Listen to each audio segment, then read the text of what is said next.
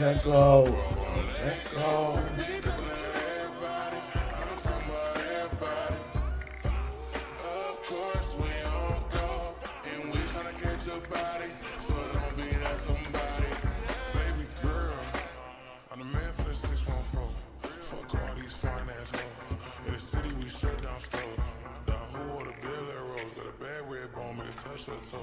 I'm an east side nigga and I keep my nigga north side, I don't fuck them hoes. I'm the only young nigga for the Midwest, still come strapped when the gun store closed. Nigga walk around mad boys, get you a bag, stop hanging at the hoes for your hoes, yes, yes. If I up this pole, I'm looking at everybody, I'm talking about everybody.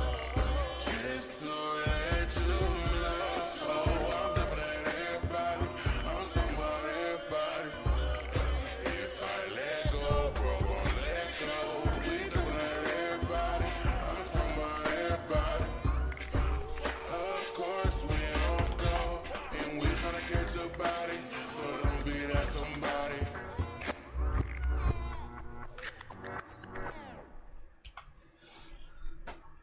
Oh, you synced up? Yes, it is. Yes, it is. The thumbnail is diabolical. You haven't seen the coloring's banana, but I was being really surprised if something got leaked. I do not know that far. I can only guesstimate. And more than likely, it's probably out there. But I don't have it. Cuck in, cuck out, you know what I'm saying? Cuck in, cuck out.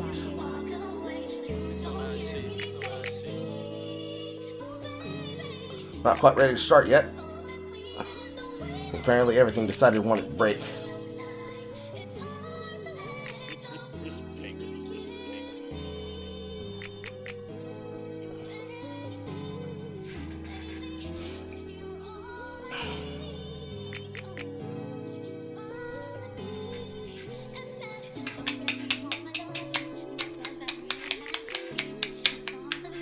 Because, you see, we not only have to talk about the quartering, we also have to talk about Nick Regatta.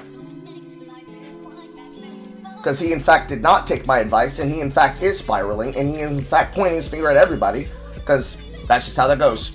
Nobody wants to listen to Negrodamus. Nobody wants to listen to Negrodamus.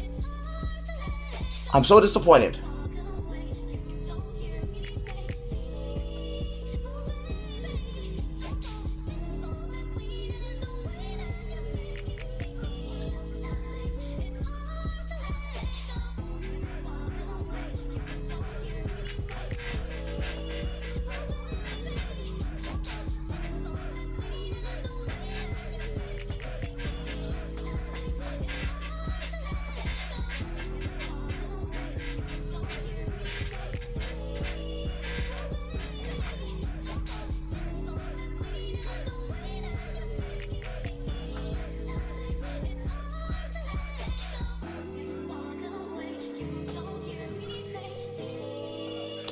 Down the Rapid episode waiting to happen. I'm surprised it hasn't already been done.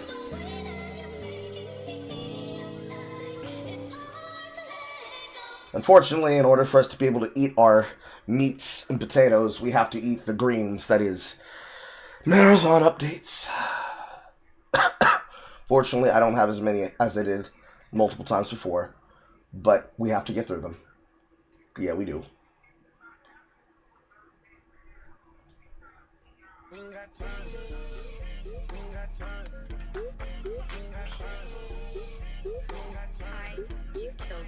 Yes, it is Supreme Hearts Remix. You've heard it 1,000 times, Pip. You've heard it pseudo 1,000 times.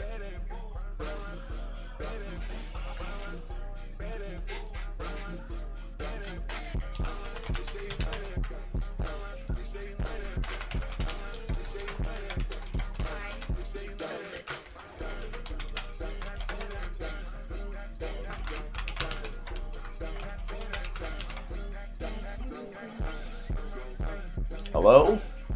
How you doing, Callum? Let's try 10 Super Chats at $5 for 3 hours. Because we are getting up and close to the fact that we are about to lapse a year anniversary of me doing the Yap-In.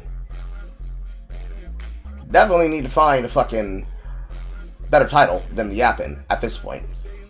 But I'm gonna start sprucing shit up in expectation for the year anniversary.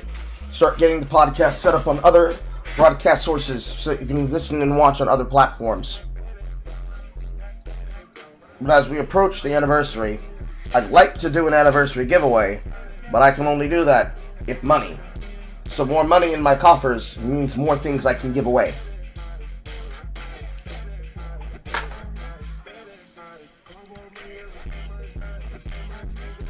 Click this button.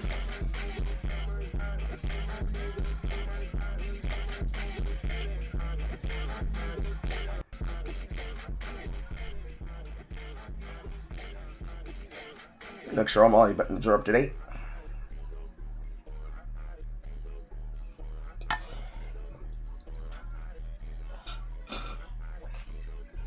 Now, Brave locks local connections that Reactive uses to talk to Discord.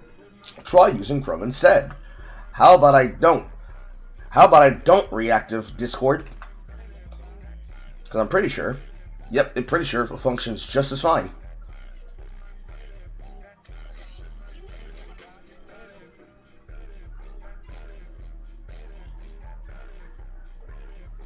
Yes, Muujin the VTuber is adjacent to the Sukuno drama, which I have been paying attention to. I'm just waiting for more information. I can talk on that briefly. I didn't make plans to, because there's really not anything to look into that situation. Powerful, pull the ladder up behind himself, male influencer, courts thousands, not thousands, metaphorically thousands, of desperately hungry, smaller female VTubers in his DMs, all clamoring for the chance to be his main squeeze. As they all make up his roster, they find out that they're on a roster. They get mad. People start dropping documents about, I was used, I was abused, I was lied to. Everybody else on the outside can clearly see that all these women wanted to be in his entourage. The same way an athlete has thousands of women begging for them to get pregnant by him. This kind of ties back to a conversation about the VTuber sphere and how it's just women doing the same cringe shit that flesh tubers would be doing. But I will personally throw a glance at it.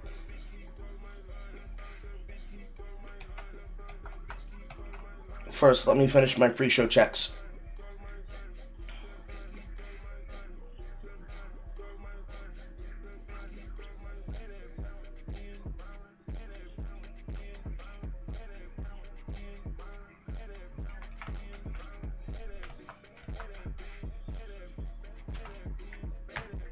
Pen here.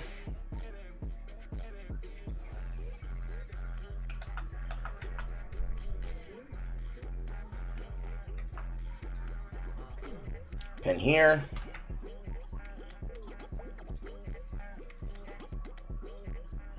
Pen here.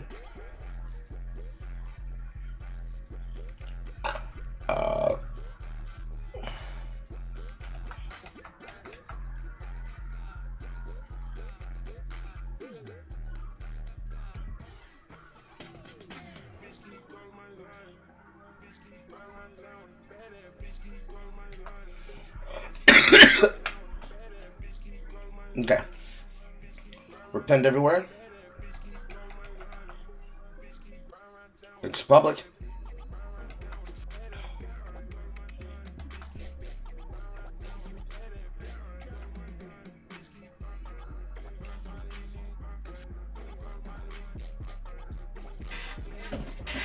I need to do one more thing.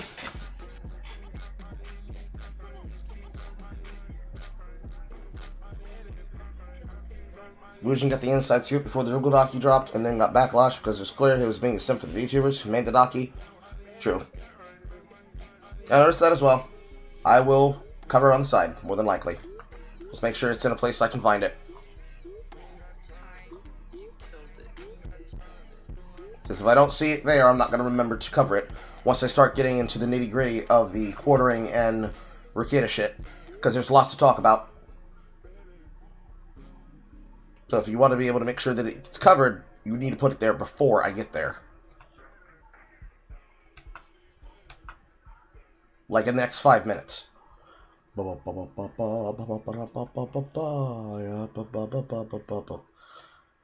I check in on the asylum.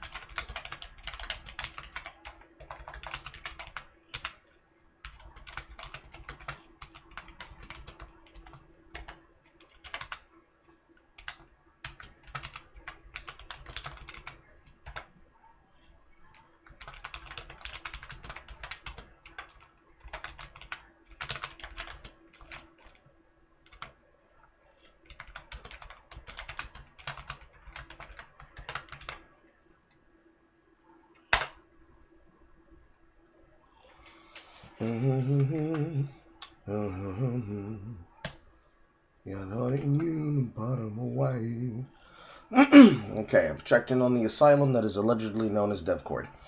Let us begin.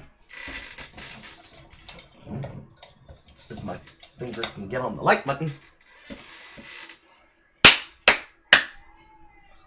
Welcome, welcome, welcome, welcome, welcome. It is 1:24 p.m. on a slightly undercast and a little bit drowsy and cold outside afternoon on Sunday, April 12th.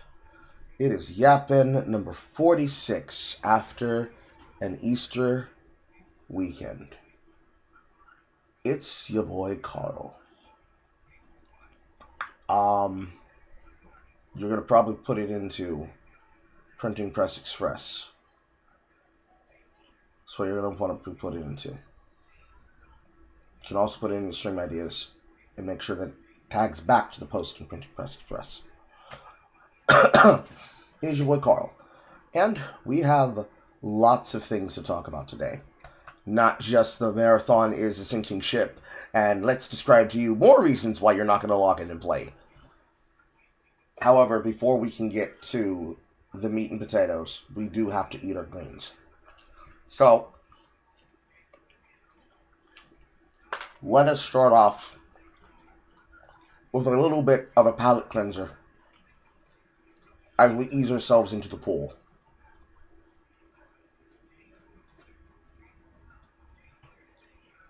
So,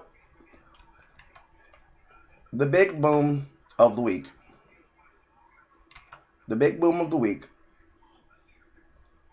is very clearly VTubers being retarded, hungry, and thirsty, trying desperately to eke out drama over yet another controversy, as well as quartering, striking, and Jaworski, and often of the Kino Casino.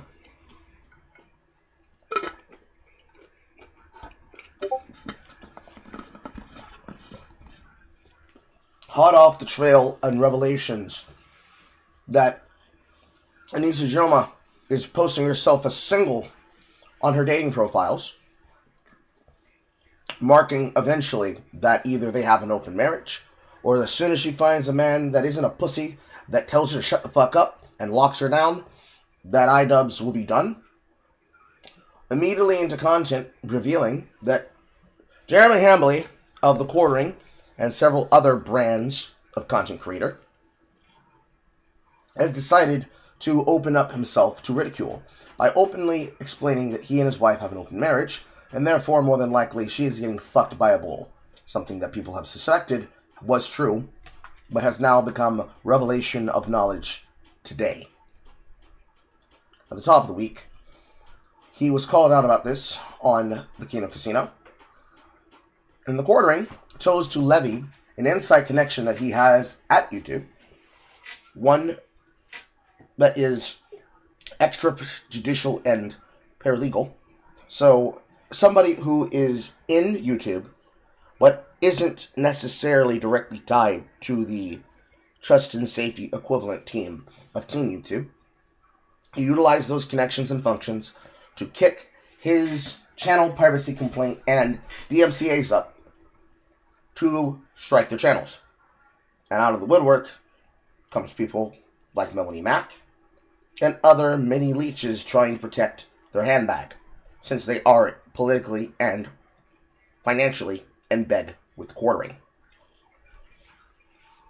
At the same time, Nicky Rackets, good old drug-fueled Nicky Rackets, who I said some months ago, Nick, you need to stop going on the internet to get sympathy points. You need to focus on the things that are important. Who rebuffed to people like me and said, you don't know anything in my life. You don't want me to actually be better. You don't want me to actually become better. You don't care about what happens to me. This is just ways for you to use me for drama. Decided to try and use somebody for drama.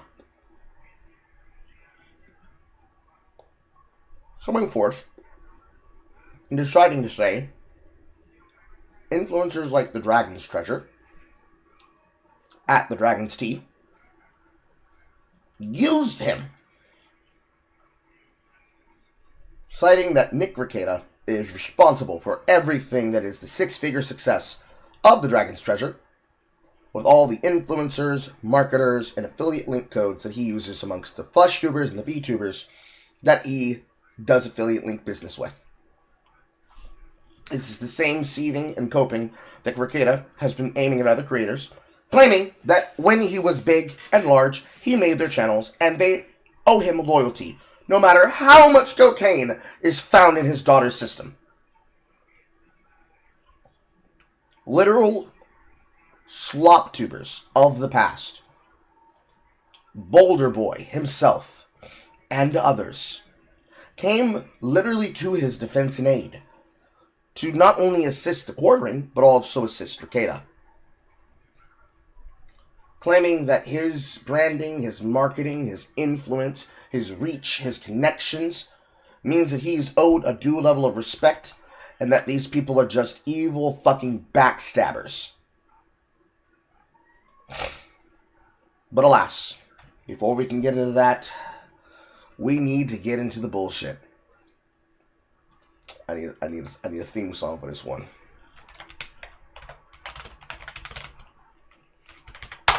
It's gonna be so fucking stupid. Anyways. And that means it is time to get into that wonderful video game connections we all play with. And it's time for you to find out.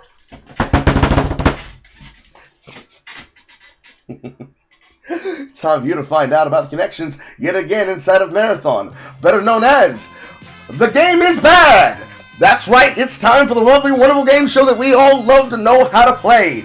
We now get to hear about more reasons why Marathon is going to shit itself in the bag, ladies and gentlemen. Give a round of applause.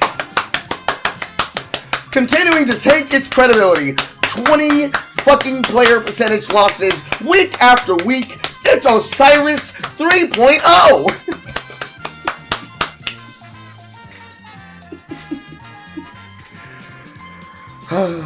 Now let's go straight to the action. Let's not even skip the band-aid. Let's look at the shit that they're doing this time. So, last week, we had more of the same, but different, in which we discussed how the dog shit on the platform has continued to rot the state of mind of the players. Fortunately, this one is short, but we do have a connecting story to put the tissue into.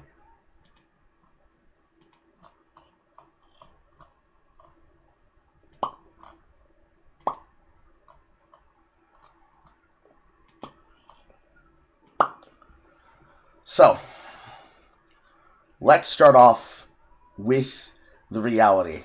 Let's start off with the reality that we all know is still happening, and is going to continue to happen until these players take their fucking heads out of their asses and actually try to communicate with people. Also, why is my live strat screen not keeping up with the chat room? That's weird. So,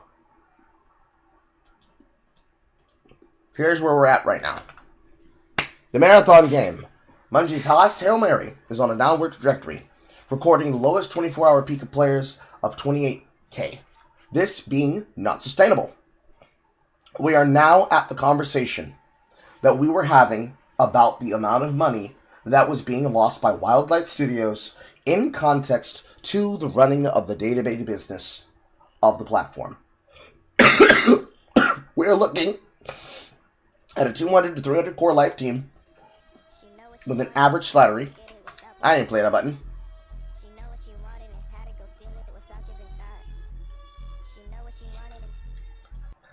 I didn't press that button. YouTube chooses the weirdest moments to correct its fucking live stream problems. We are looking at a core 200, 300 live team with an average salary of $150,000 to $200,000, with server infrastructure up costs being $2 million a month for top-end extraction shooter server-style burdens.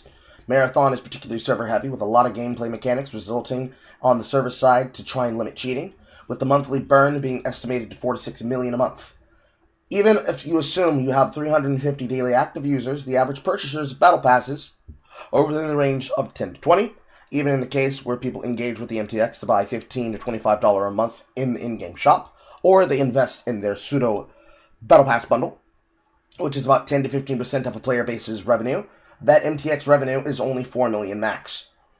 So, in the most optimistic scenario, looking at the books and the numbers of the projected losses and its services, keep in mind, we know that Marathon is a multi-platform game, but the percentage of the player base is 71 to 75% PC. We are looking at them operating at a loss on PC at $1 to $2 million a month. They are churning and burning $1 to $2 million a month to keep this pseudo paradise for the Destiny 1 and Destiny 2 players up and active. This is not sustainable. This is not a sustainable number. Keep in mind the same number degree that we were talking about when it came to Wildlight. Wildlight was churning and burning near 4.5 upwards 80K plus of $1 million.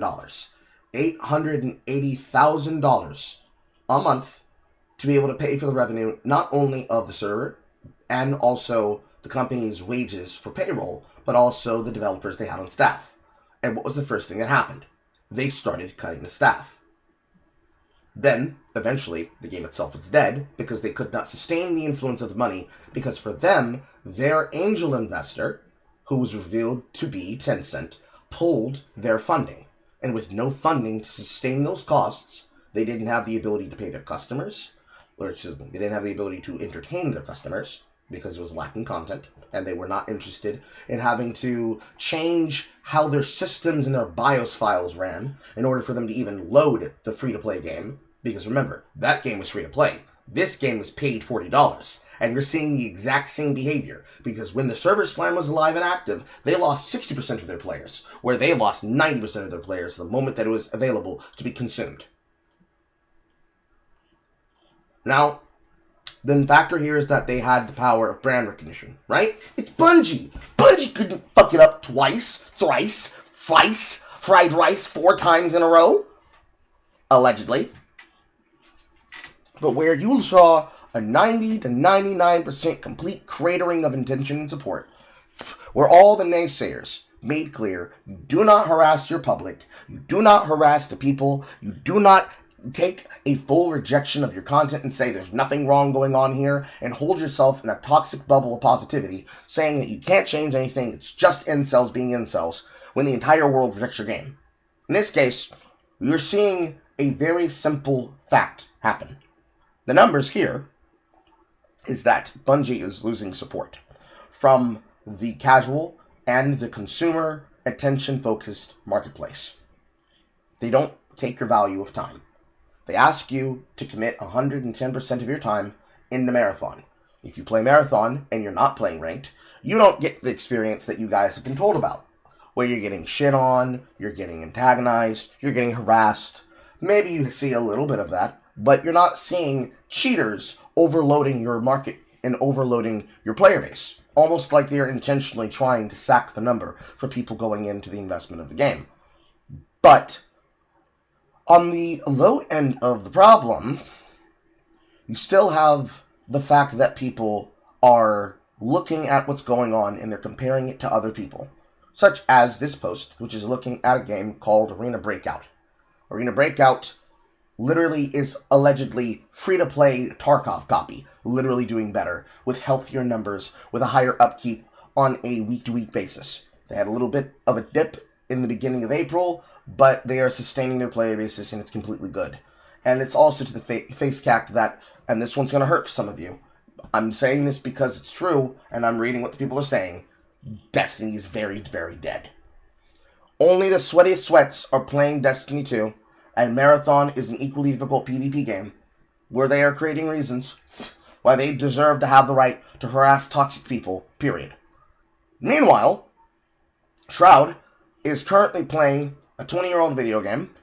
He has decided to return to a 20-year-old video game on Counter-Strike, while having abandoned, after an entire month, 18 gameplay times over a month period to cut and run immediately, which reflects what we already know that the streamer world has said about the game. The streamer world doesn't want to play the game, their audiences hate Marathon, they don't like watching it, they can't understand what's going on. Even if they try to be the most uppity up, the audiences, by density, refuse to watch it. And so the content creators, Ninjas admitted it, people like Courage won't admit it, but they've already made their pivot. Obviously, people like the Burnt Peanut have made their pivot. They have gone to other places, and they are embarrassing themselves in other places, like Rust and Dune Awakening. Get to that in a second. Where they have clearly said, I put the money over the content. Fuck the new game. The new game isn't worth losing my audience.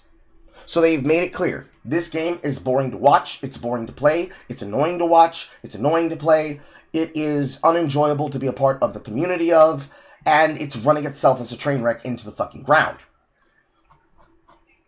Now that we have all seen the things that are leading to what we now have here as a conclusive answer upon the actual conversation of the numbers, we can see that, oh yeah, of course the game's killing itself in the ground. Who wants to be harassed and antagonized as they're trying to learn how to play the video game, and every single time they lose the engagement, they're going to be called slurs to their face. And then when they finally have enough to go to Cryo Archive, they're being stream sniped if they happen to be a streamer, or they're being antagonized and being cheated against by cheaters if they happen to go to Cryo Archive. And the only way to get better is to basically either play like a fucking sweat and not enjoy your time, or accept that you're always going to be the fodder and that you go in to your shift at the Lose Everything Factory. You clock in, you lose everything in your bank, and you say, yep, I'm really having a fun time, and let a little tear crawl down the side of your face. Which then brings us to the thing that people said doesn't happen. Carl, this game has level-based matchmaking. The people who are doing the things that they're doing these things not against new players, they're doing it against people of their level. Carl, you're incorrect. You're wrong. You don't know what you're talking about. You just made shit up. Well, unfortunately, here's a case example of exactly what I said is true, because I already experienced it. And now, here's a clip of exactly what I'm talking about, directly from the mouth of babes. If you pup stomp free kits on perimeter with endless grenades and purple shields and then proceed to say get shut on proxy chat, you might in fact be, actually, mega gay cringe.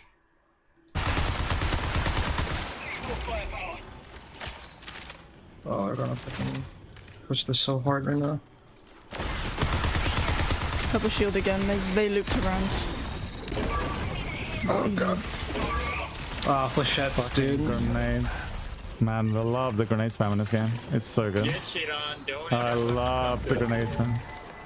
Oh, get shit on. I'm a purple shield. Normal stuff, normal things, normal people, blah blah dee, blah blah blah, boo da boo. And of course, it's the exact same conversations we've had before. Everything that we are about to see in this thread is everything that we've already read before in multiple other threads. It is the fact of the matter. It is the fact of the matter. It is the fact of the matter. It is literally the fact of the matter. Lies, Carl. Shadow and Order on Destiny 2 will put us in a We Are So Back loop. Perhaps. But on the concern of this conversation, the same thing that we have already seen on threads before from this clip is the same thing we're about to see again.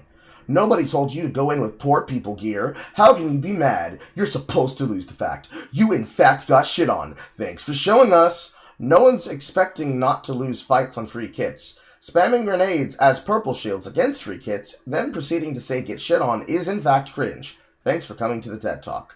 Yeah, you're right, man. They should just sit there and ask first if you have free kits or not to make sure you're worth the grenades, dude. Great take, major skills problem. Yeah, yes, clearly. There are no people who are teams. I can't find any gear. Counterpoint, this person getting an exfiltrated loot value, maybe in a team run, who knows, has to at least be a team run, because there's no way you had that many combat and runner eliminations on a solo run, and crew revives, which you don't have when you're not in a non-team run, as a 15k loot run. Which puts into my perspective, and also from the conversations we had with Marcus about Marathon, in the perspective of what I said. 5k to 15k loot runs where people claim it's easy to find 50k worth of gear in runs across a team if you're not spooling. Yes, people who can in fact go in with free kits and do have bank value, even if they take their best loot versus if they take no loot, this is the attitude, this is the reality, this is what's going on. And the person's response is, did you just post your PB? What a fucking dork. Brother, you're the one rewinding skill issue when you clearly stated the issue was free kits versus purples with grenades. The cognitive dissonance is strong. You got shit on. Cry about it. Post a picture from a month ago to prove a point. Take your L. All you do is retweet spam to free to win jersey kits. Retweet some money into your bank account, you fucking bum. Why do I show you this, chat? Well, it's because take a snapshot over into the attitude and into the existence of another video game entirely. There's a game that came out not too long ago. Many of you might know it as one of those games that Pirate Software was playing when he was complaining about how he was right and he was never wrong, right? Dune Awakening. Ornithopter Desert Loot and build survival craft with clanner gameplay. Most of the game was expected to be PvP raids. Basically, Rust in the Dune franchise. We've seen it, you've seen clips of it, you possibly heard of it. If you haven't, congratulations, you somehow missed a video game. Funcom is ending mandatory PvP inside of Dune Awakening. All PvP regions in Hagenbrash are being turned into PvE zones, and the Deep Desert Zone is going to be split into 2 instances. A PvP only instance and a PvP instance with a 2.5 harvesting yield buff. So, something that is very interesting is that Dune Awakening is, despite the amount of people that make up the demographics of gamers, a PvP designed game, with PvP as a part of the constant, salacious effort of its existence. And because of the amount of casuals that want to play a survival multiplayer, but not engage in killing people, the PvP players ended up being a small minority in this circumstance. Because of them being that minority, the reason why they are changing the game is because they have put PvP here on the back burner, where PvP players are being reverted to, versus they're killing it to try to chase a demographic that is not interested in it. Where a very interesting pushback here was this. The first thread reads as follows. And now begins the game slide into nothing. The only reason it launched with huge numbers was Deep Desert being only PvP, then the listening to the wrong players and cutting it in half and being stuck with what is being left over. No, PvP is ass and most people who bought it are only PvE only players. That's why they're changing it. Nah, now there's more PvE because they put PvP on the back burner, and there's no incentives for it. Of course the PvE players will thrive. They're being catered to. I don't think I've done one single normal PvP match since launch. It's just whoever hits the more Thopter missiles, not a single on-the-ground PvP fight. It's really boring, and it was a huge part that cut off the Deep Desert. And they did not try to fix any of these things at all. If you read the announcement, it says, we always envisioned Arrakis as a tense place where players must master the desert to survive the scorching sun, lack of water, ever-present shy, halud, and other hazards, wanting Awakening to feel like a triumph of your own making, with players having the agency to tailor their experience and gravitate towards others of similar motivation, coexisting within the community. Dune Awakening offers opportunities of various different playstyles, but with 80% of the lifetime players exclusively engaging in PvE content, the convergence of PvE and PvP in the Deep Desert didn't align with the objectives and remained a significant topic of discussion.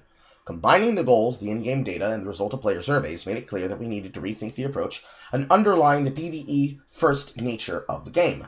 While PvP conflict is an important aspect of Dune Awakening for some, it must be optional and incentivized rather than required for progression. New, repeatable gameplay loops in Chapter 3 have alleviated some of these concerns, with new features such as specializations, reworked Landsrod missions, and faction progression, and scalable testing stations have improved the approach. But to further emphasize the PvE-first approach, we are making the following changes within patch 1.3.20.0. PvP zones within Haga Basin will be disabled across all official worlds. All official worlds will now have separate Deep Desert instances that you can choose from. A PvE instance for pure survival and exploration experience with no player combat, with no PvP in this instance across any of the rows, including the shipwrecks. And a PvP-only instance with the high classic stakes environment and open-world conflict across rows B through I. To make sure that the rewards remain match the risk, the yield from mining and spice harvesting is being multiplied by 2.5 within the PvP areas. By separating these experiences, we allow players to hunt for spice and explore Imperial testing stations without the constant threat of a blade in the dark, while ensuring that those who live for the thrill of the hunt have a dedicated arena to prove their mettle and rewards to match it to make it worthwhile. Any person who read what I just said, hello Lemon Duck, any person who just read what I just said, heard me say they turned it into the deep wilderness? How many times have I been saying about the marathon conversation? This is the deep wildy. But it's a deep end. There's no other parts of Gilnor. There is no safety ramp that allows them to get into the content, and there is no protection bracket to let them be able to fight people at their level, even if the person is utilizing intelligence on how to make builds that can touch those people versus people that want to touch everybody because they can shit on everybody. The exact same thing that is happening over in Dune Awakening has already come and gone, and like the Reaper with a scythe, swing! They have dealt with the problem in their own viewpoint. What does that mean for that game's environment? Is the game dead? Is it completely stuck and completely disfenestrated? Does it have nothing to show for it? Actually, it is the case that they are completely fine. They are completely fine. How do I know that they're completely fine? Well, we gotta do the thing. We gotta go look. Which means we gotta go to Steam database. And so, let's look at the numbers. I can promise you the numbers are not gonna look good. But for this game, this is considered healthy. It's gonna look really ugly, but work with this. 10.6. Let's look at where we came from. The game launched June 2025. Crash. This was advanced access. This was a free weekend. This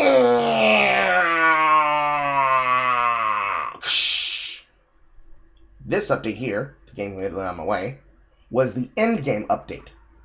And then stability? Question mark? But in the last 6 months, erratic gameplay, a steep pickup, and then a trend downwards, but still sustaining people that are consuming it. Looking at numbers is harassment, though, Carl. Looking at numbers is harassment, Carl. But we have to look at numbers because we have to talk about reality. So, the reality of the conversation. Where are we and what are we talking about? We are talking about a video game that released itself as a game that said, we have mandatory PvP. Mandatory PvP. At all the time, every time. And here is where we see the reality of what that did. Planner environment in a world where people want to be immersed in the lore of Dune, but they're also getting shit on by PvP players. They keep taking in data, they keep asking questions, they keep making updates, they see the game hit a peak and slowly start falling off. They ask their players, what do you want? The players say, I want PvE. I don't want to be shot. I don't want to shoot. I want to collect water off a fucking cactus. And so, they give them exactly what they asked for. Meanwhile, Marathon.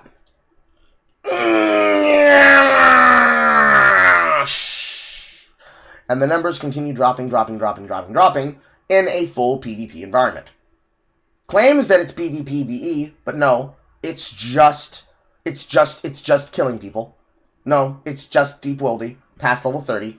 It's always trying to kill somebody for their bank. It's always taking somebody for their bank.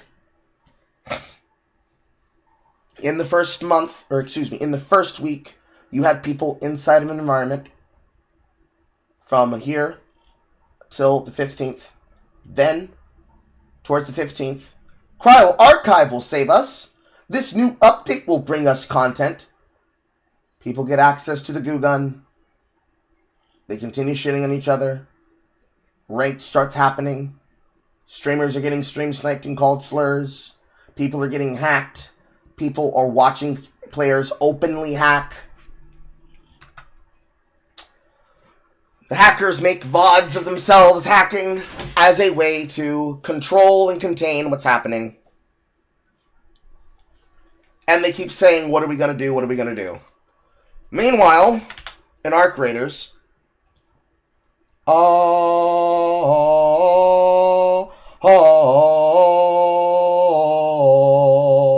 they're having fun, and they have six-figure numbers. Lick their taint, they are mocking you. They are mocking you. They seem to be having fun. Because at the end of the day, whether or not they are being sweats, or they're just having fun, air quote, having fun, we're not defining what fun is here. We're just saying that constantly being stressed versus not being stressed. Every other game with a PvP full environment, all are going through the same pain struggles and experiencing the same issues with or without levels of exceptional entitlement. And every other game that has solved this answer and question are coming to the same conclusions about how to address the problem. This can't be a conversation about the game is just still going through growing pains. There's obviously something that is happening here. There's obviously something that is happening. And every game is experiencing layers of the same issue. Marathon won't tell the truth. And everybody else is seeing the truth. That brings us to the next one.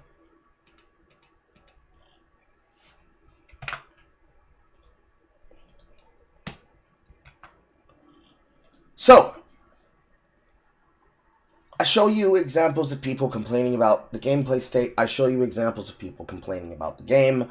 But let's just see some good old fucking cheese code. You've got players in Marathon that are now experiencing extreme levels of desync and hit registration. I'm gonna let the clip loop a couple times. Man sees somebody coming up the stairs. He is dumping the shotgun. The bullets aren't registering. Guy gets to the top of the stair. He plugs him once. Dead.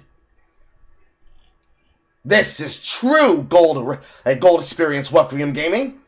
Clearly, what happened here was it was a JoJo battle, right?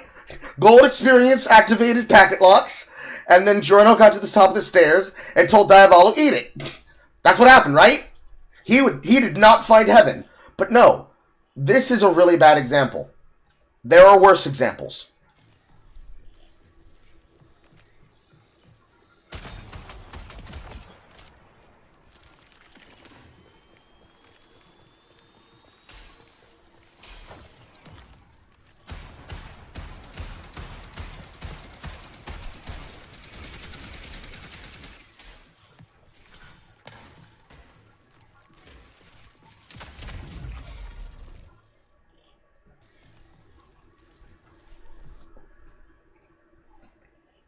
Drops the body.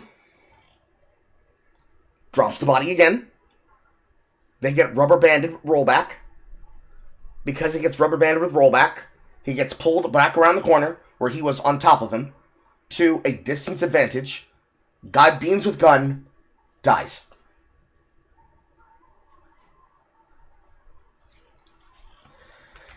That ain't no hacking. That's just bad netcode. People are trying to say, well, listen, bro, listen, he was lagging. That's the reason why that happened.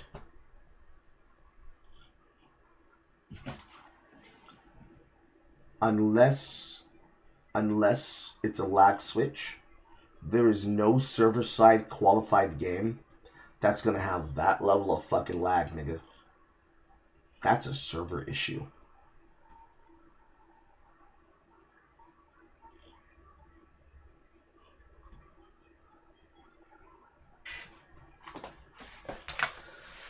And then, of course, we have the conversation that I just posted responses to today.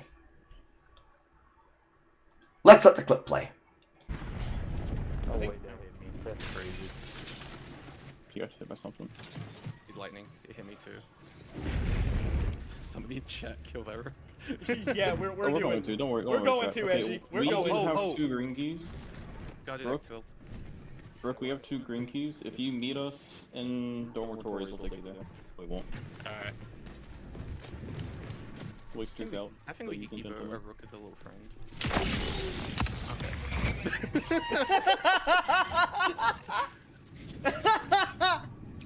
This ain't Arc Raiders though, bro. This ain't our Okay. Oh wait, that hit me. Now, this clip right here is a little bit more diabolical, right? The week before last, it was, I play for the whiners. I play for the criers. You're running away from me? You're logging off the line? You don't want to get stabbed by me? Little buddy, little buddy. Back to the lobby? No, little buddy. Back to the desktop. This is how the game's played. If you're leaving the game to try and stop me from getting the last tap kill siphon, you're a pussy. Then last week, it was, man, this gun is so fucking bullshit. This experience is it's so fucking shit, bro. Look at this dude, dog. Look at this guy trying to come up with a glitch and explaining that it's technology. Little buddy, it's in the game, little buddy. Buddy, they put it in the game, buddy. Buddy, they're allowing you to do it. It's not illegal, Batman. Buddy said I can, Batman. You can't stop me. No, Joker, no. You can't shit on the people in the lobby. I'm gonna shit on as many people as I can with this purple mastiff, Batman. You can't stop me. I'm killing everybody in Cryo Archives. I'm shitting on everybody in Outpost. I'm maximizing my spin. I'm using the thief bug. I'm jumping. I am shitting around like a drink shine, Batman. You can't stop me! I'm fueled by pastels! And this week, hey yo chat, we're going through the game and we're trying to get loot, bro. Oh, you want us to kill our rook? You want us to kill the player that we brought in together? You want us to kill the player that we've been protecting this entire time? For the vibes? Oh, don't worry, chat. We're gonna kill him for the vibes. We're gonna kill him for the vibes. Hey, little Timmy, I love butterflies 44725. If you come over here, we'll take you. We'll take you to this. We'll take you to get some free loot, bro. Oh, okay. All right, no problem, dude. Yeah, we're just gonna wait for him around the corner.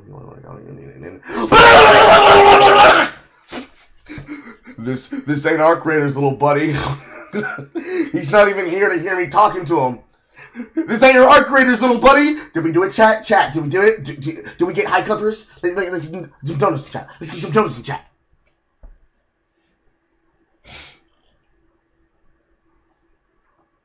So, as a moment of Zen, last broadcast, we covered a situation where an Australian YouTuber who got angry that she got lured into a corner, got baited in Arc Raiders, and murdered, decided to turn it into a I'm going to report you to the government situation. Tried to get a content creator banned, lied about the situation, completely complained, and said that he did illegal things that he didn't do. It was investigated. The GM that investigated it found that it was false. But then she kept trying to get him punished. That was Arc Raiders. That happened in Arc Raiders. Same situation in Marathon. Intentional clickbait for streams. Reading the thread. This ain't Arc Raiders, bud. This ain't for friendlies and casuals. We out here, we gonna butt fuck you, buddy. These are the two biggest things that are in common with the community and is only going to alienate new and lower-end players by being so openly hostile and mocking them. And you wonder why Marathon is slowly losing players. It's a big, nice old period on the conversation. It's a big, nice old period on the conversation. This ain't Arc Raiders line is the lamest shit to come out of this game. One clip went viral at launch and now everybody and their mom parrots this phrase while getting a kill in PvP. No originality from these content creators. Karking, well said. Like, good heavens. It's the same old tribal mindset that drives me up the walls, and people will never learn from it because they think being frustrating difficult is considered good and nothing else. Man, I freaking love it when these trogs snap and block me. It's great. New marathon, so fucking brain dead. Agreed. This is actually a consideration from me. I'm busy. Actually have a life and hobbies made out of playing video games, but I really want to try marathon. This is how you kill an otherwise great game by alienating those that would join in. Difficult games aren't new, but this gatekeeping by base dwellers is. Well, Karking said, I have 100 hours in the game. It has amazing gunplay and exploration, but the progression and toxicity is what's really holding back the game from getting in new players. This happened to me, and I also had players literally empty purple backpacks they had because they didn't want to throw it away. Marathon is a gold mine of storytelling of all spectrums. True, just saying the community should be less toxic. I feel like if the community wanted to talk more and collaborate instead of just being outwardly hostile, it'd be more interesting. Part of the fun of extraction shooters is picking up and choosing battles and how you want to engage with people. The funny part about this is that Bungie's intent with Marathon was to make a more casual extraction shooter. Them going, this ain't Ark, buddy, is quite literally the opposite intent of with how Bungie wants the game to be viewed. IMO. AMAO. Actually, no, that's AMAO.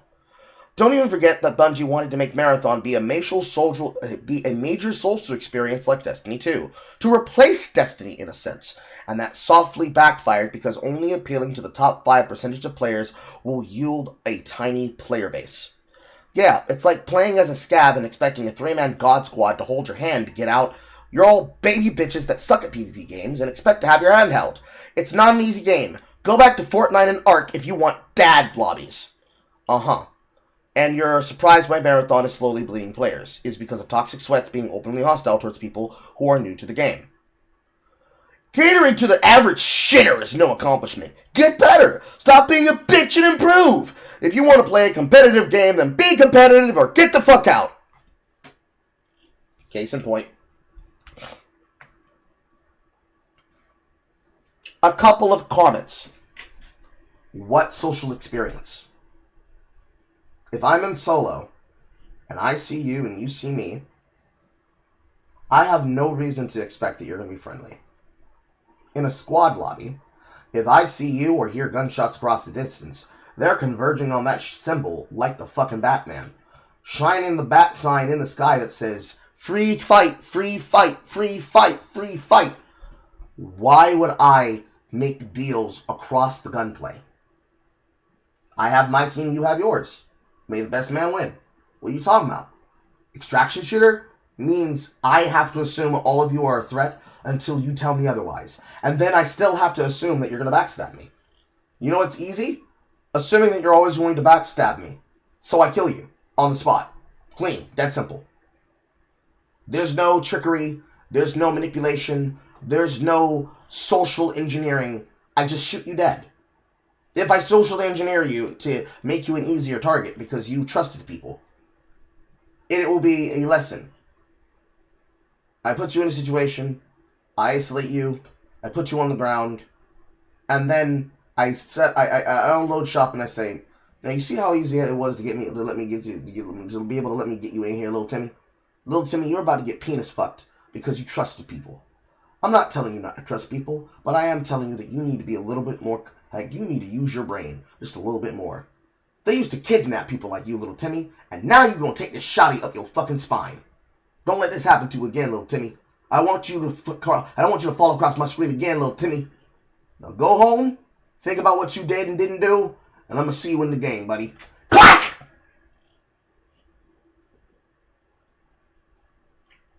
That cannot happen in an environment like Marathon. That kind of experience, that kind of conversation, it doesn't happen. Number one reason is because people wouldn't let you. I can't have an anime conversation with you in the middle of a battlefield. You gotta kill people. And then, knowing that there are benefits to being able to end you, to final kill you, can't do that either. Arachne XP's on the line. Gotta rank up their liaisons. If I want to be a stronger fighter, I gotta get stronger. I can't be able to do it without having a scale. Because you chose to put fucking scales and statistics in this game for knife damage, let alone gun damage. At the same time, why the fuck am I talking to you while I'm live on camera? Oh, doing it for the VOD? Doing it for the clip? No. How about I want to have an experience with people? And then there's no true looking for group. I can't find open parties that are looking for people and socialize with them before I go into the encounter. Certainly if I use out-of-game experiences, that adds on to the community environment. And let's open it up and say that that's the case, right? So now, instead of looking at a game that's more like Arc Raiders and that's more like Marathon, we're looking at an experience that's more like the server exclusivity and actual looking for group opportunities that reflect a real MMO, which is more in the tune of Once Human. Since Once Human does have PvE-based raid content that's based on a social calendar, just as much as the social experience in the PvP environment can be, regardless of whether or not the economy allows for it to do the best thing that it wants to do. I go looking for people to play the game with.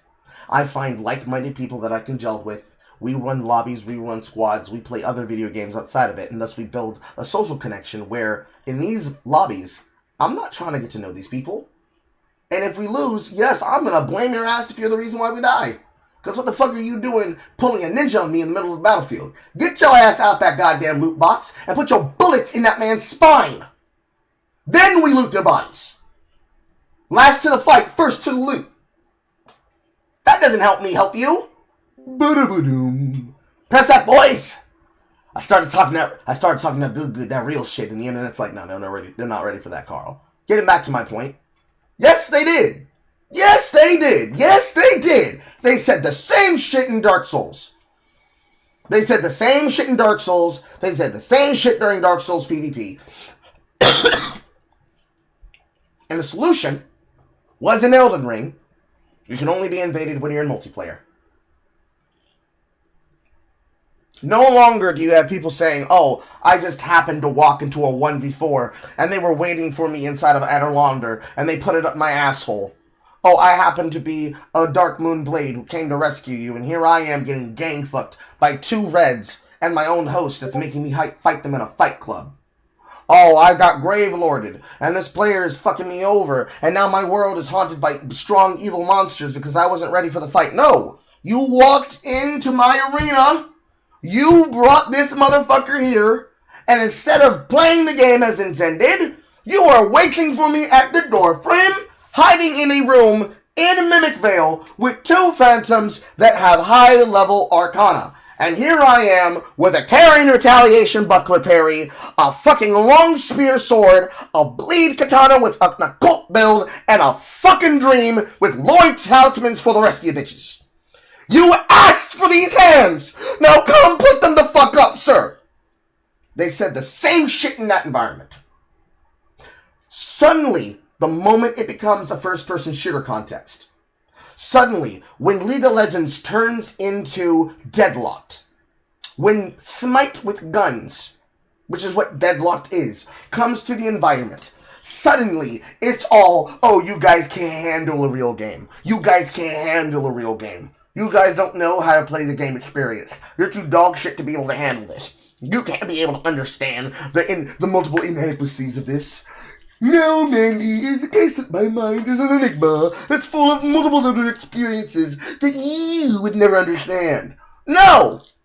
Your bitch ass feels comfortable because now, instead of an arcade version, you're playing one where a person has to put time into building their account the same way a person spends time in a creation RPG and a creation SMP putting time into the content.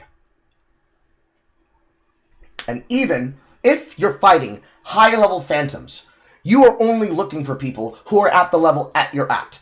If I make a soul level 50 character, I am fighting people who are at soul level 50. I, as a soul level 50, will never be pulled into the game of a soul level 350, who has all of the incantations in the game and is walking around like an endgame sorcerer that came from a high-level dungeon, wearing cosmetics from past events to look special and different so nobody knows what gear they're actually wearing. No, we don't make excuses about being able to handle this level of gameplay. They've been handling this gameplay with browser-based games for fucking 10, 15 years running. Long before Evolution of Combat even created the split between RuneScape 3 and OSRS. No, they can in fact handle it. They can in fact handle all that. But you know who can't handle it? The casual player, who wants to be the toxic shitter because they're finally gotten an opportunity to say, this is my chance. Now I'll make them pay. That's who can't handle it. They can't handle all that power. They can't handle all that freedom. They can't handle that experience. Even if they're a shitter, they need to be the opportunity to say the same shit that got said to them because it's just a cycle of hurt niggas hurting niggas. Hurt people hurting people. And ruining their gameplay state at the same time. Because once upon a time, when they lost in a PvP-centered video game, they decided, never am I going to be the weak one ever again. And now, in Marathon, they're paying forward the same shit that happened to them in Fortnite. Saying, why don't you go back to Fortnite? Yeah! Leading to comments like this. People in the replies have not made it past level 10 and it shows. Y'all can't be friendly to a new player? Motherfucker, this is level-based matchmaking. If I'm level 100, my rooks in Christ are level 120 with the most devious strategies imaginable. We're equal level, equal skill, buddy. I have to assume they're going to backstab me. So that means I have to be rude and mean and make an example of them for content on the internet. I have to do this. We have to do this. We all have to gang up on them with our shotguns, and we have to treat them like they are actually not that bad. Well, you see, it costs nothing to be nice. Well, it cost me 2 MIPs to gain 50 Arachne XP and a lootable rook. So, the average modern day player wants everything to be handed to them without friction, challenge, or having to learn/improve anything. This statement can be true, but this is not the situation where this statement is true. Meanwhile, I literally play 90% of the games with the hardest modes possible, or else I feel like the game isn't stimulating enough. It's astonishing to me that people don't want to challenge themselves or improve, but choose to play intentionally hardcore and competitive games. I blame Arc Raiders for this stupid bullshit teaming and other nonsense like that. You fight for the loop, not to do a playdate with other rooks. Kill or be killed, like no lie. I was doing an outpost run with my group and we got jumped by 6 fucking rooks. Like what the fuck, man? The amount of times we've gotten the look crown card on outpost is insane. We've seen 8 at maximum. And imagine 2 teams with a rook who might possibly work together, but even then it's only in their best interest to kill your squad specifically. Mamau!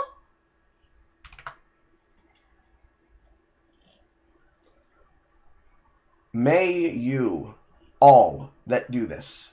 I'll even repeat the same shit I said on my own post before I went live. Y'all haven't played the game because you're not harassing people who haven't got a chance to harass you first before I get butt-fucked because I'm the worst player. Because yes, the person saying this is a VTuber.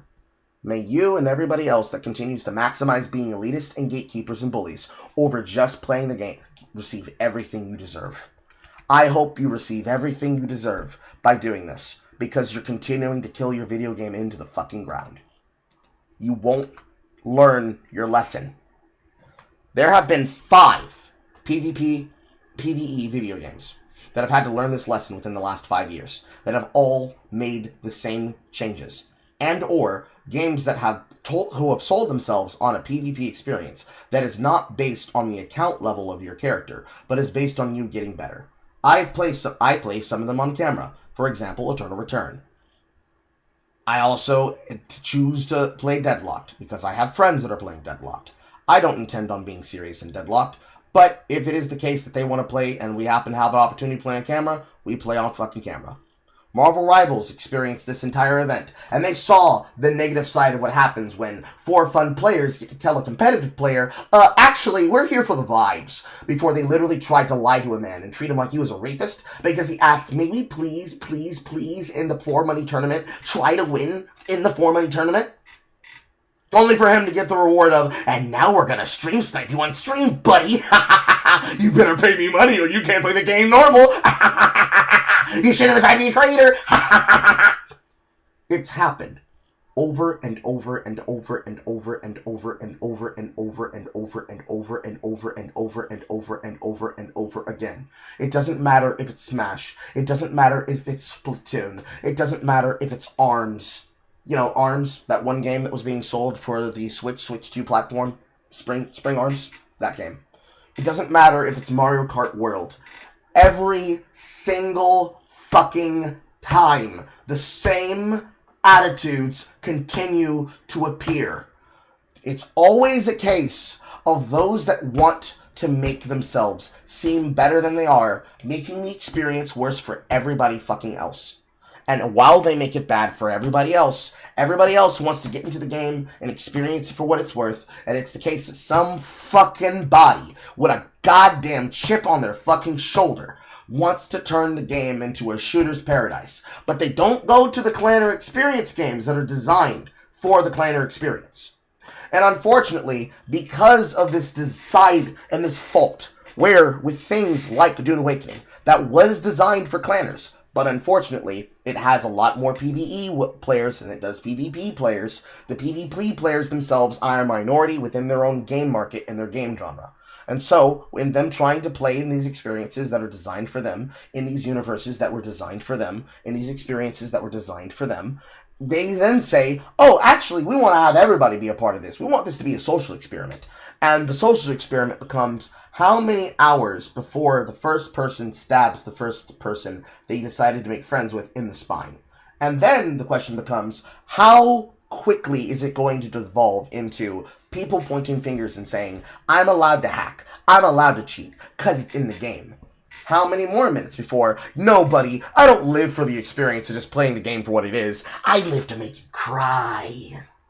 And how many more hours or months before you get to the point where it's, listen, bro, I had to shoot this guy on stream for content. I had to do it. My chat wanted it. You don't not do what the chat demands. Now, this week, we leave the game of what's happening in Osiris 3.0 with they are slowly killing the game, where now we have to have the same conversation we did about the last Concordian Timeline game, keeping it all within the family. Wildlight Studios wanted to make a game that was supposed to be a competitive experience. They did not talk to competitive players to make the competitive experience. They stayed in a bubble of toxic positivity. The game died, because once it touched reality, everybody else said, nigga, this shit's trash. And not a single person was able to keep it alive. They thanked people like 8-Bit Closed Fist. They thanked people like the Black Hog Kage. They thanked people like the Mighty Keith. And no amount of shilling to these individuals stopped your game from dying. And now it lays dead in its tomb, 4.6 times the length of the original Concord. Marathon is barely a month and a half out from its launch title. It continues to go down the route where instead of a bubble of positive toxicity, it is an air of negative toxicity that brings the entire game up and then brings it down, just like League of Legends and every other game that is designed to be player versus player, but you have an environment and a community of players that are supposed to learn how to play together. Unfortunately, these players do not want to play together. They want to get the loot. If you started lagging, we did not disconnect this time. They want to get the loot. They want to get the loot. They want to get the opportunities. They want to get the fun. They want to get the they want to choke out little puppies. They want to kick puppies in a burlap sack. They want to throw them around the room. And then when they take those puppies of new players, new experience havers, and enjoyers out of the sack, they want to get right in their face, and they want to tell them, yep, you stay down there on the ground. You stay down there on the ground. Where inside of Arc Raiders and inside of Fortnite, I ended up being on the ground. And while you're down there, make sure you gobble my cock. And then zip it up when you're done. Cling, cling, cling. Yeah, stream. That's how we do it out here in these streets, baby. Cryo Archive, son. Cryo Archive, son. And the game keeps going like this. And it craters. And now they're standing in a room. And all the people in the room, for some of you that know, for some of you that are aware, for those that are in the room, in the experience as it's happening, amongst the slurs and amongst the bullshit, you, if you happen to be African American,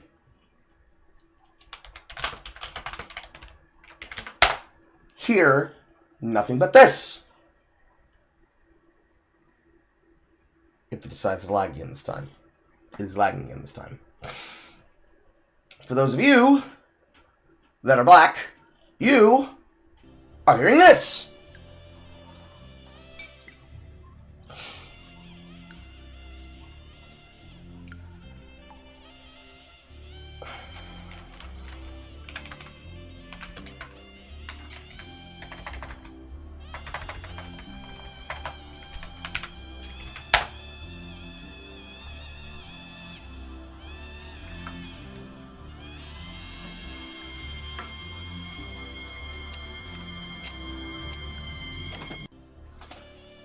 And then, for those of you who are white, you are hearing this. Assuming this one doesn't want to fuck up. Yes, it is. Oh my god, what is YouTube's problem with not loading the fucking sound on videos now? I have to refresh the screen every time. Those of you that are white, you are hearing this.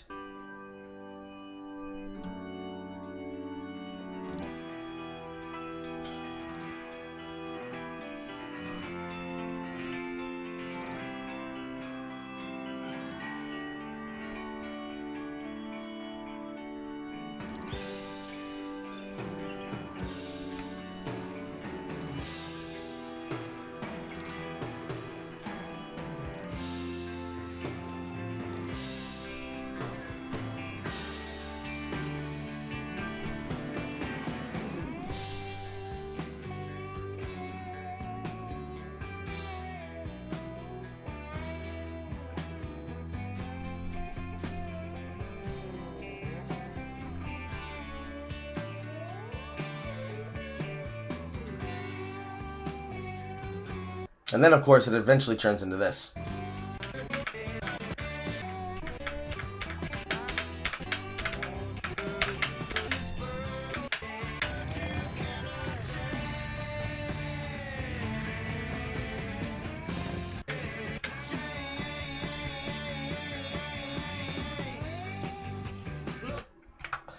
And then, for those of you that are a little bit spiritual, you probably are hearing this. I want the original one.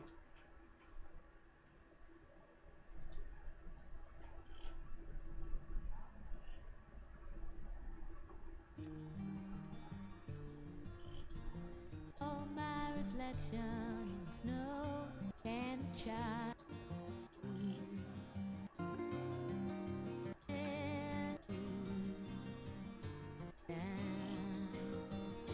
And if you see my reflection in the snow-covered hills, well, a landslide will bring you down. Oh. Or, if you happen to be more on the spiritual side of the Fleetwood Mac audience, you probably are hearing something more like this.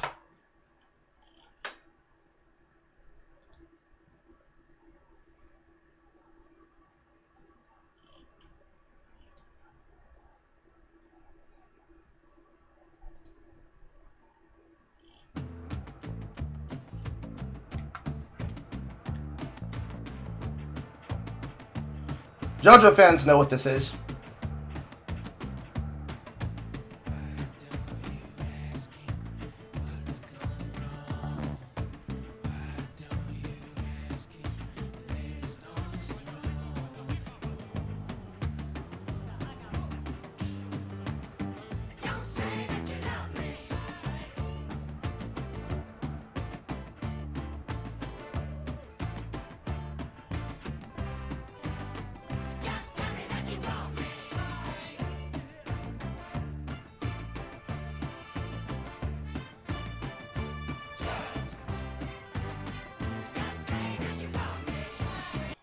What I just played for you all, in order, was the following. The Boys in the Hood saxophone is what black people are hearing as their game starts to crater into the fucking floor. They can hear how it's starting to come to an end. The fun is not funny. Before that, for the white boys in the audience, Because around here, when it comes to culture, we do not claim and gentrify shit across the boundaries because everyone has their own cultural example. The white boys are hearing the solo and the setup of Lynyrd Skynyrd Freebird, and they hear the opportunity where it's time to drop a tactical nuke the size of a napalm that's covering the Iwo Jima confirmation across the fucking jungle. And for those that happen to be on the soft ooh-woo girl side of the internet, you happen to have heard various levels of the soft version of the original landslide, immediately following up with a JoJo Steel Ball Run edit of Fleetwood Mac's Tusk for Tusk Part 4. Specifically, this part of the song. Right here.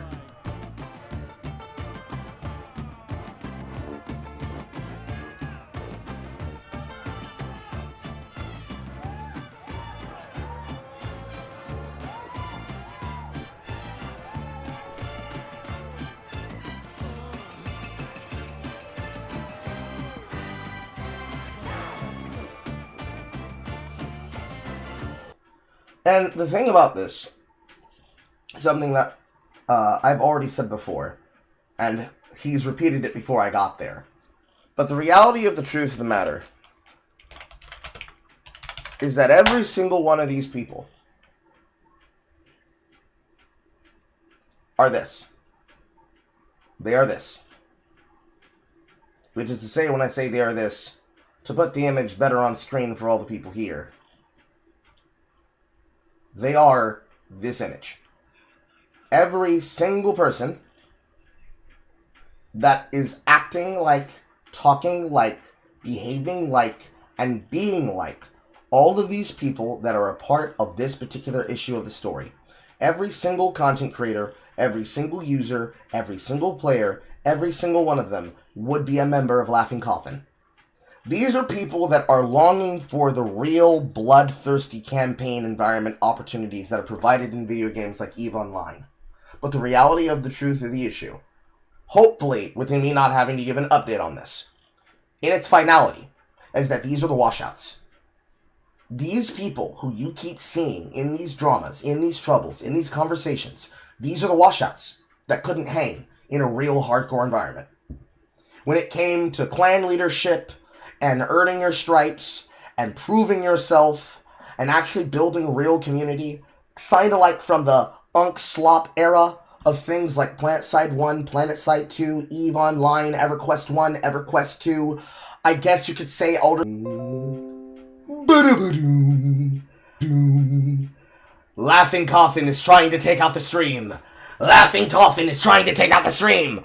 But no, every single fucking time that these individuals go from the environment of the old, you are playing an MMO grinder all day, all the time, WoW connection, this motherfucker ninja looted my drop, I played for it, I've been doing this role DPSQ for 20 hours plus weekly, night after night, and I'm getting fisted yet again. These players are the washouts. Every single one of these people that are playing in this environment for these video games, these are the washouts. These are the washouts, these are the fuck-ups, these are the losers, these are the people who were unwilling to commit. They are the individuals who fell off the game not because they didn't want to commit to take the time, and not because they couldn't do the rigor. It's because they just wanted to have the ability to shit on people without actually having to have full committal. And so, they went into the universe, out into the world, looking for video games that they could play. They were looking for arcade shooters that didn't have to require them getting to know a group of people, so they could just prove that they were the better FPS player amongst most. And I say FPS player because this attitude, while it does exist inside of RPG setups, most games do not have the RPG MMO experience that allows these kinds of people to thrive. In old retail classic WoW, they did exist. But because retail has now become a theme park sim, and it's not the dungeon crawler that allowed for experiences like Darker and Darker to do this, and Darker and Darker had this exact same thing happen as well.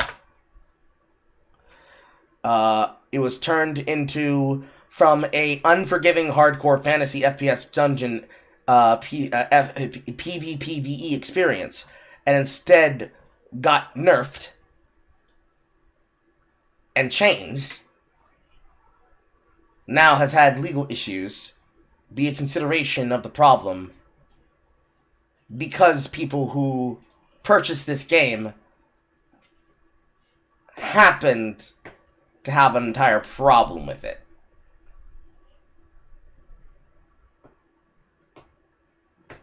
So Steam took the game off from being paid and made it into a free-to-play game because it was supposed to be fun.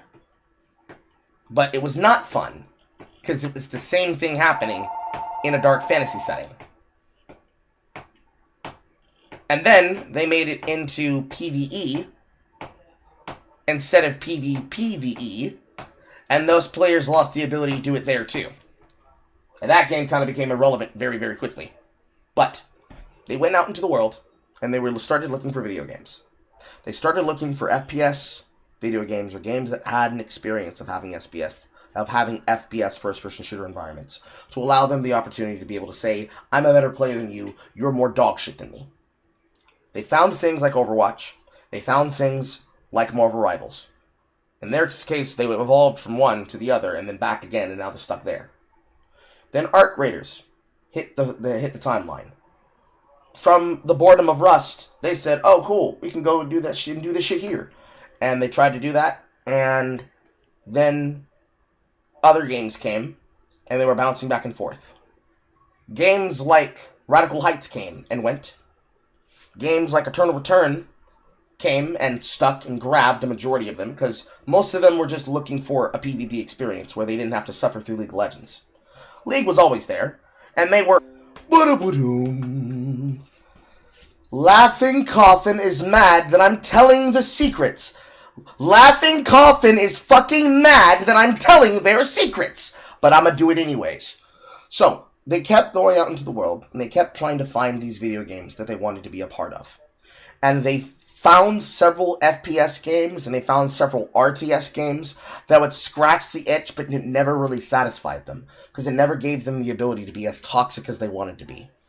When Arc Raiders came, they wanted to try and change trios and duos into that experience, but the protestment spirit of the internet chud defeated them at every turn. Couldn't turn into what they wanted it to be. Now, in playing video games like Destiny and Destiny 2, they found a home. They found a home. They're not like those other games. They're not like WoW. They're not like Final Fantasy XIV, A Realm Reborn. They aren't people that are flocking saying, "Oh, I can't handle when these people are telling me I don't have enough DPS. I need to be kicked from the raid. I'm a first-timer, don't have any experience." Now we can be ourselves. We can be men. We can be men again. And what they meant by we can be men again is that we can be toxic inside of an environment that was catered to for us by a game that we grew up with when we were children, because we wanted to live back in the time period where we were doing the shit that we were doing in Halo 3 multiplayer. I'm sorry to put it that way, but that's what it was. They played Halo 3 multiplayer as kids. They never got the same experience again. It wasn't like COD. It wasn't like the other games. This was a game with bones. This was a game that had meat and weight and energy. And they said, I want to be like this forever. But you can't be in that kind of environment forever, because it's not meant to be that environment forever. They wanted to stay in Halo forever, and they couldn't. They tried, they couldn't. Then Destiny came. Destiny 1, Destiny 2 came. And they said, yes, finally, a real game made for real gamers like me! Because they couldn't hack it in any edition of PlanetSide 2 anymore. They didn't have any interest in going back to Eve, or going into places like Eve. They didn't get in on New World, and they tried their best to try and find ways to cheat in that game too. And it caused them to become PvE focused before, its eventual death under Amazon Studios. And then they found things like Dune Awakening. They tried to fuck around there, and it didn't work out. They tried to do things in hardcore, full loot PvP, for things like WoW, and the toxicity in the nature cratered their channels. We need to find a video game that allows us to be evil, nasty, toxic individuals and also have no rules that are holding us back. Because, of course, they play it off and on again in video games like that of Dead by Daylight. But hey, in Dead by Daylight, they have to do a point system. They have to play hide and seek. And maybe those people who like playing on bully squads and like playing as killers, they don't want to give you chances to fight back. They don't want programmed ways for you to have an opportunity to have a fair play experience. No! We want to dump this shotting in your chest. We want communication to be nothing and me killing you. And so they saw Marathon, and they saw an opportunity to make Marathon into their real existence. And what we have is Laughing Coffin constantly trying to justify why they should destroy the video game environment. The attitude carries from place to place. They might not call themselves that company. They might not call themselves that experience. They might not name themselves the iconography. But these are all members of Laughing Coffin. Every single one of them are the have versus the have-not. They subscribe to the ideal of survival of the fittest, as well as might makes right. They believe that what you have, they should have because they can take it from you. They can take your fun, they can take your items, they can take your experience, they can take your hope, they can take your joy, and if they happen to be a bunch of fucking hackers and cheaters, they can take your account. They can take every single thing from you. And the only thing you'll have left is nothing. Because they don't even want you to have that. They don't even want you to have an account. They want you to rage quit the game in a loud fashion so that they can monetize your tears. And they say, hey guys, remember when that one guy was there? Remember when we had that one guy? Remember when that one guy crashed out? Remember when? Do you remember when, guys? Guys, do you remember when? It was so cool, bro. Bro, do you remember when? It was such a cool experience, bro. Bro, it was so cool. It was so base when it happened, bro. Bro, do you remember?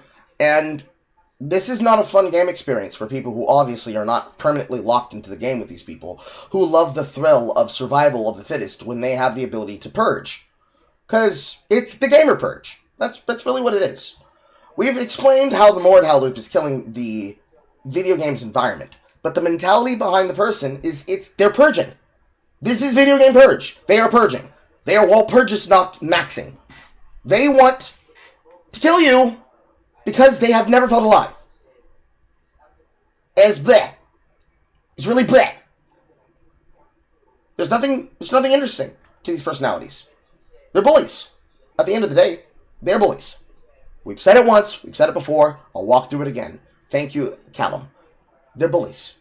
They are bullies. They want to maximize being a bully to other people. They want the freedom and the comfort that comes with doing it online to not affect their personal lives because they have this side to themselves that needs the ability to be a bully, that needs the ability to go in and be this hard and go this hard, balls to the wall, all to the nines, with the intention of treating you like your dog shit and telling you that because you didn't beat them in this once of a lifetime opportunity chance, that means that you deserve to get shit on and called slurs to your face. They want the ability to do this behavior and say, listen bro, this is just how the game is.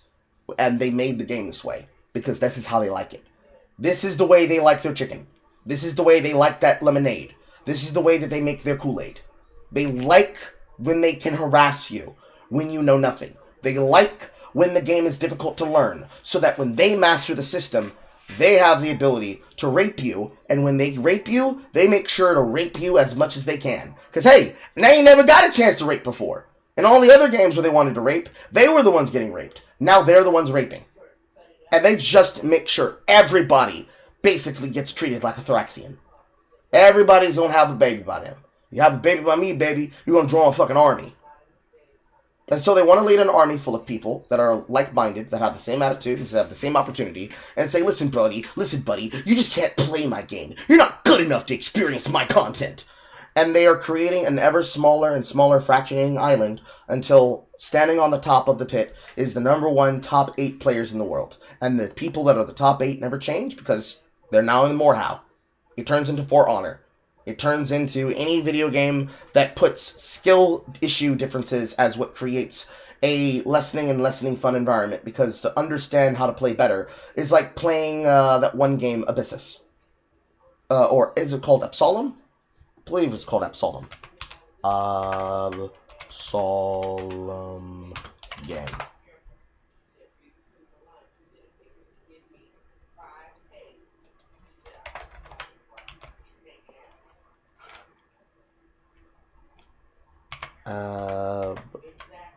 Solution fighting game.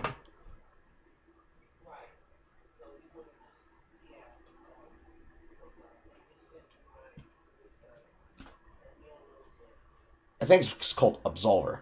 I got it. I found it. It's from a very long time ago. But the game is called Absolver. Not the things I was saying. Absolver. It's called Absolver.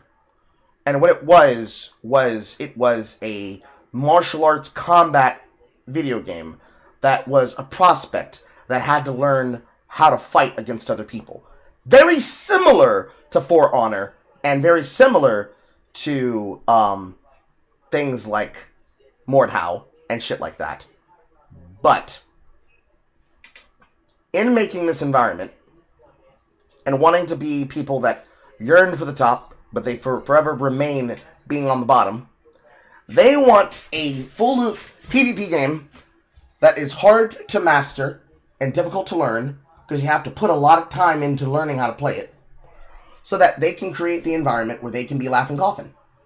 They want the opportunity to say, this is the culture, this is the nature, this is the worldview, this is the design. If you can't handle this, you can't handle our experience.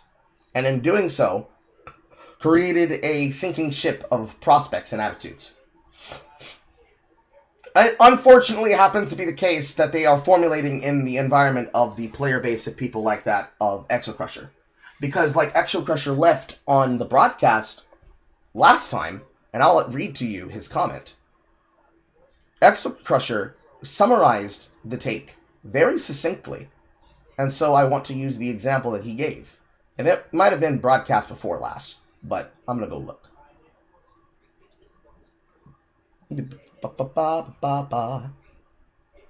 So it wasn't episode 44. I think it was episode 43.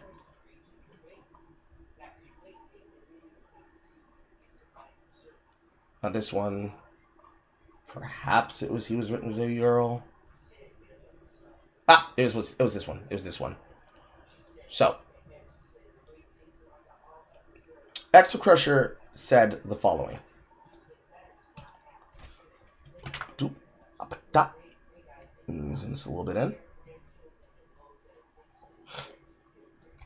That Twitch streamer and some of the commenters on the post can fuck off 5 ways to Sunday. First off, they wouldn't last at all in Destiny 2 if Bungie had removed all their gear and exotics after a match with a high competitive mode like Trials of Osiris. Hello, Sirvex. How you doing? We are covering the news before we get into the lolcowdom, that is, the bitches and the bitches and dumbasses of the timeline, amongst Ricada and a bunch of other people. Hello. So, it wouldn't have lasted at all in D2 if Bungie had removed all their gear and exotics after a match with high competitive mode like Trials of Osiris. In fact, they were the ones... I'll have to just read this. I can't fit all of it on the screen. But hello, everyone. Welcome to the broadcast. We're talking about stuff. Hi, Lenore. They were the ones that made PvP bad in the first place because of them using exploits and using slide shotties. Nobody liked it when you exploit PvE because it also created toxic raid groups that upset the loot economy. Secondly, people in the community were fine when they announced that they were going to sunset loot and gear because we all knew that it was a necessary thing to happen on the gear treadmill, and that most of the content did need to be removed and improved or just outright removed. Was anyone really mad that they were going to remove Curse of Osiris or Warmind or even Black Armory? The problem is how they implement it. They cut 70% of the content and didn't give a replacement for it, reskinned the loot, and then called it content, didn't have a dedicated team look back at the fan-favorite content to be updated and to be put back into the game, which caused the copyright war over the Red War lawsuit in the first place, and then forever were in a mentality when they didn't want to over-deliver content, which led to people disliking Beyond Light DLC and PvP, because they had a dedicated DLC subclass that was basically Mei from Overwatch on crack. Even when you have people doing multiplayer edits of those who abuse the bugs, they wholeheartedly didn't want their hardcore modes like Iron Banner and Trials of Osiris. These people are literal scum. These people are literal scum because I know from the moment that someone uses an exploit against them, they would go to Daddy Bungie and say, look, they're cheating, refund my loot. Because we didn't like them in the Season of Dawn, We definitely didn't like them in Beyond Light. We didn't like them when Trials of Osiris were around on the weekends. These people are the reason why people do not like PvP, and they should be banned or have their loot taken away. This was, of course, in the background of the fact that in this environment for video games like that of Destiny and Destiny 2, but very much so in the case of For Honor, Absolver, Radical Heights, all these games that have basically come, gone, had their time, they're dead, or they're dying, or they're only played amongst a bunch of people that specifically want to play in that environment to play those video games. The reality of Exocrusher's opinion is the other side of my opinion. And these two opinions are making like two Yuri girls in an anime, and they're doing this while they do small little mwah, mwah, mwah kisses in the summer moonlight to the sounds of Clanad. Which, to put that into context, it means Exocrusher's opinion about the PvP side and the PvEM side of content connects to my MMORPG experience and is explaining the reasons why, when they killed my game, Phantasy Star Online 2, dying for the same reasons in terms of culture, that his games have people in it that are killing it on the other side of the PvM and PvP experience. You have a problem where you have people that want to be Laughing Coffin, and they create this environment where the video game disallows them from truly being able to connect to their core experience, and they ultimately require everybody to actually have an equal mindset about how they truly care about the video game. But what happens is that these people do not want to play by fair rules. They don't want to play by fair rules. They want to win despite any opportunities and any businesses and any prevalent strategy that would lead to the death of the culture and the community of their environment. Winning comes first, beyond always, because the best people are the winners. The winners are the ones who win. If you can't win the game, what's the point of playing? They're the ones that when I say, I like to know what I'm doing, I like to be able to know that I can blame myself. And if we do have to have a conversation of who's dog shit, and I can say, listen, bro, you weren't performing well. And they turn around and say, oh my god, why are you just such a fucking elitist? People like me left them in their environment, and we went to things like Path of Exile. Because, hey, if I'm gonna have fun by myself, I'm going to play by myself, and I'm gonna be so fucking happy, because I don't have to be held back by this kind of person. And these kinds of people have found themselves in this environment where they're cycling these issues. And they keep bouncing out of these environments of these games. And now they found a video game that they can use in their mindset to fight all of their enemies at once. They can shit on the lower level players. They can shit on the newbies. They can shit on the tourists that have gaming visas, that are visiting new gameplay experiences to find out if they're fun. They want, yes, that was my mother being loud and black. They want to go into these experiences where, I don't want to play Phasmophobia. I can't find other people to play in a game with. Bro, this shit's not fun to me. I gotta put my shotgun in somebody. They can't go to things like Eternal Return because, oh my god, anime girls? This isn't a real game for real men. Real men who use guns. They can't go to mill sims like Phantasy Star. They can't go to mill sims like older Phantasy Star titles. They can't go to the mill sims like Arma. They can't go to the mill sims like Rust and its many Rust clones that are space variated or cowboy variated. They can't go to things like Splatoon, because those are baby games made for kids, and also, who the fuck cares about Hunt Showdown 1896 or whatever the title is.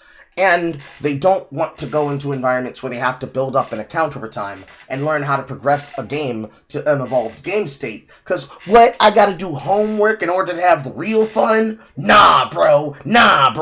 And they certainly don't play fighting games because somebody's getting fucked! Because they'll get harassed back the same way they want to harass somebody. And even if they were to play a anime fighting game, or they were to play Mortal Kombat, or they were to play Tekken, they can get it as quickly as they can give it. No. Environment that specifically panders to them, first-person shooter, broken concepts, exploitable gameplay, little to minimal cheaters, because most of them are cheaters. They're script kiddies, usually. they get washed out and banned out of games like Jagex because they tried this in that PvP, and they had to use AHK because they couldn't naturally reflect the same skill level that people had to get in things like Guns the Duel. And in this environment, at this point in time, whether it be the grifters, the casual players, the newcomers, the Johnny-come-latelys, the weekend warriors, they are now in a game state where if they are constantly playing and you are not, they are better than you. And in that game state where they're constantly playing and you are not, and all that shit and blah blah blah, you have to do everything you can to make sure that when you hear this,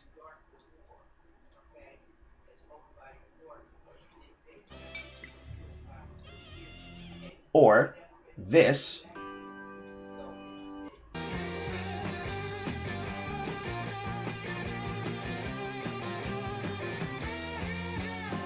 or this,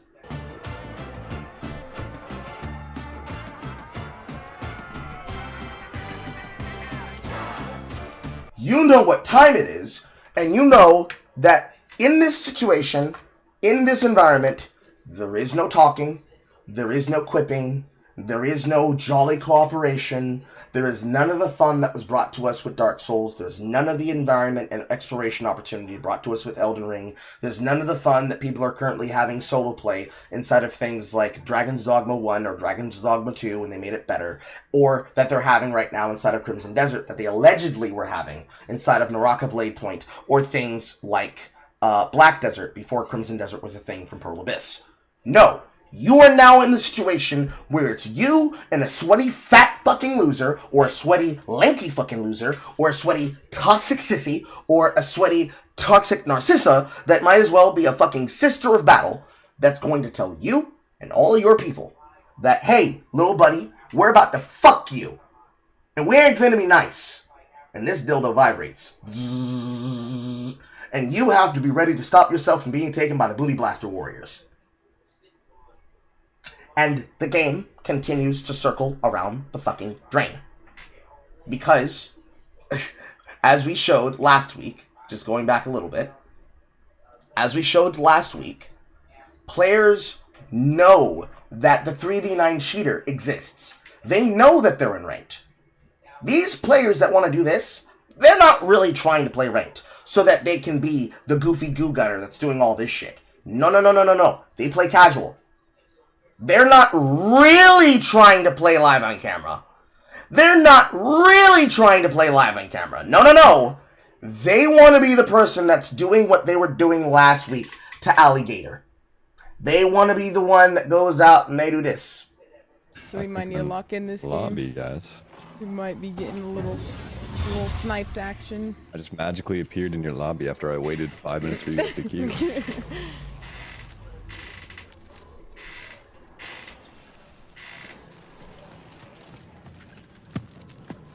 What's up, Yap?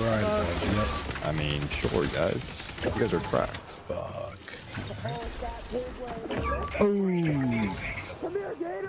Yep, we just got stream sniped.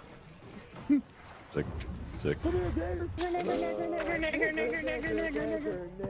Nigger.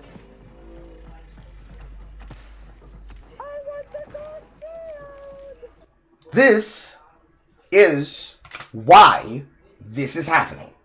That's why it's happening. We've now been able to do the whole connection from the beginning of the game's launch to where we currently are watching the numbers stagnate. This is the full circle idea.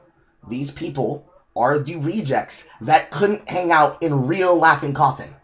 The real Laughing Coffin players are still back in EVE. They're still back in every other PvP experience doing hardcore PvP shit. Or they're playing PvP video games like that of Deadlocked, and they're becoming top tier players in the world, developing new tactics and strategies to become a better player in those video games. But those individuals that wish they could do what I do with my audience, the individuals that wish they could do what a regular player does in the audience of people like that of Lost Lenore. Hi Lenore, hi Erdwick. Hello everybody from Art Life. And what they do as a group, they don't have that. They don't have a home. They don't have a real clan. They don't have an environment full of people like that from Lost Legion my clan inside of RuneScape that are always around, always talking, always available. They give life updates about what they're doing outside the video game. They don't have any of that.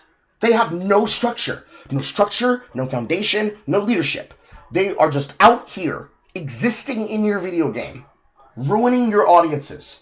And they happen to have latched on to Marathon and Destiny, and they are using them as a way to say, listen, this is our environment. This is what we do here. This is what we have to do. We got to do all this shit, bro. Bro, we got to do this. This is what we're supposed to do. This is culture. This is real. This is what real gaming is. This is what real culture is. This is what it means to have real power. And much like a villain in Speed Racer, or Turbo from Wreck-It Ralph, the stream communities and streamers in those communities, because they all became broadcasters, they created these niche environments so that they could live as King of Fuckshit Mountain. And unfortunately, being the King of Fuckshit Mountain means that you are contaminated with the Mordhau loop. And so, the story of the game is the story that I've already shown you. You are forever going to deal with these attitudes because even though they know it's killing them people, even though they know it's killing people, even though they know it's killing the game, they cannot help themselves. They have to tell you it's because you're dog shit. They cannot help themselves. This is not just a choice. It's pathological. It's pathological. Now, if you disagree, and you're somebody in the audience who believes they need to tell me that I don't know what the fuck I'm talking about, please call into the show.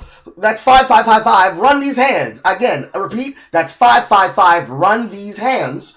Or if you can't type that, please click on the available button that is pinned in the comment section of every single live stream chat on all the platforms that I am live on. That is Single Player Carl, all platforms, Caramel Cajun on Twitter. Let me know what you think. And I'm going to go to one of the people who have called in. Hello, Reflex. Welcome to the show. What do you have to say?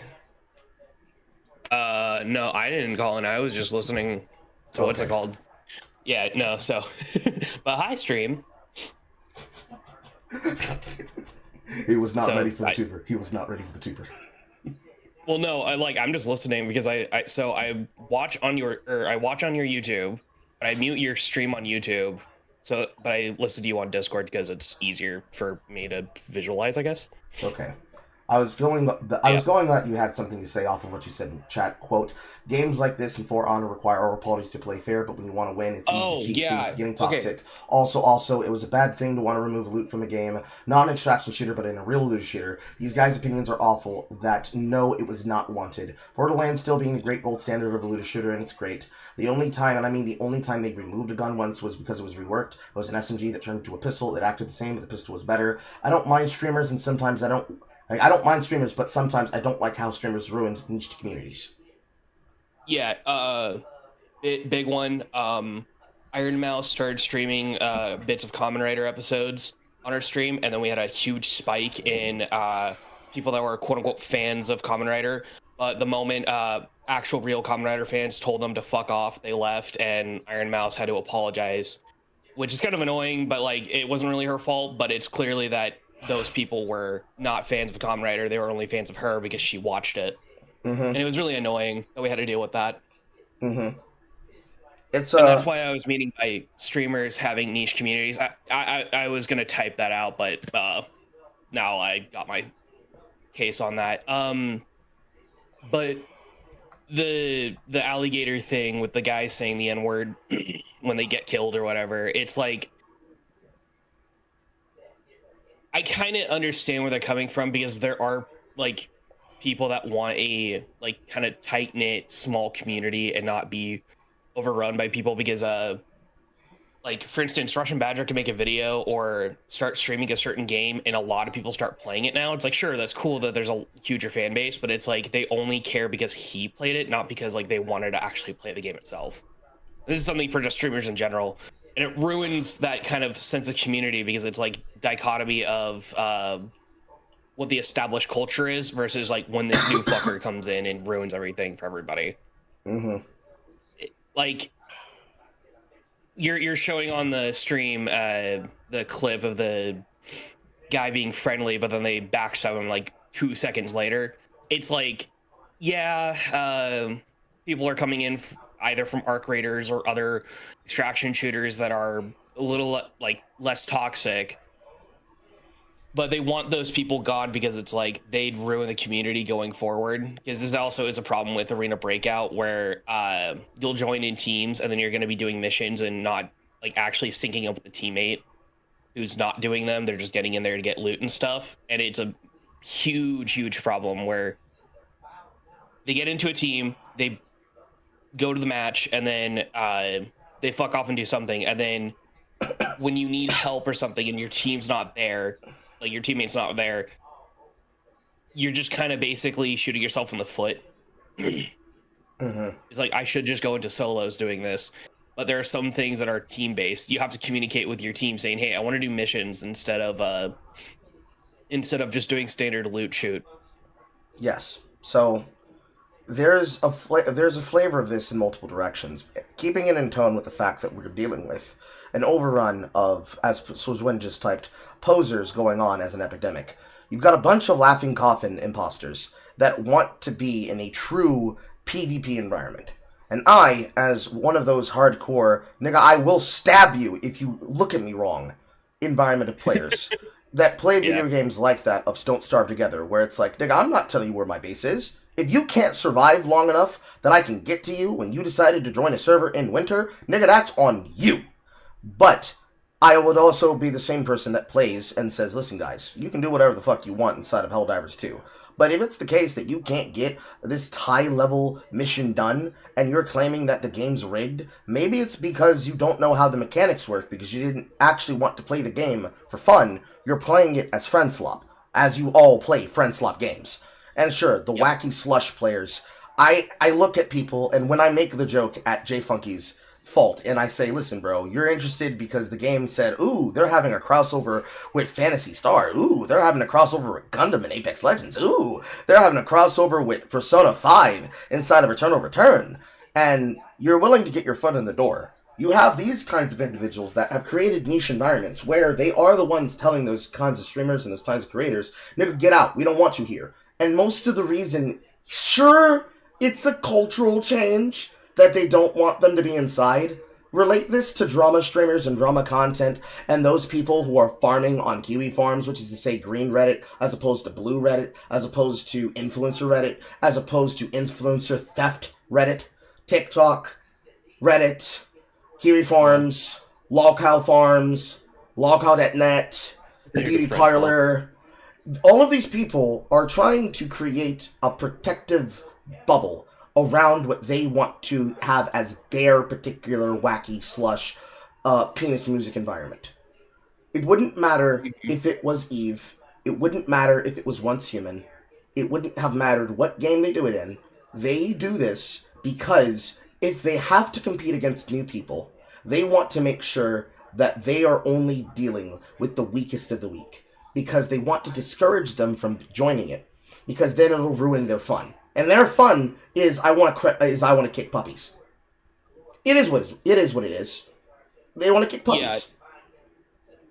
So I would say there is a difference between like people who are genuinely wanting to know and be new to the community to get involved because they're interested in it, versus the little Timmy who saw his favorite streamer play it and wants to be like him.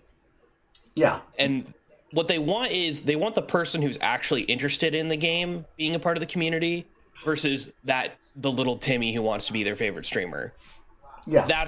They don't want that, and that's why they have to be super harsh on these people, which is debatable of good or bad.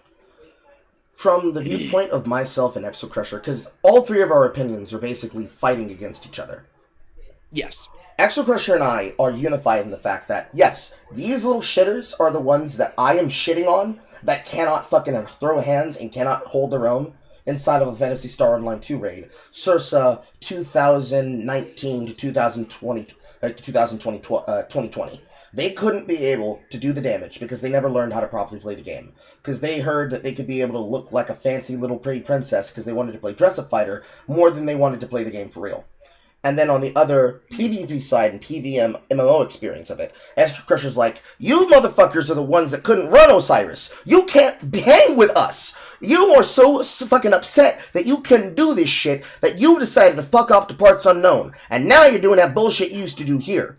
And on your side, you're one of those people that would be the incoming audiences from the outside looking in, or from the inside looking out, that's like, listen, these people want to be involved, but we gotta do something about who we let in the club. Because why the fuck you trying to be in the club? But the thing here, the missing connection is when I said what I said last time on the Discord Night 26, to summarize, if you ain't come for the chili, what you come for? You came here for this experience. You came here, you walked into, you came in my house, you walked in my house, and you pulled out your cock, and you said, nigga ain't gonna suck itself. And I said, nigga, we fuck monsters in here. And I locked the front door, and my girl gets the whip, and my son closes the window, and he's like, 911, we have an emergency. My mommy and daddy are butt fucking strangers right now in the back of the room. Oh, why is it so big? Oh my god! Nigga, stop running from the dick. Stop running from the dick. Stop running from the dick! You came here for this! You walked in my house! And she's having a fun time beating the shit out of somebody in the back of the room with a hot pan of grits. And you're saying, man, I don't like being a single-player Carl's game. Single-player Carl's a mean, rude bastard. And I'm like, you walked in my house, told me an N-word, and you thought I was gonna let that shit slide? Or you were supposed to just moan and cry and say, oh, why'd they call me a slur? And I started saying, yeah, take this shit out the room. Yeah, take this shit out the room. Get my help. Swallow it! Swallow it! Swallow it! Oh my god, chat, no. And the people Girls, no. and the people that aren't in, that don't play the environment, they're like, well, what am I supposed to do? And it's like, don't walk in the house of a competitive player. Don't do that. Mm-hmm. Don't walk in my house and say, oh, you're just toxic, you're just toxic. No! I'm matching your energy. You're hiding behind soft language and uwu aesthetics because you don't really want to understand that that environment is exactly what you're living for. But you want to be on the side. You want to be where the slurs are. You want to say slurs. You want to pop people in the spine, and you don't really want to fight. You didn't really come to box. Out where I stick, out where I hook, out where I steal your shit on the brook. You wish you could be, but you can't be me. Stay your ass off my lane. And suddenly, when you do it in Deadlocked, I can win over somebody like Draconia to become a member of our audience. And he'll play our games as much as he plays his own games. But he doesn't struggle. He can't not keep up. He does keep up. You motherfuckers, you come into our environments, you play these video games, you don't know how to make friends. So you can't find the foundation of friendship connections, because your friendship connection is the moment that they can't do what you do, they're no longer worthy of being your friends. Which means you don't really have friends, you have people you make examples of. You have people you get things off of. Then, when they go into places like that of Dead by Deadlight, and they go into places like that of Dead by Daylight, and they say they're a part of a killer community. They're a part of the survivor community. They make rules. And they make little itty-bitty rules. Not the rules as posted by the behavior, about how you're not supposed to slug with the intention of holding people hostage in a map. They make the rules about if you don't play this way, you're not really in it like this. You can blame the transgenders for that if you really want to, because most of the people playing Dead by Daylight, they will do the same thing as the femme from the last broadcast. They will say, I am somebody who deserves to be respected because I'm playing the game as I'm intended to play it. And you guys aren't playing my game the way that it's intended to be played. But then, in the same breath, they're saying things like, I can't believe that these individuals are allowed to play my game with me. Like, you guys are so toxic, you're so mean, you're so rude, you don't actually have the ability to do what we do here, and it becomes an entire hee-haw fest. You got a lot of things to say, but you're not really saying anything about it. So then, when they complain... what was that? honestly, the way that you're describing it, do you remember Tank? It was a couple of seasons back in League. It was Tank Trinity Force Echo. Yeah, I remember. How that was like, oh my god, everyone was complaining that if you played this game, you're basically worse than Satan, and they'd constantly go on about that. Remember how bad that was? I remember Season 9 and Fizz or any champion top lane, Sunfire Cape, old Raid Blade, when it had an echo effect on the auto attack damage. Yeah. I have lived through every era of, quote, toxic gameplay that created a unfair environment possible. And really, they come for the vibes, but they can't actually stay for the gameplay. Because the moment that your broken strategy no longer functions is the moment that they're not interested. Because they came for the ability to antagonize people, not for the ability to actually experience real top-tier levels of gameplay with all the shit-talking that comes with. Because that's the other caveat here. Really, if you want to take it to the simple version, that everybody can understand, because, Carl, you're making too many examples. I don't connect to these things. We all remember about the era of the 2009 Modern Warfare 2 COD lobbies. We, at least me, people like myself, remember the time periods of influencers like that of Minnesota Burnsy making the compilations and the Quest for Hate Mail series inside of Dark Souls 1 before the remastered edition ruined PvP, and all of those video games making the hate mail compilations of them antagonizing people on the broadcam while also being good at the game. In order to earn that experience, you have to be willing to take both things. You don't get to be a harassatory, annoying asshole. I'm trying not to say the slur. I'm trying really hard not to say the slur. I won't get in trouble for saying the slur, but I don't talk like that around here, and I got mixed company who are watching me. So, you want to be able to act that way, but you have to have hands. You don't get to act this way if you don't have hands. If you don't know what you're doing, and if you don't have the ability to actually really play the video game well, you don't get the right to complain about how people are treating you, or about how you're being treated, when you really don't want to take that time in. You really don't want to have the conversation. You really don't want to have to take the time in to talk about that thing that you really know is about the problem. You don't really want to have that be the thing that you're talking about. Because when that creator talks about crashing out over how people are playing in Dead by Daylight, and then we do the crash cut over to Orum's 542, and he's talking about, now listen, but good buddy, you wouldn't be the kind of bitch whiner and complainer who's just entitled and making examples about how you can be able to do things right. You can hit your points right, good buddy. You're not one of those bitch-ass niggas that can't be able to actually play well. Blink, blink, blink, blink, blink, blink, blink, because we all know they are. I know that they are.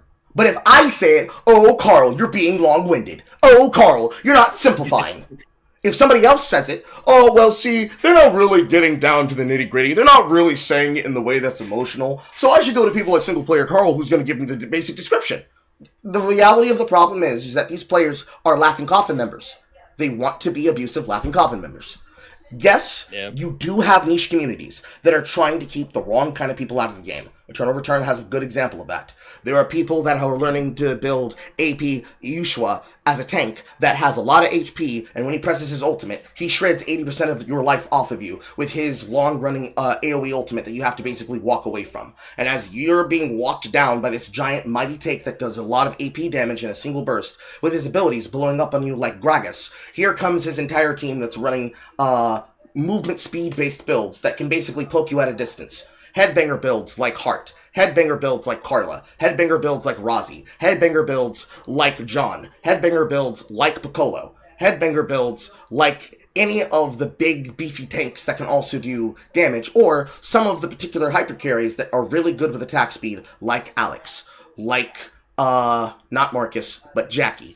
Like Laura, etc. All of these characters that in League of Legends have the same weight as the name of LeBlanc, have the same weight of Lee Sin, have the same weight of Riven, have the same weight of Jax, have the same weight of Sion in his new player style, has the same weight of certain level of builds from the jungle like Nocturne, or certain levels of skill from the build in top lane or in jungle like Shen, that have the ability to change the demographics of team fights.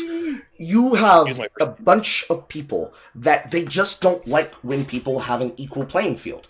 And in those environments where they make those equal playing fields, they really hate when people who know what the fuck they're talking about have the reality of talking about what the truth of the matter is. You can phrase it whatever way you want to, 8 ways till Sunday. You can try to gentrify the culture of hearing the saxophones coming, as you know what kind of situation you're going to find yourself in. But it's the case matter whether you hear Leonard Skinner's Freebird, or you hear Fleetwood Mac's Landslide into Tusk, into Rhiannon, or you happen to hear the saxophones in whatever language you hear it as. I don't know what the fucking transgenders hear when it's their time to hear the saxophones. Maybe it's like some version of Ash Nico. I don't fucking know. Take your examples. It probably could be something from the Arcane OST from that TV show. Oh, it's probably, dude, it's 100% from that, yeah. But whatever you hear, when you know that it's time to shit on one of these shit kitties, they will find another video game to do this in. And they'll keep rotating the tapes, and they'll keep rotating the communities, because they don't really have a home community to be a part of. And right now, they have attached themselves onto Destiny 2, as I explained, and they've attached themselves onto Marathon, and they are currently milking it for everything it's worth, because every single time we have talked about Marathon, every account that you've heard me take these takes from, and that you hear talking on these takes, every single time, it's a VTuber, it's a transgender VTuber, it's some type of male influencer, it's some type of female influencer, but the toxic kind. Like that female alternate reality Rule 64 low-tier god that is a black woman with bleached hair that talks exactly like him, and she literally hates low-tier god too. She doesn't like him at all. They all are the same attitudes. It's the same attitudes, it's the same language, it's the same situations, it's the same culture. Multiple video games have all gone through the exact same growing pains of having these kinds of players in an environment in these video games appeals. And you can come from it from a consumer perspective, right? Because ArtLight has no idea what the fuck I'm talking about, even though they are fighting game players. So they understand a little bit, but not a lot. But to put it into context, the reality of what I'm saying here is that if Lenore was to run a fight club, much like how she runs Tekken Tuesdays, assuming that they are still doing Tekken Tuesdays, if 6 new people were to come in and they claimed they heard about the Fight Club through an influencer like me, and then they start behaving in the most disrespectful fighting game ways. They only ever spam Fireball. They only ever spam Neutral. They only ever do the same top tier high level combo. When they drop the combo and they lose the match, they say, oh, I wasn't ready. There's something wrong with my controller. But when they are winning well, it's like, yeah, that's why you deserved my dick in your mouth. Yeah, that's why you suck, buddy. Yeah. They would be able to recognize the same toxic behaviors in them as well. They'd be able to realize the same toxic behaviors in them as well. You have those people currently killing video game studios because the market appeal, if you come from it from a consumer perspective, is that here's a new game. There are people who are annoying in it. Do you want to spend $40 to get to know those people while playing that video game? Probably not. So you go play something else. They lose demographic and traction. The people who paid for the game, and they still have the ability to refund it, you paid $40 to play this video game. Within an hour and 50 minutes, you have experienced nothing but the most degenerate levels of retards on the internet. Do you want to continue playing? No. Refund it. You buy a key or get a key for free from some influencer's giveaway, and you play this video game. You encounter these people 2 hours in, 20 hours in, 300 hours in. This video game starts to fall off. It has a hard time finding matches for you. If you're playing crossplay on console, you see this coming from the PC experience. You see this coming from the console experience. The console experience is a little bit better than the PC experience. Do you keep crossplay on? No, you turn that shit the fuck off. Yeah, I turned mine off too. You see this happen inside of, not art creators, but even PVM games that only have you working with other people. And you go into the environment and the lobbies and the culture of the so-called community of Helldivers 2. You try to talk about, hey, I think this gun is better than this gun because it outperforms in this situation versus this situation. And all of a sudden you're getting a warn from the server saying, oh, you can't tell people what's best in the video game. That's toxic environment behavior. You see somebody talk about, hey, listen, This character is really underpowered. These tools are really underpowered. I would like the developers to play the game and demonstrate that they understand that this is something that is an actual conflict of interest that requires looking into. And all of a sudden, the entire player base decides, oh, we're going to harass that person out of the game. And not only are we going to harass him out of the game, we're going to get him fired from his job, and we're going to get him removed and blocked and banned from his horse sanctuary. Oh, okay, that's what we do around here? Do I want to stay here? No, the fuck I don't. Does it encourage me to play the game? No, it doesn't, because those are the people who I'm more than likely going to be matching up with. And, in the example that you gave about Arena Shootout, I go into the gameplay, I'm trying to cooperate, I'm trying to work with the team, these niggas off in fucking La La Land, and when it comes to play the objective, or when it's time to take a team fight, I can't take it, because you're off over there. And when I ask you, hey, can we work together and play the game? What do I hear? You already know what I'm going to say. Play your game, loser! Play your game! I'm playing my game! Play your game! Yeah, and the devs for Arena Breakout have been trying to like give incentive for people to do missions, because actually the standard play is to not do them. And the problem comes down to is when you are doing them and you're not telling your team is the problem. Like I had a friend, literally I witnessed it firsthand. His match lasted less than 2 minutes because his teammate spawned on the other side of the map to do his objective, and my friend spawned on where there is actual loot involved, and my friend died immediately, and he's spectating his team, and he's like either a noob and or just doing the mission that it says right there. Because when I started playing, I asked him, hey, can we just do the missions just a little bit for me to kind of get used to the gameplay? And they're like, sure. You know, I asked them first before we get in. I didn't continue playing the game because it just wasn't for me, but I at least gave it a shot, and they're like, you know what, that's fair.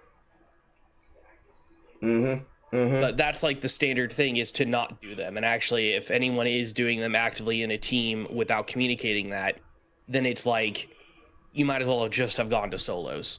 Yeah, because it puts you in a position where you feel like you're being burdened, or that you are a burden. Because these are the people doing this entirely separate thing, and you cannot convince them to do the thing that you need to. Because if you have multiple objectives on the map, you have people pursuing disequal interests. And someone's going to claim, well, you should listen to me because I have the most playtime. No, you should listen to me because I have the highest rank. You should listen to me because I have the highest MMR and I placed blah, blah, blah, blah, blah last season. I don't fucking care if you were top I don't care if you were top GM lollipop queue within the last 5 fucking years. Nigga, the objective in front of us needs us to go do it. I don't care how you decide it, but decide. Pick who's going to lead and then lead. If you don't lead, I'm going to lead. Because you can either follow me, or you can do what it is you're doing, and when it happens, I'm going to fucking leave, and then I'm going to go do something that doesn't require me relying on you for that. Or I'm going to play a video game where the only objective is we kill people, and then we're going to make decisions based on what is the options being provided to us, and that are presenting themselves. It's the same. It's going to be the same issue time immemorial, because the individualistic idea of wanting to do things on your own and wanting to play your way in your game, air quote, is always going to be the factor that creates the friction that causes these games these problems. Which is why you have a bunch of people saying, I'd rather play single-player games. But even those people playing single-player games, when they do play multiplayer, it is the case that they can't play it for longer than an hour and 30 minutes, longer than 2 hours, 30 minutes, maybe 3 hours maximum, because they're not getting the same dopamine rush if they're not shitting on the top of the lobby. And then, in the context of all those other people who are out there, your experience could be ruined any moment by a Laughing Coffin member who doesn't realize that they're a Laughing Coffin member or know that they're a Laughing Coffin member, and you just have to tolerate it, because that's the community, that's the game you're playing. But to finish up the topic, because we have more to talk about, anything else you would want to say before you leave? If you want to do that one video I sent you the other day, at some point for either a different stream or this stream for the closer, I would love to do that with you. That video was the... It was the Brad versus the World's video on I Don't Give a Fuck panel explodes over something rights, non-binary rights. Okay, I will go as a closer. We don't have to do it right now. I will try to go find where that is. If I cannot find it fast enough, please just drop it into the side and I will click on it. Oh, it's like right there, because it was the last message I sent you, basically. In my DMs? Or DMs. Yeah, DMs. I will. It's just more so. I want to go over the guys' like snaky fucking debate tactics. I will put this on the side, and we will cover this when we're done with the log house. Yes. All right. Anyways, I feel like I wrote a write-up for this inside of Printing Press Express, but I can't remember what the title was. I think yes, I did. They're calling him the worst debater in the world. That's what I titled it as. Yes, I will cover that after we cover the log house. All right. Well, thanks for having me up on here. And I'll say sub and give him a chat. All right. Anyways, bye-bye. Goodbye, everyone. He's leaving us. He's back in the audience. So, summarizing, Laughing Coffin members. They're in your video games. They're really bad. They are really bad players. They have to use glitches, cheats, and hacks, and sometimes occasionally script kiddie behavior, if not just trying to abuse glitches in order to be better than you. Beware of them. They're still running Marathon, to the point where they are now making them have to actually ask, is Marathon going to have to slash price, slash budget, and slash server costs, or let go of people as employees and do a slush fire sale in order to keep the game up? And how long does Marathon have before they have to actually start making those public questions available to the marketplace? Moving forward, though, we got to the conversation that we have been waiting for the broadcast. Let's talk about the quartering and Dragon's Treasure felting. Nick Ricada. We're going to start with the quartering first. Because the quartering has decided he wants to go out the cuck way. So we're going to give the cuck what he asked for. This might be a little bit of a burner for the members of Art Life, but I'll try to make it simple for you guys to understand. So, the quartering. The quartering decided he wanted to go public about some behavior that he's getting upset about. Goes like this. Allegedly, the quartering on April 9th at 4:14 p.m. wrote this message. The final time that I will address this controversy. There have been folks that have been having fun at my expense. It's been going on for like a year, and I never said anything about it until recently when they started inventing vile lies about my wife, my family, and me as well, of course. The thing I forget is, this is the internet. Can't spend all day responding to every new insane claim. That's what they want. I've been doing this long enough to know better. I should have never have even implied anything about taking the channel down. That's okay. It's cringe. It's bad, but it was me getting emotional. I guess it's harder to brush things off now that I'm in my mid-40s. Plain and simple, I got triggered when they move on to insulting my wife, my marriage, and my family. They state as fact some of the most vile, untrue shit imaginable, all in all as an attempt to get my attention, and I made the internet's cardinal sin of getting emotional. It's a no-win situation. They made up insane shit, like my friend of 10 years is having sex with my wife, and I sit there and I let it become lore, let it fill my comment sections and live stream chats, because if I address it, they'll make up something even more insane. I have been way too open on the internet. Almost everything that they are memeing on is shit that I openly shared, like shitting my pants at a Walmart, etc. And that's all fine and okay. It's just the insane lines that I thought might end at some point, but they keep ratcheting them up, and now I responded poorly. More folks are getting involved in commenting this garbage as fact. I definitely have done some cringe stuff worth making fun of, and I hope they make a lot of money doing it, but at the end of the day, there is room on the internet for all of us. This is the shitty part of it sometimes. Almost nothing said about me is presented in good faith, but I just gotta let it ride and not spurg out, so that I apologize. Comment sections have been wild and I made it worse. Please don't bother engaging with this stuff, as everything is going to be fine, lol. I apologize for my part in making it worse for people that just want to watch the show. They will see this post at yet another epic win in their twisted fantasies, and at this point, for this post is for the people who actually watch the show, not for them. I am human, and sorry to say, a pretty boring one, despite what you might think or hear or see of me on the internet. From my post, you see me say, you chose to talk about your open marriage, stop coping, and go apologize to Andy Worski and Ash directly on YouTube, and not by trying to bury it on a Twitter response, you ashen fuck. So, to fully cover this, we have to go to the farms. Sorry to tell you, but we have to go to the farms. At least, Joshua Moon responds directly on the platform. And Joshua Moon is already covering all of this. So, what do we know? What we know is that the Quartering, in his most recent Rumble video, accidentally showed his YouTube emails, indicating that he is actively flagging and certainly is behind the flagging of Kino's Casino, with the personal channel of The Power of Truth and Andy Worski, who are the hosts, Ash, I forget his last name, and Andy, who originally voiced Worski, now of the Kino Casino Worski, that are the two co-hosts of the world-famous kick show known as the Kino Casino, which is basically the reinvention of the old internet bloodsport era of YouTube-esque hangouts, talking about people and drama, but talking about the ever-constant cycling drama slop of the internet. They made it into an entertainment show, all with the catchphrase, "Whoa, buddy!" while Ash rings a triangle and talks about the drama that they're felting somebody over. It is the case that, unironically, the Quartering is going down the exact same way that Boulder Boy, Boulder Dash, Lord Rock, which is to say, Matt Jarbo went, when they exposed him on the Ralph retort of having flagged accounts and reported people.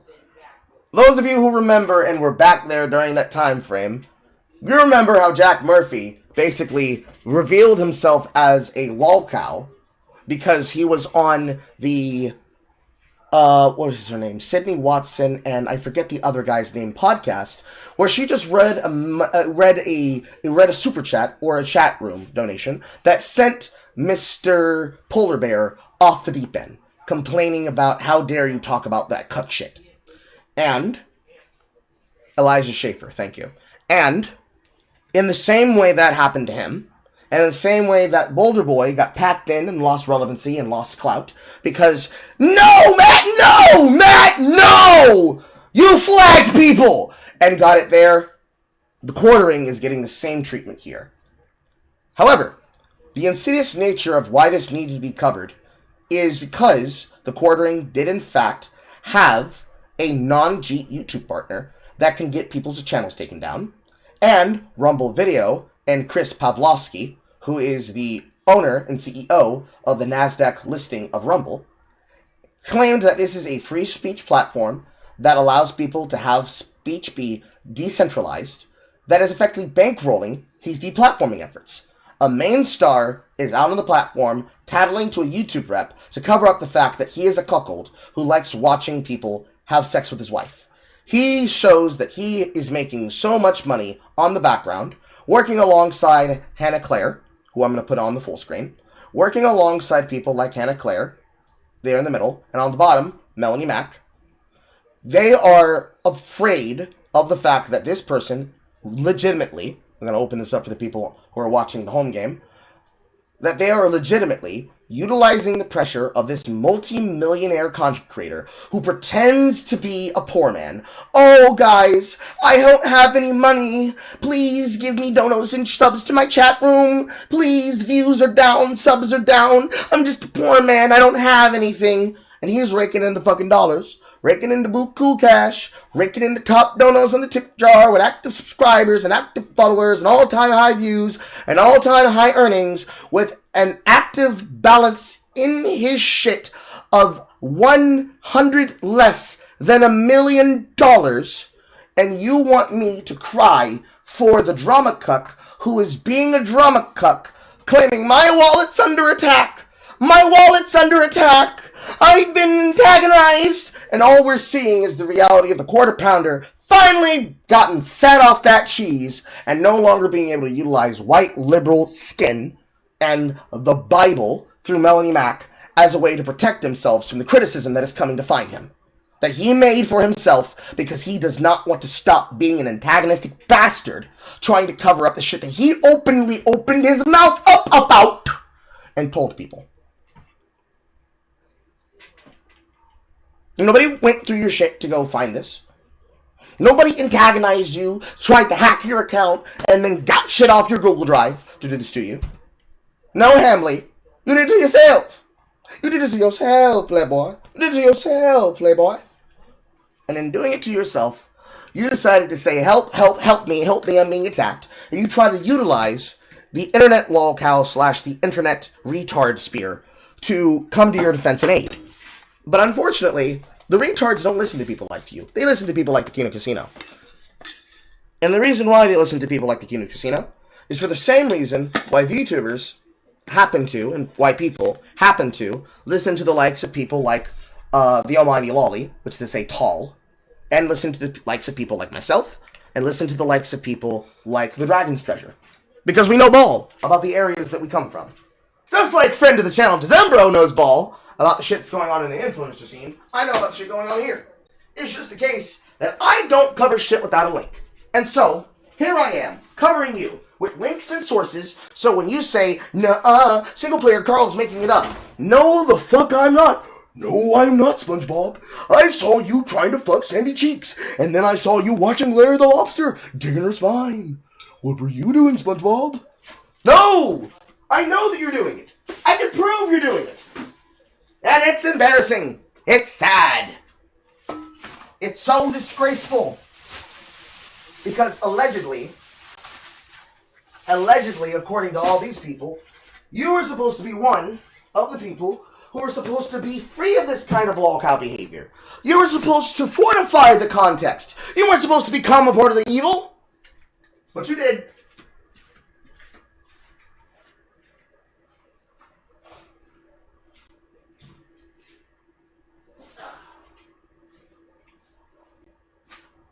I'm trying to find my last kombucha. Give me 1 second, chat. I gotta step out the room to go find it.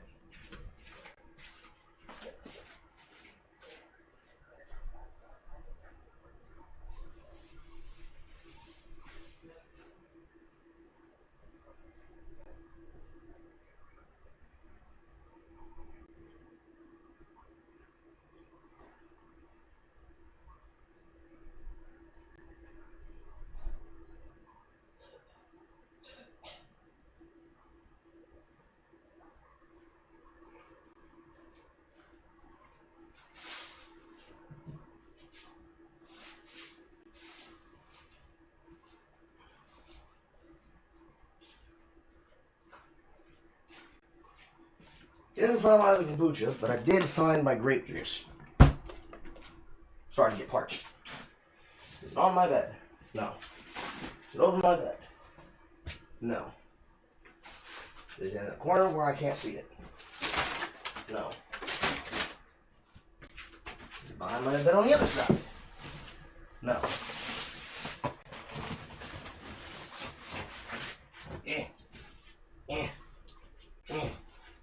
Yeah. It's in here somewhere. Just don't know where it is. Anyways. It is the case, Quartering, that you decided to put a spot and a tag on your spine. You decided you wanted to inflame the entire internet and have them dig into you. Pause. You wanted to have the entire internet dig into you. Pause. And you wanted the entire internet to come down on your fucking head. Because you know, as goddamn well as I do, if I'm making fun of people like Birdman for being a spurging fuck, trying to antagonize people like Kinoflex as a part of any conversation on whether or not he is or isn't attacking people that come from the Friday Night Tights world, and you do the exact same shit here.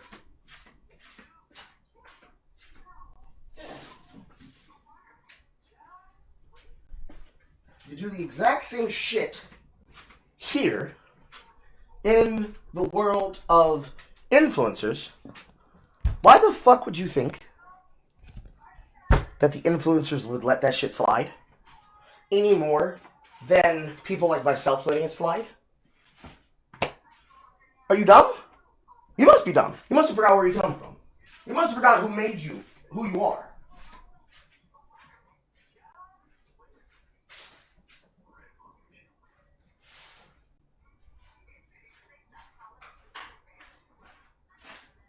And so it is the fact that if you have forgotten who made you who you are, just like Nick Rekieta clearly forgot who made him who he is, we will remind you so you never forget again.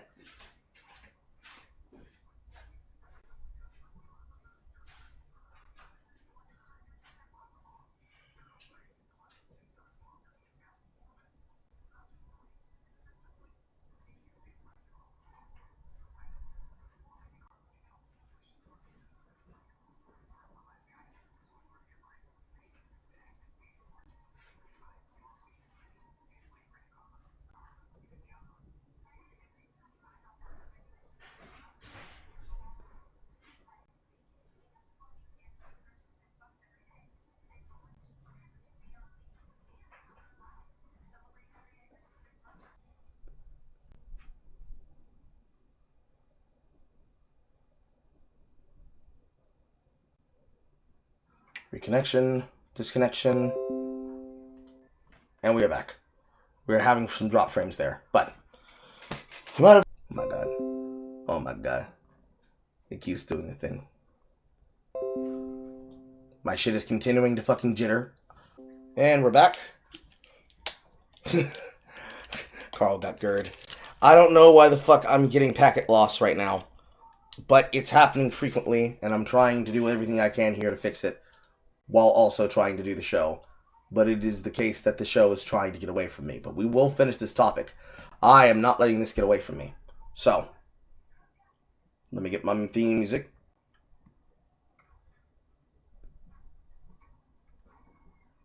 Got to set the mood in the bitch.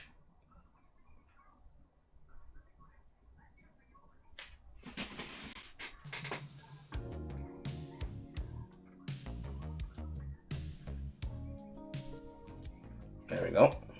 So,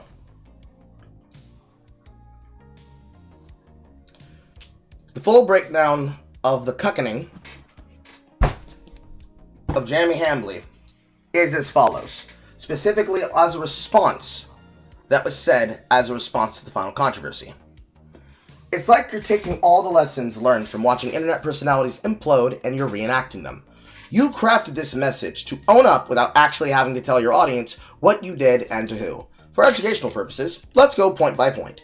Who is this for? Who are some folks? This should be for the Power of Truth and Andy Worski, but you don't mention them once. The first requirement of an apology is that you must address the people that you have wronged. People are taught this as toddlers. The second component of an apology is identifying what you are apologizing for. You didn't actually say you'd take their channels down. You are threatening to go scorched earth and take everything they have. Fuck. I did not think about that before I did it.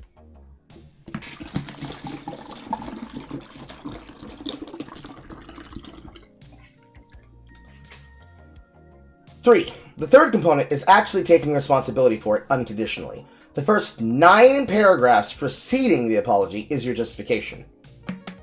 If you feel so justified in going scorched earth and taking everything they have, don't bother apologizing.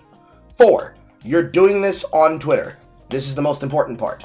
You are doing this on Twitter. I'm still getting GERD. I'm still getting GERD.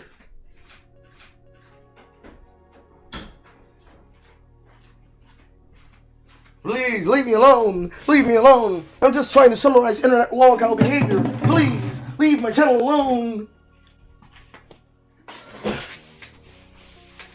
Laughing Coffin and Jeremy Hamley are trying to destroy my broadcast. No. Leave me alone. Somebody needs to stop. Somebody needs to stop the caterpillar that's chewing my fucking cable cord. You are doing this on Twitter. Your tweets only get as many views as mine, and I just dump half-baked racism a couple of times a week, says Josh, not single-player Carl. Supposedly, you get as many as 60k live viewers, so that'd be the appropriate place to apologize for threatening to engage in lawfare and deplatforming people for online banter. 5. The true purpose of this message is to try and appease PPP and the Kimi Casino audience without actually having to expose your audience to anything that's been going on or any of the vile, untrue shit is. In the same way you thought threatening to take everything they had might make them shut up, you're hoping that an ambiguous apology might take the wind out of their sails without having to eat crow for anything. Finally, and most importantly, this message ignores reality. You have not learned anything. You are not accepting any of the points raised that have, quote, triggered you. They are your friend, who you invite over to your house, is a known swinger with a criminal history involving domestic violence. There is very good substantial evidence that you were aware of this. There are way too many clips of you making wildly inappropriate statements to your female co-hosts. Nobody can take public statements that they're fine with it at face value. They are your employees. One of them is feeding a baby, soon too. She can't afford to leave at any time if she wanted to. You also say, my female co-workers love working together and we're all friends, but we know that that's not true. Former co-host and co-founder of the Publica, Sydney Watson, the person he used to work with, is evidently very unhappy, probably because of the on-screen sexual harassment she was subjected to. Despite her claims, she does appear to be subject to an NDA, maybe a non-disparagement clause, which is not technically an NDA. NDA standing for a non-disclosure agreement. This post does three things. One, it admits that PPP and Andy Worski are getting to you. Two, you have learned nothing. And three, you will keep causing those same problems for yourself. P.S. Rakeda also does the smiley cope smiley thing.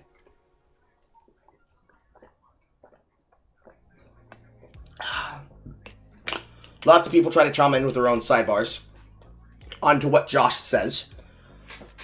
One example states, the only reason why he posted it is because of how hard people were dogpiling on him. He thinks that writing a insincere, half-assed message will get people to move on, but the internet never forgets and the house always wins.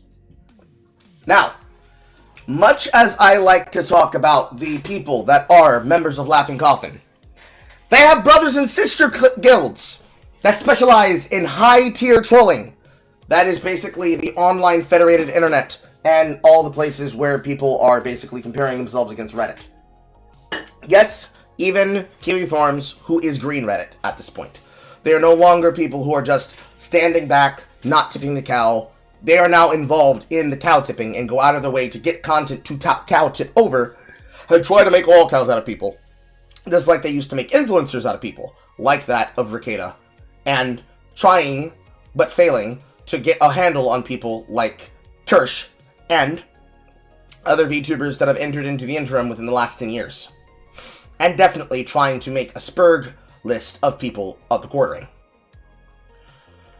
On the timeline, Hambly has tried desperately to suppress this information. He is not succeeding. It is not working out for him. It is going poorly for him. In all the ways that it matters, Josh has been covering this on the platform for a while. He has been putting out Mad at the Internet old on Rumble. that look nicer and better than. He's been putting out Mad on the Internet streams about the content happening in various different places. This is a part of the culture of what makes the internet what it is. For him, it is him using Kick and all other platforms as a way to spread his particular content.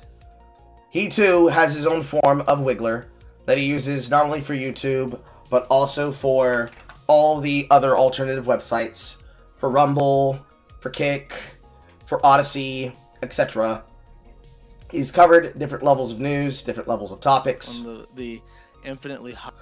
He's covered different levels of news and different levels of topics, and all of it circulates around the kinds of things that are being copulated and populated onto the platform for these particular creators and the influencers that they are covering. When it comes to the case of the quartering, it is the fact that they are stalking him around the pod and covering all the things that he wants done. In the last week and a half, the quartering has been pledging to make it his job to take the Kino Casino off the air. He claimed that he would do it. He would call for the fact that he would do it. He kept constantly stating the fact that he has not flagged, but that if he actually wanted to get them banned, that he would. These are the messages here collected on screen. I could go through the thread to go do this, but I am much too fucking lazy to do that. Why would I do that when I can just do it off the broadcast that he made about this? He has been going through this material, trying to do what he said that he would do. You've lied about me. Enough is enough. I've given you clowns plenty of runway, publicly and privately. I like you guys. I really liked you guys. I don't want to have to do this stuff. I want you to leave me and my family alone. But in the DMs, it is the case that he has gone out of his way to do everything he can. Quote from this particular section of some DMs. Unofficial truce, they delete the videos attacking our marriage, I never mention them again. The more they do it, the more I want to flex my connections to bury them. This is a one-time offer. They can meme on anyone else they want. I don't care if they meme on my friend, who apparently has a questionable past, but this is an exploding offer. If they want to go to war, I will win. I assume these are the messages that will be public, but I like Andy. Just get rid of the videos claiming I let some slur, fuck my wife, and they continue to make 10K a month on YouTube, and I move on. But if they continue to spread disgusting lies about my family, and I have no choice but to react, it's time for them to make a business decision. This is win-win for them and for me. I can burn it all down, lol. I have 5 years guaranteed salary on Rumble. If they balk, that's not on you, but I still support Kiwi Farms. Broker the ceasefire, and everyone wins.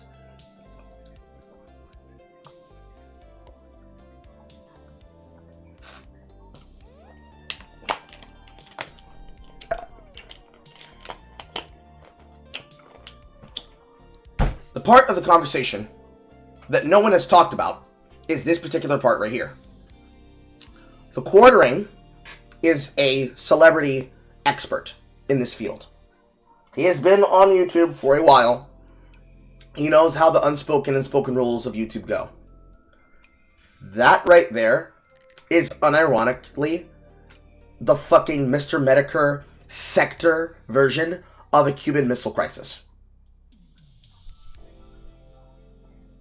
No if and bada-boom. Stop gurring my shit. Stop it. Stop gurring my shit. This is a 5-alarm panic fire amongst lolcowdom in general. The Quartering is trying to filibuster on behalf of his people and his content. He is trying to defend and protect himself from his drama and his news being made public. So he goes to the influencer devil to ask him to broker a content deal with 2 other content creators, knowing full well any attempt to stop them from talking about him is open season call to rape him for everything he is worth. So, much like how on the video game side of content, you have members of Laughing Coffin and their sister and brother guilds trying to maximize the damage for gamers. In the trolling world, nigga, you might have ding ding ding ding. It's dinner time. Ding ding ding ding ding ding ding ding. A YouTuber is trying to use his money to stop a man from talking. Ding ding ding ding ding ding ding ding. You have sounded the aid from the troll door. The trolls of Gondor are coming to make fun of you because you have told them you are getting fucked with and that they're getting under your skin. Making comments about behavior that you have clearly stated. And the person who you went to broker your deal is writing full dictated breakdowns of what it is you did and what it is you're doing. And you thought the entire unfederated and federated internet, on and off the clearnet, on and on the deep web, were going to ignore this wonderful meal? This succulent, delicious meal of 5th grade YouTuber cope? No! Buddy, no! No! No, Hambly, no! No, buddy, no! No! No! The same way people make me aware of Leadhead, the same way people make me aware of internet niche YouTuber influencer drama, is the same way people were paying attention to this. I might as well be a lich. Seeing and hearing the shit in the distance, but I've chosen not to act yet. But the moment I see something that I want, it's time to raise my hordes and bring the attention to it. What do you mean? You're in the fucking phone calls, trying to. My God, my shit keeps getting fucked with. I love the tard cum. The tard cum from the losers is everything I enjoy. I love the farms, but they know what they did. They know what they're doing. They're acting like sniveling little cowards. So it's time for me, the quartering, to nuke them from orbit. They have 24 hours to accept my deal and broker my missile crisis. Otherwise, I will kill them. I will kill them all. I will kill them where I find them. As I have sustained content on Rumble for 5 years, I have a guaranteed contract. And now, we have to say that the bull is using his Jewish...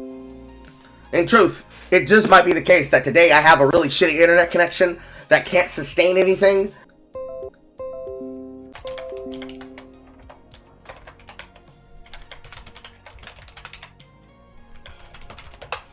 It might actually be the case that at this point, someone's unironically trying to throttle my connection. We haven't had disconnections like this in a long time, and these are not normal disconnections. They're happening intermittently within minutes of each other. I don't know what it is. They really don't want me talking about this because they know I have the details. But yeah, the quartering literally has asked for the trolls to broker a peace deal because he doesn't want this to get exposed and break containment on normie internet. There is no way that people are going to let Jeremy Hambley live this down.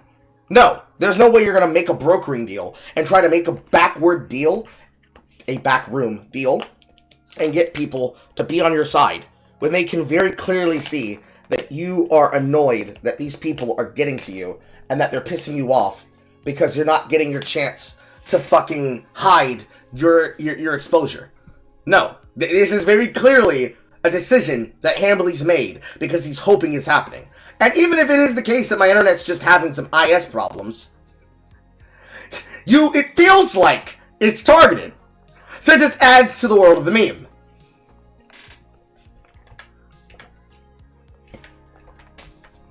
So, you've got Hambley Ricada maxing, while the Cato Casino are Iran maxing, as they try to create a deal that helps them in the future. It's just not helping. It's making a fool of him. He's trying desperately to hide everything, but everything's getting exposed from DMs that he had before in the past, being exposed by Moon himself. Examples from the content showing things such as, yeah man, I get it. I don't blame him at all. The CEO added me back. I never cared about them memeing on me, and I get people's viewers to do whatever they want, but now my wife is terrified, and so I have to act because it's a problem. Moon is telling him things like, even if you go down that road, it opens you up to the scorn and ridicule of the internet, so I'm sure it's advantageous. You're broadcasting to everyone, this is what I can't stand, and it really, really bothers me, please don't do it. And so you're asking people to go and do what trolls do, and that's to piss you the fuck off. So then, you also have the conversation about, I hear that taking down channels is something that I've never wanted to do in 20 years, but I begged them to be reasonable. I honestly didn't know about my friend and his shit. I haven't talked to him since. I didn't know he was a G-Gen. Let's put it this way. Let's say you get them deplatformed, and then they sue for something like tortious interference. They can call your wife and sell her in as witnesses, and they get 6 hours to depose them under oath. They can subpoena your tax records. Bro, this is not fun. Yeah, I'm not worried about lawfare. My wife supports me absolutely, and their lies are literal fiction. She's the one that said to do it. Guys, listen, guys, listen. I don't care! My woman cares! So that's the reason I'm going to commit lawfare. It's because my wife is scared. She's terrified. My wife of 20 years. Unless he has been married not for as long as he's been on the internet. My wife, who's been with me since I built what has made her life comfortable, who should know the culture of the people I made money from. Somehow my wife, who would be aware as a ride or die, just for the life of sin, me and my girlfriend, she's been with you this entire time. But only now is she terrified that you have to commit the YouTuber sin You have to take them down over something you know damn well will go away if you fucking ignore it and you stop showing people that it gets to you. It's only because she asked, pretty please, baby. It'd be really nice if you were to take down the Keto Casino. I really don't like the way that they're making fun of you. Please, honey, for me. And smiling with your nut on her teeth, fresh from the nut of the bowl. You're like, okay, honey. Okay, sweetie. Alright, I'll do it. I'll ruin my entire integrity and my entire platform that endures me to make this money that makes her life comfortable because you're spooked. I'll do that for you, baby. No, I don't believe you. No. This is a part of the ploy that we've already demonstrated is a part of that's part of the conversation. You don't want people looking into the shit that the King of Casino said.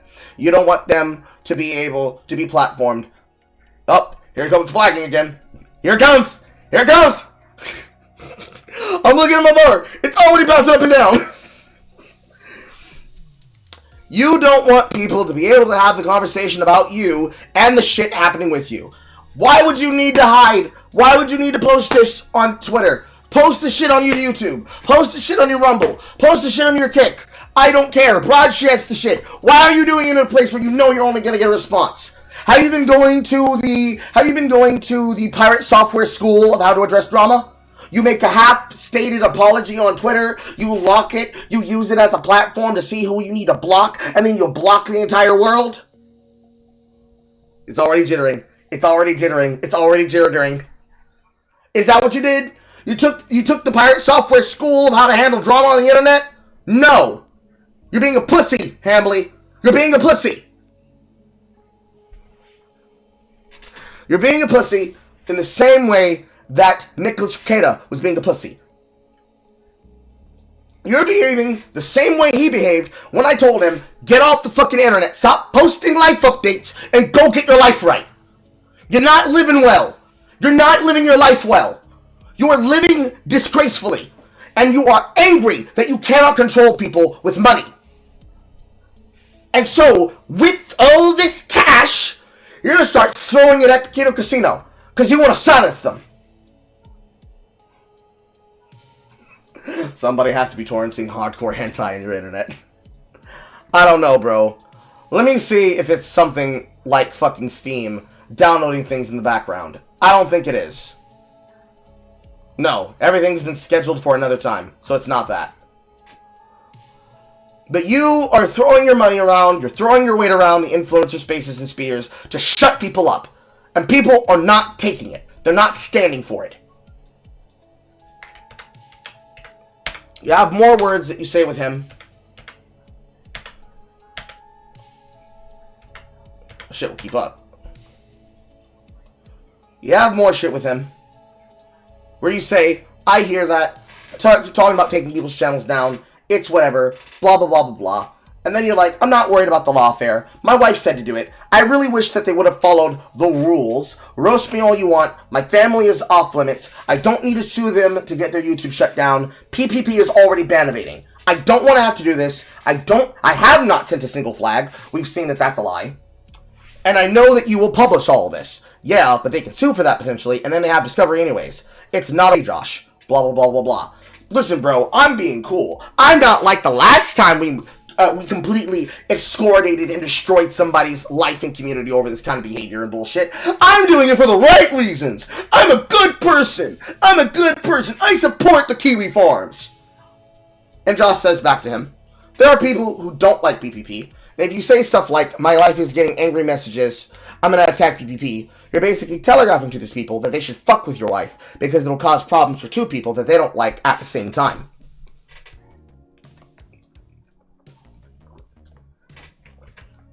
Thus creating social boosting that'll disappoint both people on both behaviors. Creating a reason for gunting to occur. Then you say to him, Josh, can we agree? I can take their kick in YouTube, right? If I actually wanted to, they'd be deplatformed outside of DLive in a week. And DLive's dead now, so they wouldn't have a place to stream, period. Because allegedly, their show's so bad bad, air quote, that they can't run it on Twitch.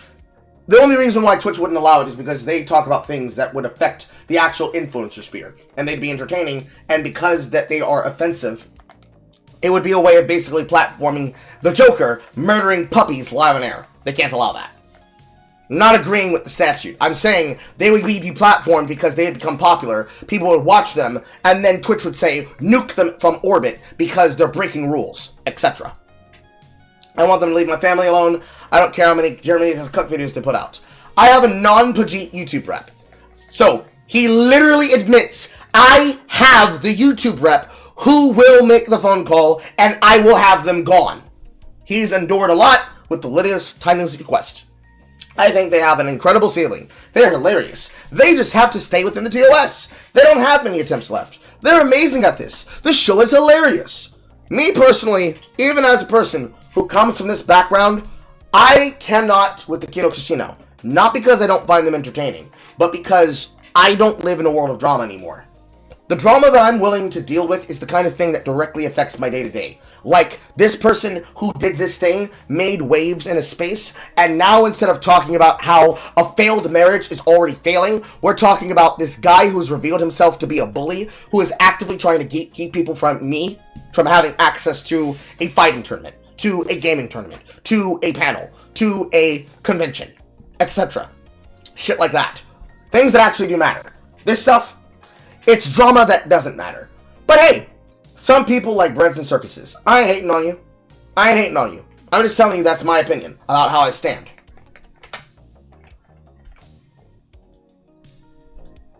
Despite all this, he continued to have the conversation with him. He says he wants to broker the ceasefire. Any retard that's been banned as much as both of them now would know what they should do, and if they were smart, they'd know to do this. But none of it reflects directly on him. He then chooses to make his post. He writes down the stuff that he wants to write down. He makes his take.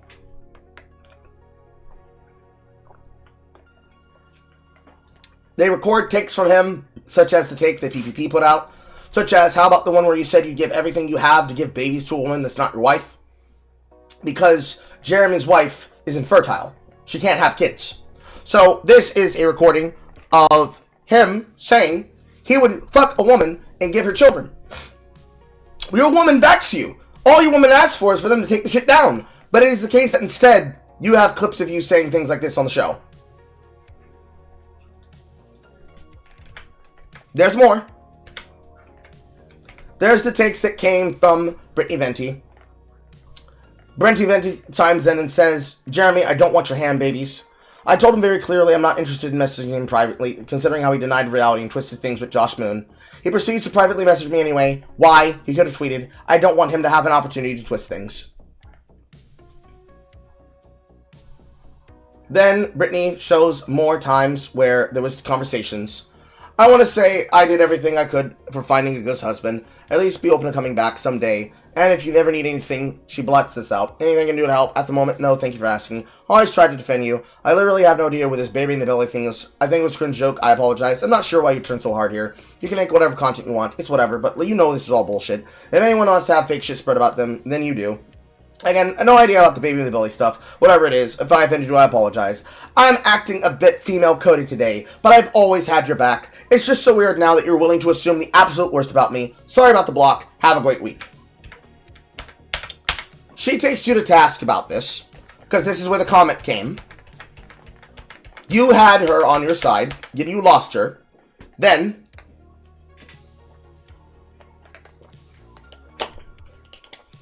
he exposes these and says, since we're leaking DMs, Brittany Venti, share the whole thing. Not only did I reach out to you when you were going through a rough time, I apologize to you if you were offended. I have never been anything but kind to you. You did not tell me not to message you anywhere that I saw. And then Brittany shows he cannot stop lying. From the quartering on Monday, you're lying. You're trying to deplatform Kino Casino for laughing about your wife's pizza and sky bowls. You openly lust after women. I just saw a disturbing clip of you saying that you want to have babies with me. It makes zero sense. It seems that you're just anti-free speech now. I never flagged anything. I showed proof. And of course, you asked me directly when we've known each other for years, but I guess this is one way to go about it. This was sent on April 8th.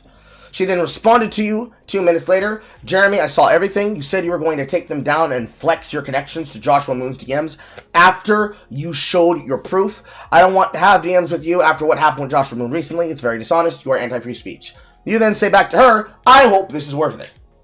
So, it is the case right now that you have the internet lol cows against you. You have the internet drama farmers against you. You have niche internet micro-celebrities against you, both male and female. You have unallotted monitoring spirits that are only ever activated when Troldor calls for aid against you. You've got the Kano Casino against you. And because you broke the rules of the federated and unfederated internet by trying to restrict someone's free speech to call you a dumb wank, you are now fighting a war against an unassailable and indefensible army. And instead of telling people the truth, you won't stop trying to silence them. And the more people that tune in, the more you try to cut them off. Kano Casino, you try to strike them too. Me, you try to strike me too, if you tried to. I'm not big enough of a threat for you to recognize who I am, but you've attacked multiple accounts that have repeated the same thing that I've already said. You attacked Dragon's Treasure. You attacked the VTubers who used to support you. You attacked the unhinged VTubers. You attacked the political VTubers. You attacked any influencer, left, right, data center, anarcho-capitalist, apolitical, anarcho-primitivist, or just literally a normie who got the information, and you are attacking them.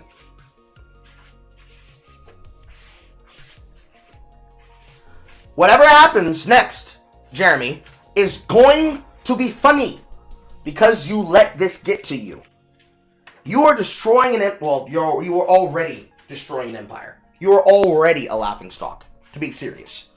Your coffee company is going under. Your trading card shit's not working out that well. Your general content of you putting out never-ending videos daily, that slop cycle that used to work back when the algorithm of YouTube wasn't a fucking gang stalk, it doesn't work anymore. Influencer space is fucked up to hell.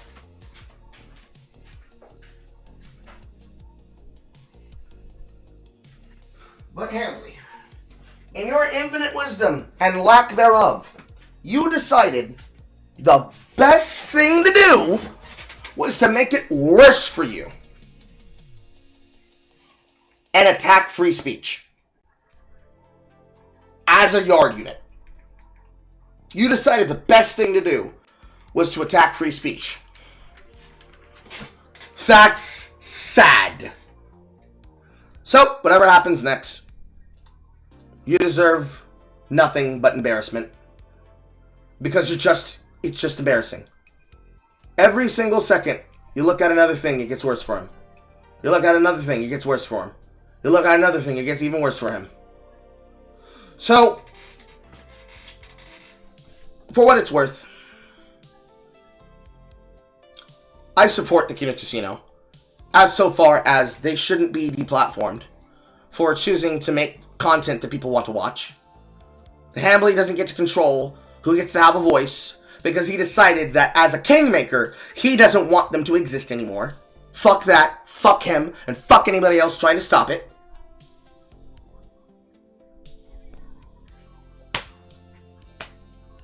This is why YouTube's not fun. It's why it's not fun to be an influencer in these connections. And why people act the way that they do. Because this shit. But now we talked about Hamley. Ricada. Ricky Rackets. Nikki Rackets. It's your turn. Nikki Rackets. Nikki Rackets. I'm coming for you, Nikki. Oh, Nikki. Limited says, thank God. Oh, Nikki. I have you on the timeline. It's too late. I have the clip, Nikki. Nikki, I'm pressing the button. Nikki, I'm putting it live on the camera. Nikki. Nicholas. Nick. Ricada Law discusses the rejection of the Dragon's Tea, claiming he is responsible for the business owner's six-figure success. The same seething Nick that aimed at other creators, claiming that he made their channels and believes that he's owed their loyalty no matter what cocaine is in his daughter's system. Narcissist Nick doesn't understand that he was paid for promoting the owner's business. He was marketing back when he had value. Narcissistic Nick has no value. This is why his content is littered with aggressive ads, and he begs for money on his streams. This is why he's no longer doing ad reads. This is why none of the platforms talk to him. Smart business owners notice brand toxicity when they see it. Let's watch the clip. Danger Toast Limited says, thank God we found out Dragon's Treasure was a weird lolly-loving twat that spurred because Nick refused to disavow Camelot. Is that what it was? That was it? Was that what? I never knew why the Dragon's Treasure guy, like why he got so mad. That is not the truth, Nicholas, and we're gonna find out from the mouth of the dragon. But we're gonna give you your second. We're gonna give you your second, baby. We're gonna give you your second. No fucking idea. I was thinking about that the other day. I was like, I basically built a six-figure business for that guy. What pissed him off so much? I didn't know. Now I do. It's always amazing to find out how you harmed someone so badly. It's like, all I did was make you a bunch of money that you couldn't make before. Like, you couldn't make it on your own. And then I, came along and helped make you a lot of money. Why are you so mad? Like, what the fuck is going on? So, that's not the truth. I have the Dragon's Treasure response. I've got the truth.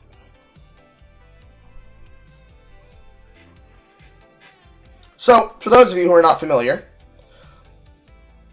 hopeful friend of the channel, the Dragon's Treasure, is a tea store. An anime-based tea store. You can find him and his proceeds, and you can support his business at dragonstreasure.com.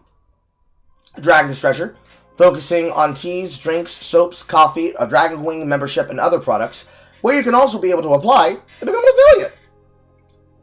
They sell teas, such as the And Then Everything Changed when the Fire Nation Attacked, the Mermaid Tale, a tea of fire and ice, or ice and fire, Arius' Final Gift, an afternoon treat, apple cider tea, bark skin, ba-ba-da-ba-boom, ba-ba-da-ba-boom. Now they don't like me talking about the tea, man. Oh, the fucking jitters. Anyways. I do not know. I would like to say that the art is real and not AI. For some of these, they might be AI covered, but I know that he has an artist that he pays for other things. Caramelized pear, cherry cola tea, cherry green tea, so on and so forth. But then he has things such as focus drinks. If the website will take me there. He doesn't have photos for some of them. He's got cherry, lime, blueberry, vanilla, and mint. He also has soaps. Dwarvel, Fireforge, Blessed Heal, Ancient Forest, Masculine Power, Two Wise Men, Tea Tree, Rays of Hope, no, Rays of Helios, Lavender Soap, Breath of Life, Eucalyptus Scrub, Coffee Soap, Skins of the Dryad, Lavender Lemon, Dental Relaxation, Lemon Zest, Deep Cleanse, Nature's Minty Kiss, Healing Downpour, and then his coffee. Demon's Extract, Dio, Rejected Confession, you're going to Brazil, Free Candy, Flavored Coffee Blueberry Cheesecake, Eddie's Edgy Joke, Glitch in the Matrix, Premium Coffee, Heart of the Volcano. All of this anime-based.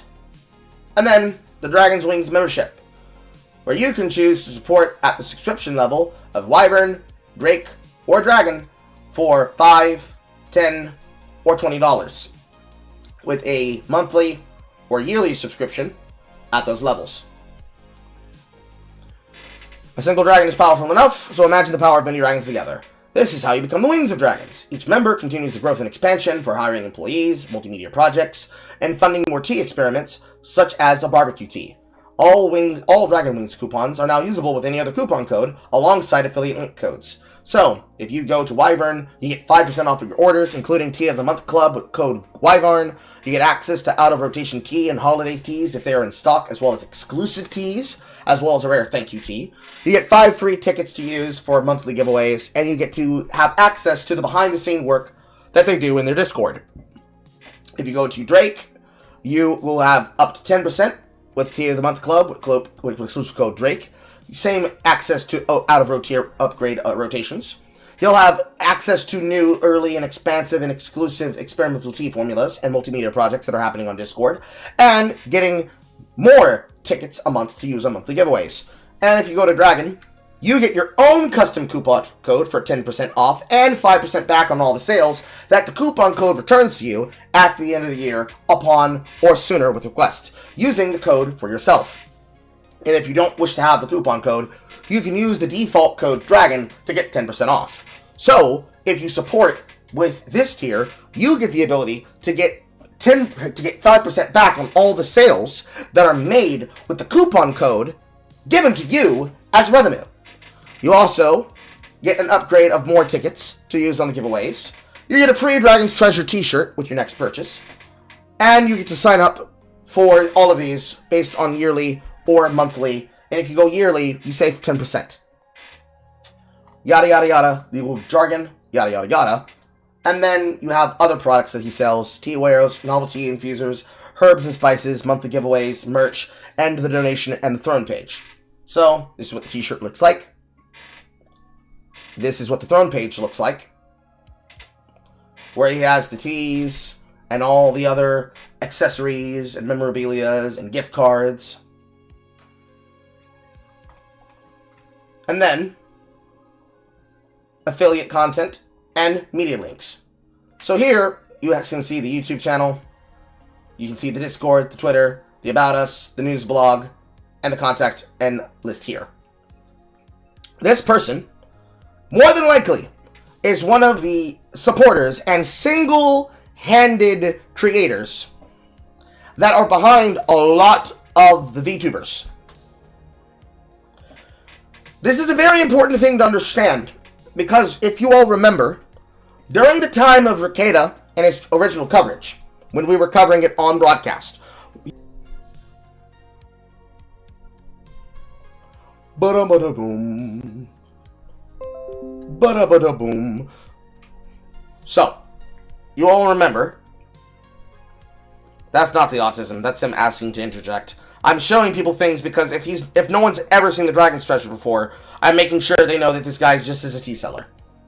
Because most people only know about Dragon's Treasure from Twitter. I'm showing the business. Because I'm also a good businessman. Hire me, please. Anyways. Those of you who remember from when I was running the podcast will remember that when we were first talking about when they were first looking into the drama and the information behind Nick Rekieta, when he was going to court and when he was going down the pipeline that he's currently on, that I said I do not want to cover this content on camera.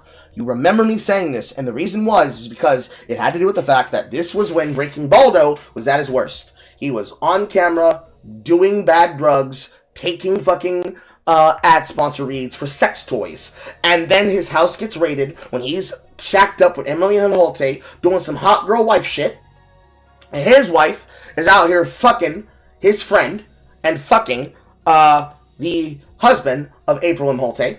And Ian goes on camera saying, "Oh yeah, I had sex with your woman. I had sex with your woman in your bed. I nutted all up in your wife." And then, when they get a house call called on them, there is cocaine that was found on the skin and in the blood system of one of his children, one of his young daughters. And this, along with a bunch of other shit, led to them looking into him, taking him to court, and then him constantly trying to fight this information to be spoken about and subpoenable in open court. So, remember how Ricardo was all over. Connect, gotta wait for my shit to reconnect. Ba-do-ba-da-doom. Now Nicky Racket's trying to stop me from telling the juice. It all comes full circle. Anyways, at the same time that you're doing all this bullshit, ba-do-ba-da-doo, ba-do-ba-da-doo, I'm about to crash out. Oh my god. You, Nicky Rackets, try while you're doing all that hot girl shit and all that influencer shit, deciding that you, just like Hambly, were going to be a kingmaker on who got to be in and who got to be out, where you besmirched people like me to my face, besmirched people like other influencers that weren't up to your speed to your space. You try to do that same shit that they tried to do in the middle of the Renona case, where they tried to hide shit from Discovery. You tried to petition the subpoena to get it closed and try to get it sealed. Because you didn't want to be in the same position you found yourself covering content on.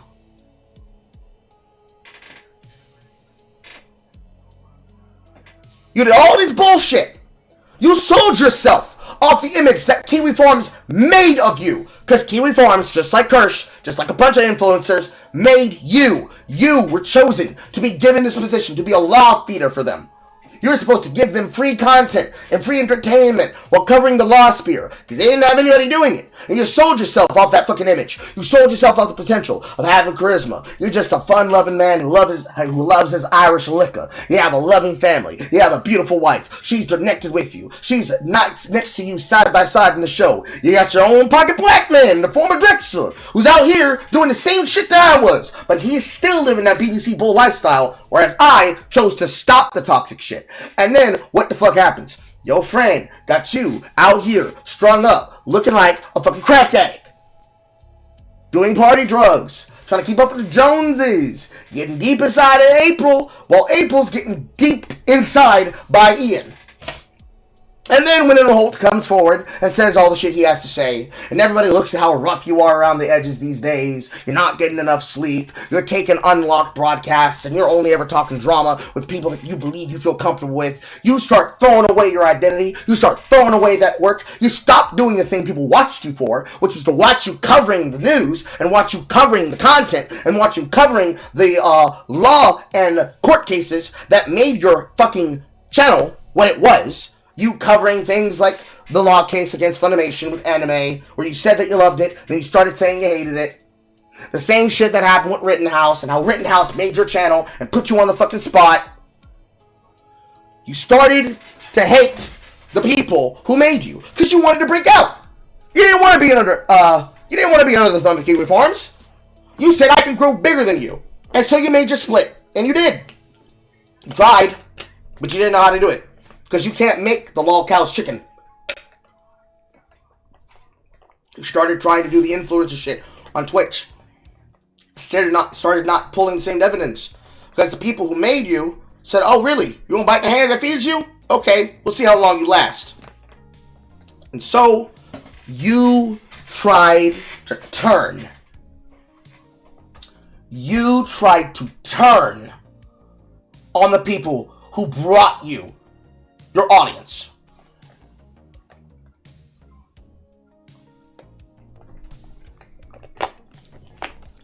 And you tried to do it. You tried to do it. You tried to do it. And what ended up happening was you got the response you were looking for. That brings us to the Dragon's Treasure. So, Ricardo had some things to say in his stream, and I have some things to say in response. You did help me in the early years, that much is true. But you made me in the same way that Vic, Joseph, or Renona would have made you. Both who chose to disavow and disassociate with you, of course, because Victor, Joseph, and Renona did indeed disavow him, while he's still fighting his legal battles with Beard, Herrick, Bullock, and Hughes. What is different is that on the internet, you helped Dragon Treasures get a 15-minute fame moment, something that goes away in the blink of an eye for 99% of people, but I didn't. I kept growing, and I kept improving my store. The flip side of your help is that before your drug arrest, your reputation did damage to me as well. First off, Camelot isn't when I stopped doing affiliate codes with you. I stopped well before then, because your drug-fueled orgies combined with rampant online alcoholism began to mess with your brain. Your streams kept getting worse. You weren't really even doing content anymore. You weren't doing legal stuff. You went from talking about how you loved anime to suddenly hating it. Camelot is when I stopped watching you all together, because it wasn't that you wouldn't disavow him. It was that you two specifically went out of your way to be a bunch of insufferable cunts after Camelot fucked up. You both gave insincere apologies and then mocked VTubers and the company of that one VTuber specifically, and you insulted all their fans. He is an anime-themed team store. Why do you think he would work with you after you did that? I was there! I was there, Ricada! Everybody saw what you said and did! Everybody! You effectively say, fuck you, fuck your audiences, fuck your brand, fuck your company, and fuck all you degenerates! And you thought he was going to keep giving you money? You thought you were going to be called to the cookout? You thought it was his job to fuel you free cash? Are you serious? You're serious? Because in the same breath I told you, nigga, get off the internet. Stop talking. What did you say? Oh, you don't really care about me. Oh, you don't really care about me. This is just drama for you to get drunk up on. No, you bitch.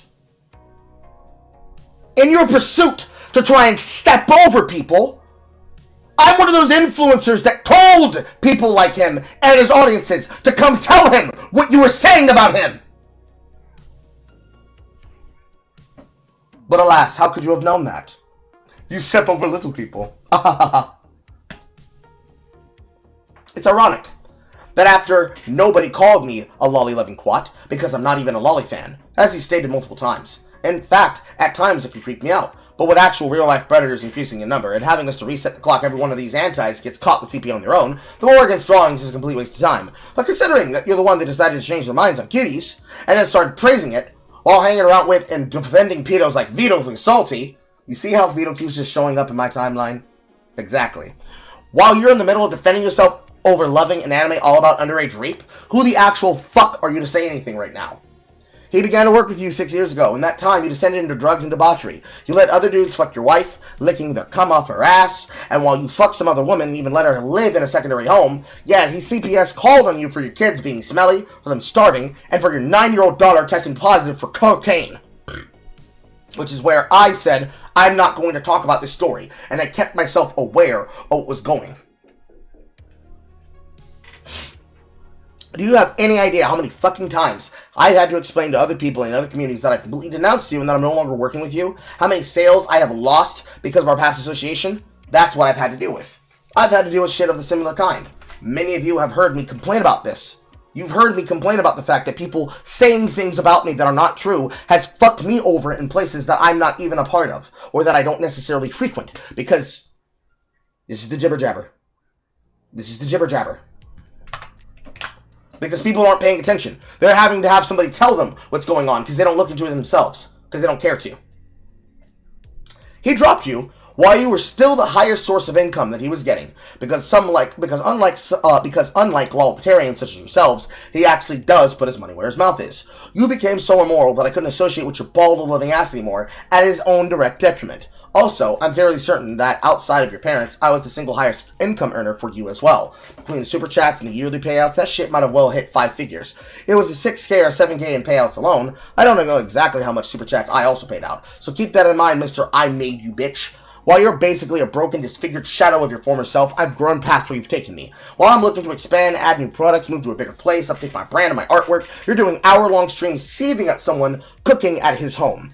You're taking any sponsorship you can get, begging for people in your own way for money, as if daddy's money's insufficient, praying Rumbles accepts you again, as you cater to horny wine moms and immoral degenerates who only associate freedom with hedonism, which is the people that I pushed out of my audience and that I banned out of my audience when they thought that I would allow them to do the shit that they do over there in here. You took the opportunities given to you and fucked your career, your marriage, and your family and your entire life.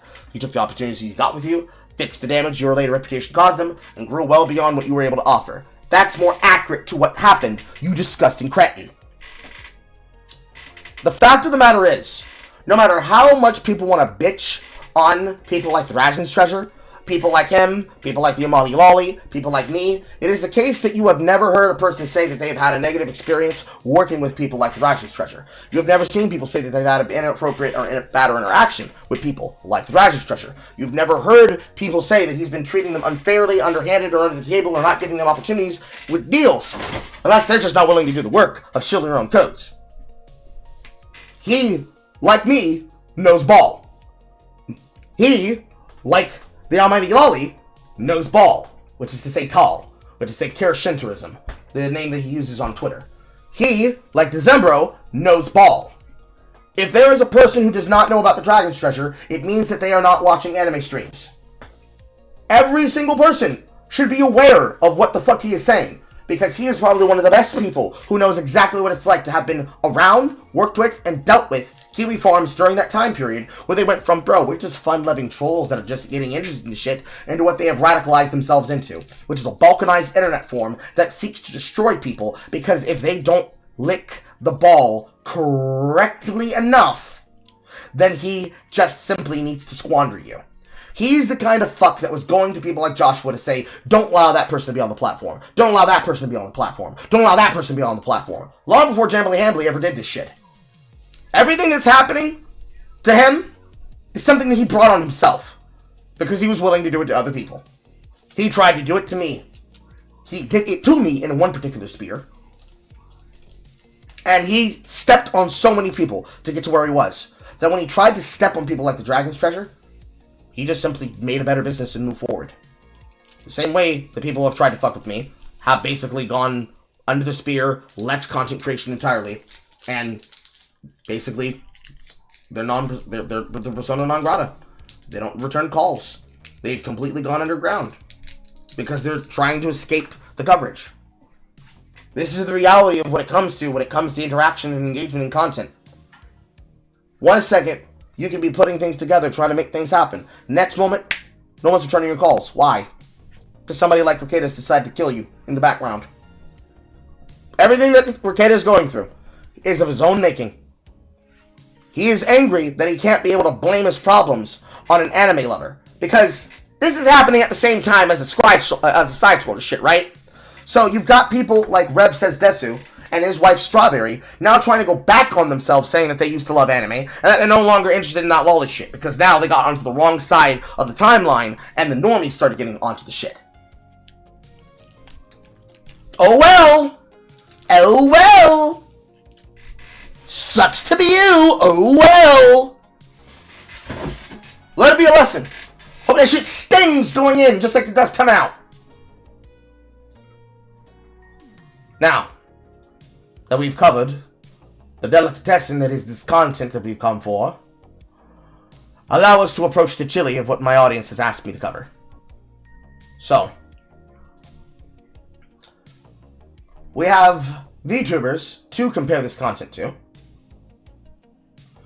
We have a video from a content creator known as Mugen, and then we have a Google Docu about the drama of Sonoko, who is an Asian, not femboy, but Asian male manipulator that had a ring and a string and a roster full of women around him that was allowing him the opportunity to basically have a cavalcade of women hanging on his every word for engagement and opportunity. So, here's the summary that I was given earlier by Callum. Mugen, the drama YouTuber adjacent to the VTuber community, released a video alongside the Google Docu by Homono VT exposing Sonoko as a cheater and a player, but the video was released alongside the docu, meaning that Mugen had an inside scoop. Further, the exaggerated use of language such as predator and the clear bias in the video and the nothing burger of the docu itself is leading Mugen to get backlash alongside Homono TV. So I have a series of videos and documents here. I am opening them in order.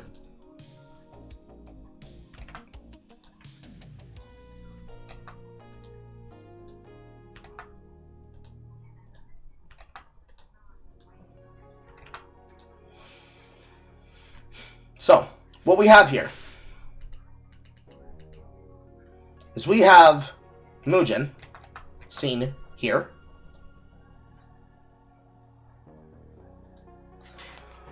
calling out and putting up the video and the link to the video for people to consume. He gets 14k views. Actually, no, he gets more than that. He gets 5 million views, 502 comments, 102 retweets, 14k likes, 5.9 bookmarks in the time period on April 10th. Innocent, sweet, caring, and a boy failure with a rabid fan base that could rival a modern K-pop star, but in reality, a serial cheater, master manipulator, and someone who was always preying on smaller content creators. This is the real Sonoko, and it's horrifying. Then, Powder comes and criticizes, saying, ladies, you're not special. We're all special. Can you criticize him for cheating? Never, absolutely, but never once did I feel manipulated by this guy. He's a huge flirt, but I was incredibly aware of the power dynamic, and he was just friendly. He's quite forward with his riz, which I didn't like being around. Gave me player vibes. Am I gonna flip out on him? No. Usually if someone is like that, they're already talking to multiple people. I see some women trying to play victim as they didn't have a brain in the situation. Also saw people throwing around the word predator a lot. I think that's unreasonable. Mugen was never really a reliable narrator. If a larger creator who's friendly asked to play a game with you, would you say no? Following with Powder's comment about ladies, you're not special, we're all special. And then Himono's VT's clip on exposing Sonoko, a serial cheater, master manipulator, and dangerous predator. And Nicholas Wright saying, I read the whole document. Just move the fuck on. Dangerous predator. Brother, give me a break! So, picture 1 and 2 were the original posts of the video. Picture 3 was VTuber Powder, giving her take on the drama, which is important because she interacted with Sonoko while doing this and rejected him. So realizing she could just not get fucked.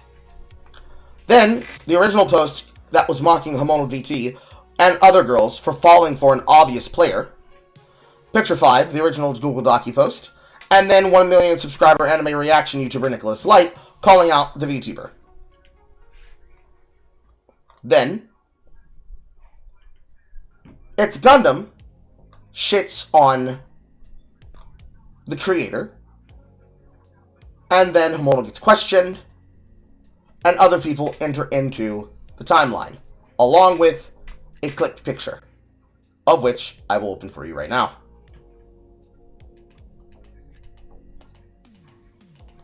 So we have a clip that comes from Nicholas Diorio, from Pokey, because he chose to cover it on Ultimate Rape Review. And then we have the actual vision links that are connected to the story.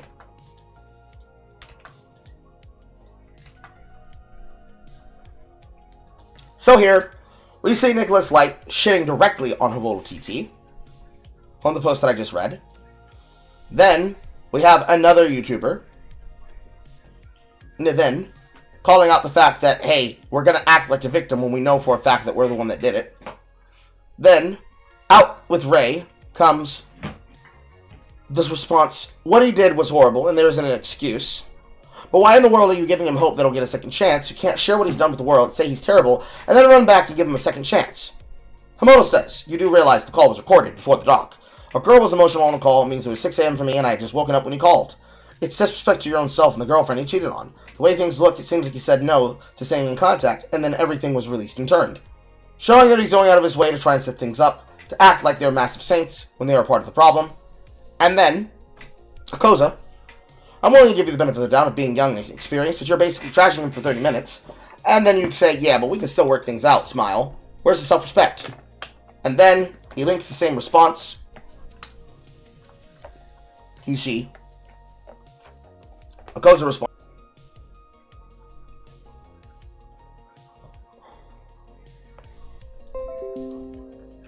Ba-do-ba-da-doom. And then, the media link from Gundam. Every woman who fucked this dude knew he had side chicks. They gaslit themselves into thinking he'd be the one. Women do this all the time with semi-famous guys and famous guys on Instagram. And then they cry the minute that they realize that he's not going to commit to them. Where then, through Vaizu, Twitch streamer Sunuko facing major backlash after allegedly speeding on his girlfriend of 5 years with multiple VTubers. And this is where it entered into the Chud sphere. And people started picking up on the story. Because now that the Chuds were aware, they had to dig into the VTuber drama. It's basically white noise. To truthfully summarize on the aspect. Popular guy, had an entire thing around himself, made anything out of it, people decided to expose him, nobody cares. Open shut case. And then, there are more future summarizations. Let's look at the tutorial clip. What's it? That's it. Like, What's it? probably never talking again. You and me? Yes. What? Why? What? Is that not why? What is why? I'm still upset with you, but you didn't cheat on me. What? You can still talk to me and be make up for your actions. Don't get me wrong, because I always am there for second chances. But I never will forgive you. She's making the play. That's all. No fucking way, bro. So this wasn't for the girl. Dude, she spent the last 15 minutes trying to convince him to dump his girlfriend and date her instead. Yo! Are you kidding me? Bro!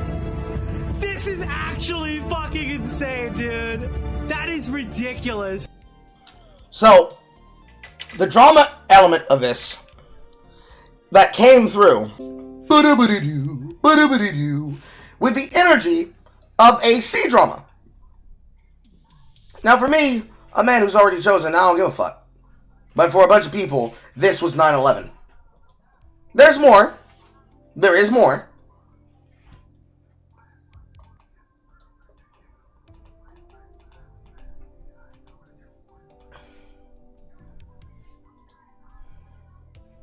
So as well as on top of that connection, and a bunch of other shit to be covered, there's more details. We have a post that is Memorial VT exposing that she agreed to be friends with Skonoko before exposing him, which shows her to be two-faced. Mugen's past as a dishonest actor in the drama. Ba-doo-ba-doom, ba-doo-ba-doom, rid-a-ba-doom. Boy, do I hate my internet getting jittered. So, we have here from Hono VT the post about how they expose things. To anyone who claims I wanted to get back with him, here's us also agreeing to stay just friends since he didn't give me the consistency I needed. When I said I wanted long-term and something committed, I meant that. I was giving a second chance as my friend, but I can't be friends with somebody who clearly doesn't learn from his actions. With this, I'm going to move on my life now, and I will be going back to ... Then, Eric's Experiment Armchair. Funny thing, in October 2021, Mugen did actually do another video on a Japanese cheating scandal that almost hit the exact same story beats. Popular streamer Uncle-chan Keto Junichi hooks up with female e-celeb, popular jab artist Ai Hongo. 10-year age gap. Affair is publicly exposed. Streamer denies any romantic involvement. Female e-celeb issues public confession and apology to the public and streamer's wife. For those that don't know who Ai Hongo is, Lord, I cannot pull up a picture of this and have that on the full screen. No, I do not want a refund into a TurboTax.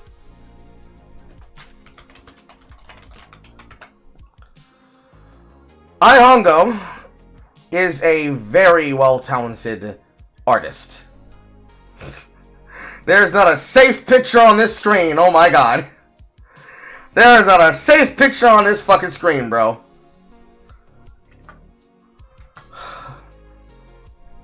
The safest image that I can find for you, I'm going to have to screen cut.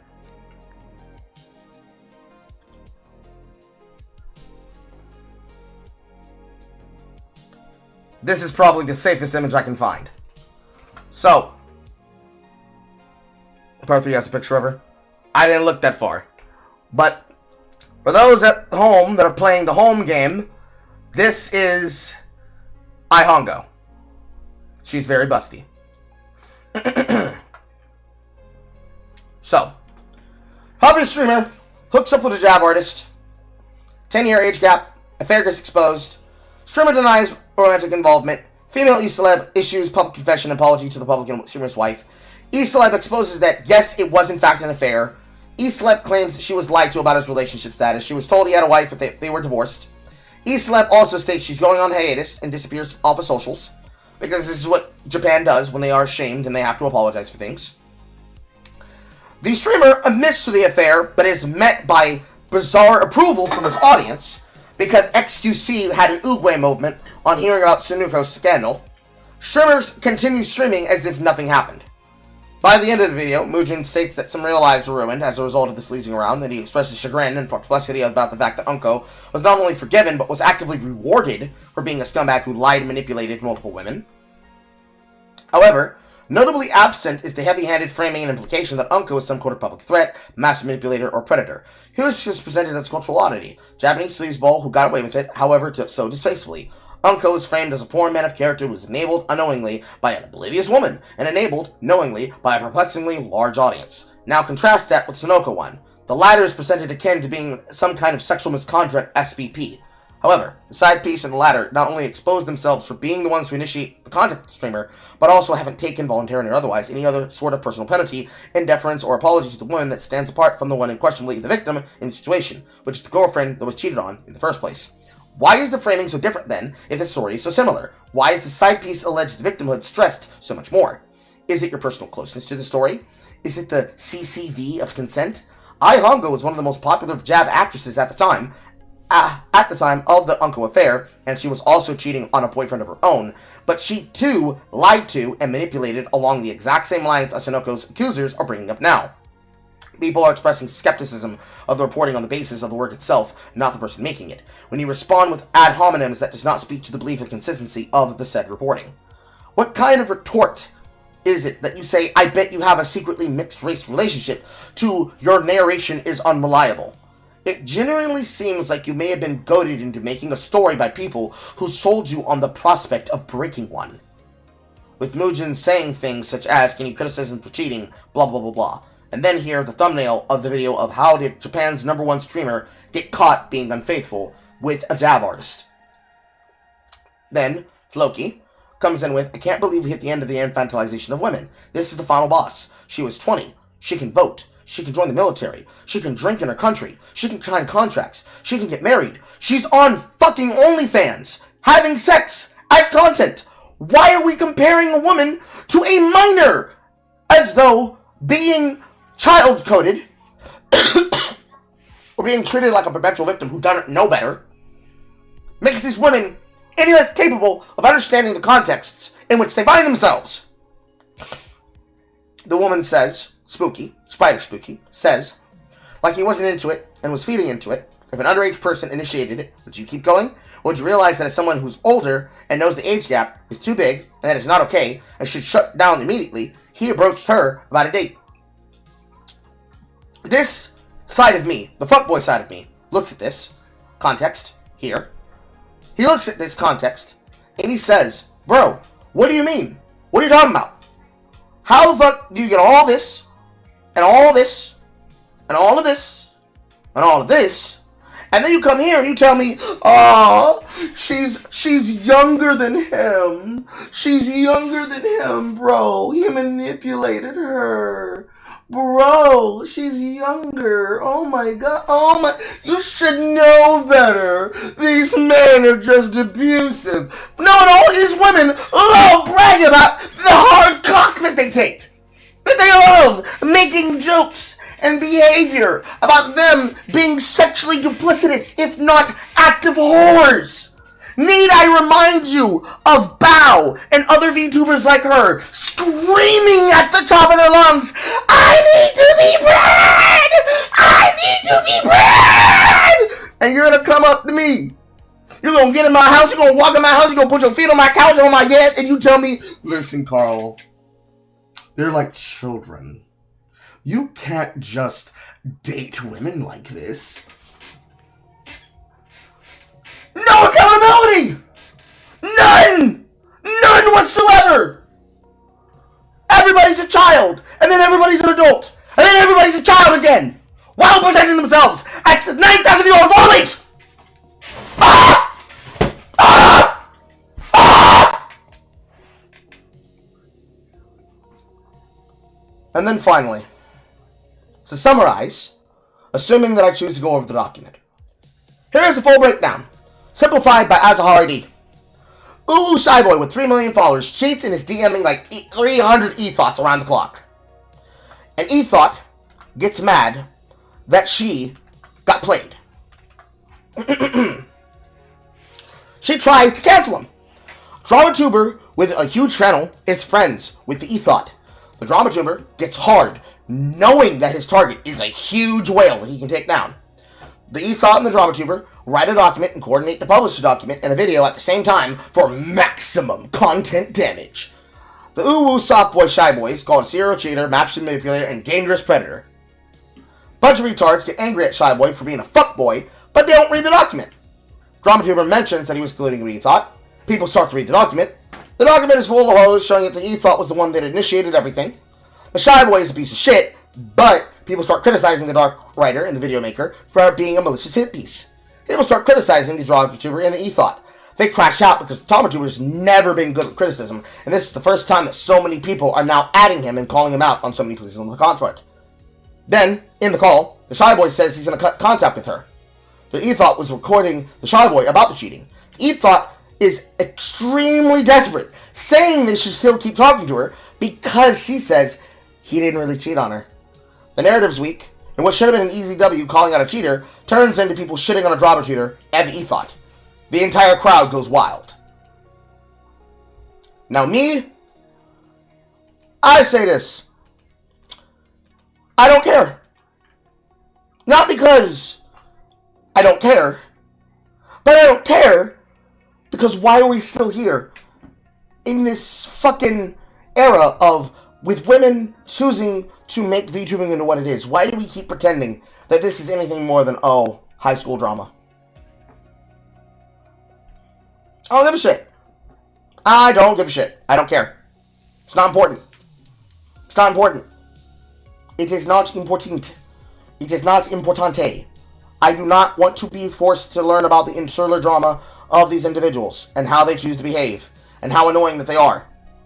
Why? Because it's all relative, bro. The internet's here today, not tomorrow. I can promise you people do not care about this fucking video. I can promise you they don't care about this influencer. I can promise you they don't care about the situation. They're just bored. Now, that being said,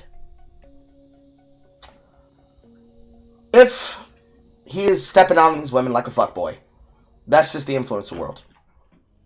Connections are built and made off of internet connections that are like that. That doesn't make it okay. But this is the reality, girls. You knew what you were getting into. You knew what you were doing. All you girls in his DMs should have known you were on a roster. I don't know why the fuck y'all pretended. You are only talking to him because he has a big audience and you want to be in front of that audience to try and get some of that audience for yourselves. You're doing the same thing that influencer broads do when they go onto platforms like the Whatever Podcast, when they go onto platforms like Pod Awful, when they go onto platforms like every single run-up Instagram influencer podcast that people are running that isn't made specifically just for them or their brands, but are specialized in being like that, like Fresh and Fit's podcast, where you're bringing a bunch of Instagram thoughts and a bunch of e-girl thoughts that are either non-political and non-sexual or are literally just whores that fuck on camera for money. And they're paying $200 to have the opportunity to be on the panel. Meanwhile, these influencers are making buku dollars because they're using them as recruitment platforms to get new sips. What the fuck? What the fuck did you expect to happen? What the fuck did you expect to happen? What the fuck did you expect to happen? Why are you surprised? Why are you surprised? Why are you surprised that you're getting churned and burned in an industry that exists to churn and burn and drama? Why are you shocked? Why are you shocked? Why are you shocked? Stop being shocked! Stop being stupid! Stop playing victim! You know what this is about! You know what you came here for! If you didn't want to kill me, what you come for? Stay your ass at home! Or go be a whore, play in the street, and go say, young horse, they run free. Cause I'm gonna grab on a dick, cause I'm gonna grab on this dick made for me. Bum bum ba-dum. Oh, young hoes, and stop whining! Go do whole shit! But don't complain when whole shit backfires! Have some decency! Have some shame! Because if the shame doesn't stop you, the smell of nut will. Which now brings us to the moment of Zen.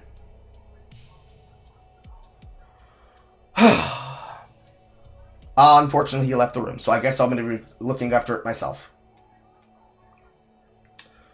So, Reflux requested, and I will be covering a panel that had debate shit. He is returned. Reflex, come on down. So, Reflex requested that for the moment of Zen, we go over a deceitful, dishonest content creator that was on a panel and his deceitful debate bro tactics. There was a content panel for Brad versus the World where they were talking about non-binary rights. On the thumbnail is apparently Brad the World and Blair White alongside this person who says he doesn't give a fuck. I am clicking the button. I'm queuing this 32-minute, 41-second video up, and we will cover this. So, what are we getting into and what are we looking for?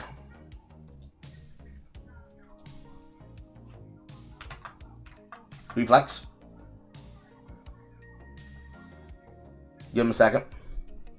I might either be lagging or crashing, or he might have stepped away from his keyboard. My mic isn't working on Discord.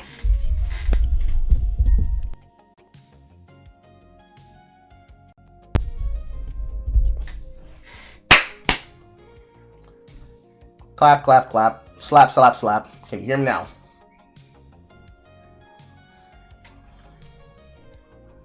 Apparently not. Voice comms, microphone. Speakers, microphone, wow, Yeti. Bop, bop, bop, bop, bop, bop, bop, bop, bop, bop, bop, bop, bop. Apparently it's working. Can you hear me now?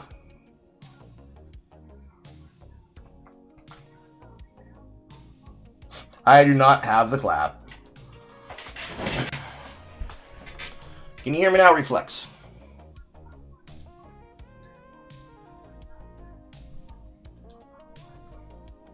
Might be the case we're having some technical issues.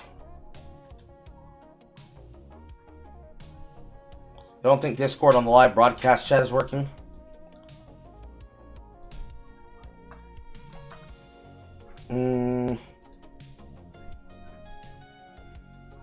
Without the picture-in-picture here, I just need to change the frame of the screen.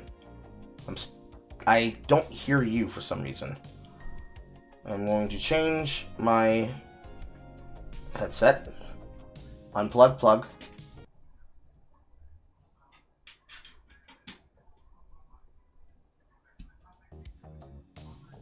Can you hear me now?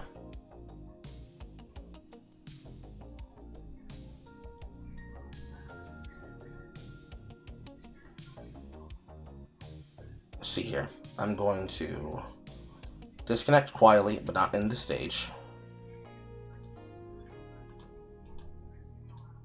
Then I reconnect to the stage. Can you hear me now? All right, there we go. Can you hear me? Yes. Okay, so what's happening was that your live broadcast on Discord wasn't working. Okay. Properly. That's what the problem was. I don't know what that was happening, but I fixed it now. So, I think since you're disconnecting multiple times on stream. Maybe. Who knows? Who knows? Anyways. So moment of Zen. Brad's the middle guy. Mm-hmm. And he's hosting this. We obviously all know who Blair is, so we don't have to go over that.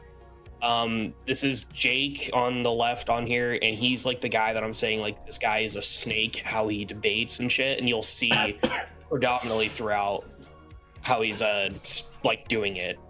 Mm-hmm.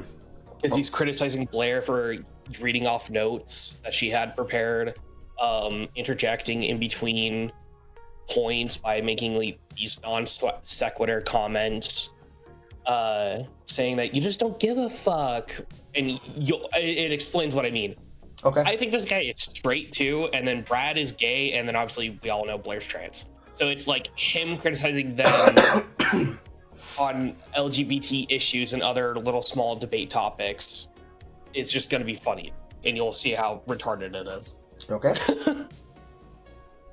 Causing any problems? It's probably hanging, and you know. So you, wait, wearing... so you think that's real? It's right. not nonsense. Like, non-binary is nonsense. So you're saying that just not. Who cares? Let people live. Whether individual people like you or others don't see it as an issue, it is the main reason why they lost in 2024. This is extremely radical. When you have like abortion clinics outside the DNC, abortion on demand, all these things left people feeling the Democrat Party is radical. There are some people who push back against these, you know, things in our culture that they view as different. But honestly, I just don't think it matters that much. It doesn't mean that you're correct because I don't have the names of children it just on means top you of my don't head. At the end of the day, what I'm means you don't explaining actually to you. care. Can Democrats ever get past their reputation as culturally extreme? That's the question I'll be hashing out with mega YouTube star Blair White and progressive political commentator Jack Cocciarella in this episode of Brad versus the World.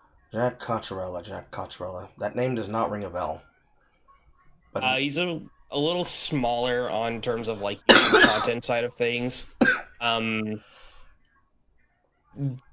don't know if he's like the biggest Hassan supporter, because that's kind of like where a lot of people will go towards when it comes to the radicalist of radical left-leaning people. But I don't know. This is the first time I've heard him, but it's like my first introduction is him being a fucking snake. Yeah, no, I would not want to go out of my way to watch him anymore. My like series watch him. where I take on the most contentious political debates and topics with influential online voices from across the ideological spectrum. First, here's the context. Axios reports that top Democratic presidential prospects like California Governor Gavin Newsom, Pennsylvania Governor Josh Shapiro, and former Transportation Secretary Pete Buttigieg have all taken quiet steps to distance themselves from 2020-era ideas about DEI, COVID mandates, and gender identity. Yet at the same time, the official Democratic Party apparatus and some of its most prominent leaders are still clinging to some of the party's most toxic and absurd ideas. The official X account for the Democrats just last week posted honoring the supposed resilience of, quote, non-binary Americans. So I guess we're still pretending that biological reality is optional if you have a septum piercing. And for all his newfound rhetoric about appearing culturally normal, Gavin Newsom is still insisting that the anti-woke backlash is just anti-blackness. Yes, seriously. And he's standing behind self-ID gender policies that allow anybody who declares themselves a woman or non-binary to walk into any sensitive women's space in California just based on their own self-identification. And he's even standing by his and men's sensitive space.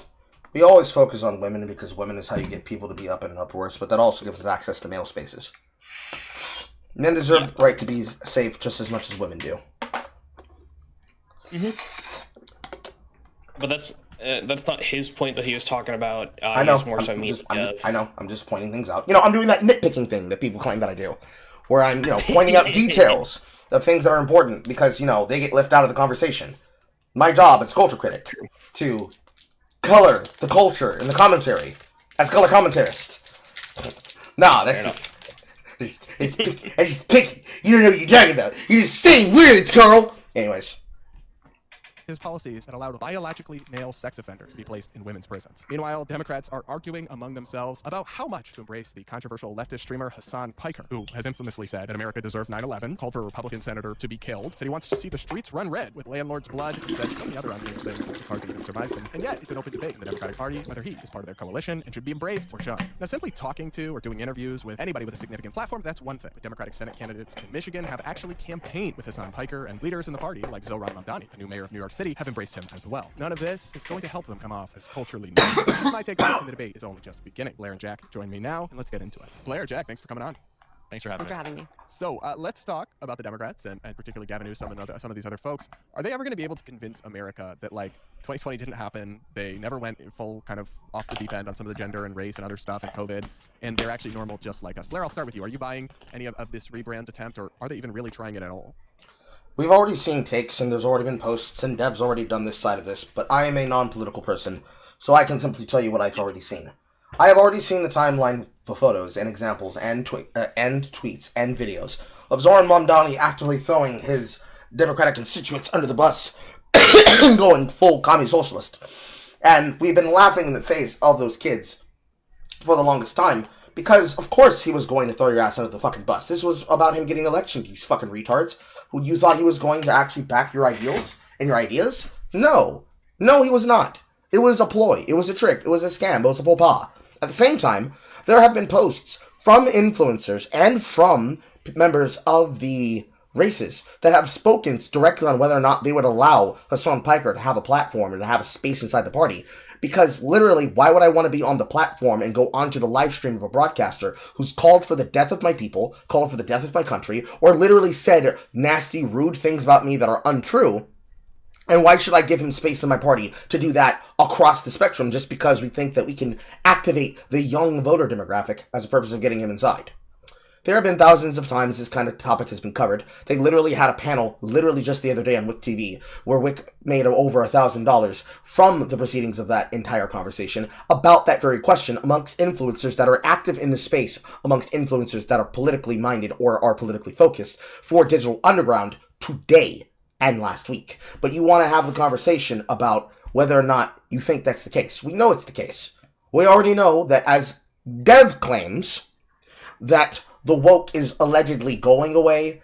I know that the woke isn't being put away. It's going underground, and it's trying to hibernate. So it can come up after they can deem it safe to activate themselves on the issues now. Because just like how the Act Man realized, oh shit, I can't ignore this and say that these people are schizo. This is actual real shit. Long before they started to rebrand DEI to Bridge, and they kept trying to say DEI doesn't mean what you think DEI means. We've seen some retarded fucking posts on the level of what was on my timeline this morning on what I responded towards. Show this clip very quickly before we get back to it.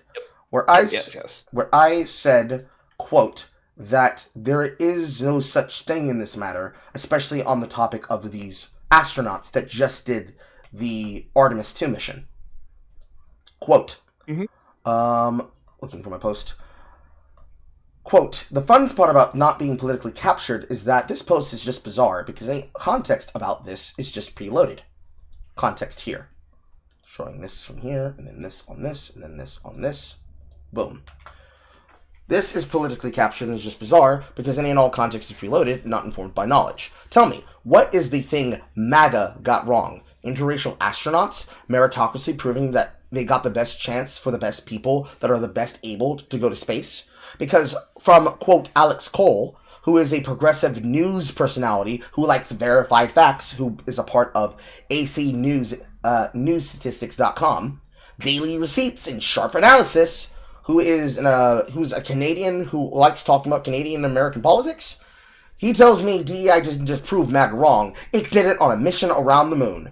Meanwhile, in reality, pilot Victor Glover has 3,000 plus hours logged in 40 aircraft and 400 plus air carrier landings. Mission specialist Christina Hammond has 300 plus days in space as a flight engineer on the International Space Station. To say that they are on the Artemis crew because of DEI initiatives, which is to say diversity, equity, and inclusion initiatives, and not because of merit and meritocracy, is both racist and sexist. And this is assumptive to people who then say things like, your tweet is only accurate if you believe that EEI is meant to hire unqualified people, which it very much is. Because then people try to defend the statement by saying, this tweet complicates the difference between what people think DEI means versus what it actually does. It doesn't mean hiring somebody unqualified because they're minority. It means giving a minority qualified person a chance, which is literally the entire point of affirmative action. You are pulling somebody up and you are pulling them to a level to be elevated over someone else with a status because they're a black man, they're a white man. It's an Asian man versus a black man. It's a black man versus a Somali. It's a Somali versus a Muslim. It's a Muslim versus a gay theater Jewish kid that's Ashkenazi descent that comes from Brooklyn, but actually has real Ashkenazi ties to the Fertile Crescent. It's a member of the Fertile Crescent who's on an H-1B visa versus a Canadian. It's a Canadian Pajit Sikh, one of the good Jeets, versus one of the H-1B visa immigrants that just want to be lazy and not put in the work. It's one of the bad, shitty Jeets versus there's no way around this word, lower class African American nigga. And a lower class African American nigga versus the worst of the worst trailer trash that a place like what we used to have here in town, formerly called Crystal Valley, now called Seabreeze Apartments, could produce. The ain't shit having, fucking your wife on the weekend, disliked motherfuckers that ain't shit, ain't worth a shit, ain't ever gonna be worth a shit, but can't stop making babies because they keep finding women like the Tanker sisters to impregnate. Yes. So when people, like, I guess when MAGA, I'm not really going to call them MAGA because they're not really MAGA, but when people are opposed to woke, and they mean by, like, the most qualified people, they really do mean the qualified. It does not matter of race, skin, ethnicity, whatever it is. They just have to be qualified. And now there could have been someone more qualified than either of the two, but it could just be things such as availability, other priorities, and so on. Retirement even. Someone that could have much more hours comparatively to the both of them, but they're probably just retired and they're like, nope, I'm done. Let the other people do it. I'm good. You know what I mean? It's the case Does not matter. It's the case that where if meritocracy was in play, the person who's the best at the job just gets the job because they're the best at the job. Skin color does not matter. We look at their feats and we look at their talents and we look at their ability. It's the same as that story, as that one furry who was being given polite advice to not use so many slurs about being possibly involved into their internship at NASA. And that NASA scientist / expert was like, listen, you don't use so much language. And they were like, fuck you, I'm getting hired at NASA! And there was a whole thing where they're like, oh, I got fucked over because of that conversation. It's exactly like that. Mm-hmm. But let's let Blair get her question. We've done enough. Pause, Andy.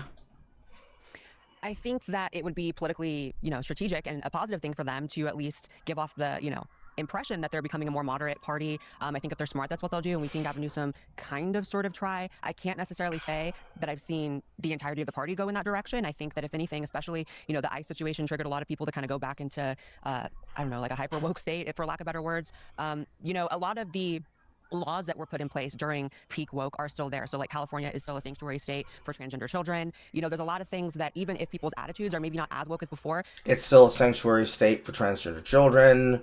You can still be able to infect somebody with a life-ending disease in the form of HIV/AIDS, and it's considered a misdemeanor, not an actual felony with murder charges on Title I credits. You can be able to disenfranchise people as long as you do it quietly and you use the system as is designed by rich people to get away with doing it. The damage has been done in terms of legalities and laws that are still in place. So I think that all of that obviously needs to be overturned. But I think that they're going to pretend and not really feel that way. And then it's going to go back to, enacting laws that go along with that ideology. Yeah, if they get back in office. And for midterms, they probably will do pretty well. Jack, I'll come to you here. I mean, Blair mentioned it, and I mentioned it in my monologue as well. In California, under Gavin Newsom, they put biological males in women's prisons by the dozens under gender ID, self-ID, male defenders, and violent people. And not just biological men that are claiming to be transgender. Pre-op. The weapon is on their body, and you're putting them into a female populace. And they are coming out pregnant. Because they're raping them. Yep. They literally made it so that under public accommodations law, if you just say you're non-binary, you can go into any women's space in California that's subject to those laws, including nude spas. I mean, and you still have the Democrats like tweeting about imaginary things like non-binary. How are they still doing this? And are they really ever going to beat the like weird woke allegations if they're still doubling down on this stuff? I don't know. I think it's tough to say that that's like the Democrats. I think a lot of stuff gets lumped in. I think the right-wing media does a great job of this, of like finding the one person on TikTok who says, and I know we're going to talk about and dispute law.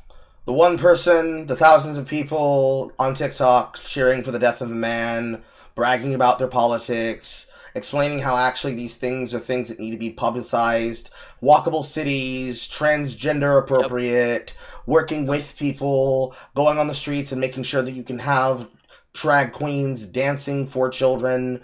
I'm not even concerned with the transgenders reading at Storybook Hour in the kids' corner in the library. That's not the shit people are concerned with. They're concerned with the mandatory kids must watch this transgender drag queen or drag king or whomever the fuck dance, and they can't leave the school assembly because if you leave, it's a demerit against your credit.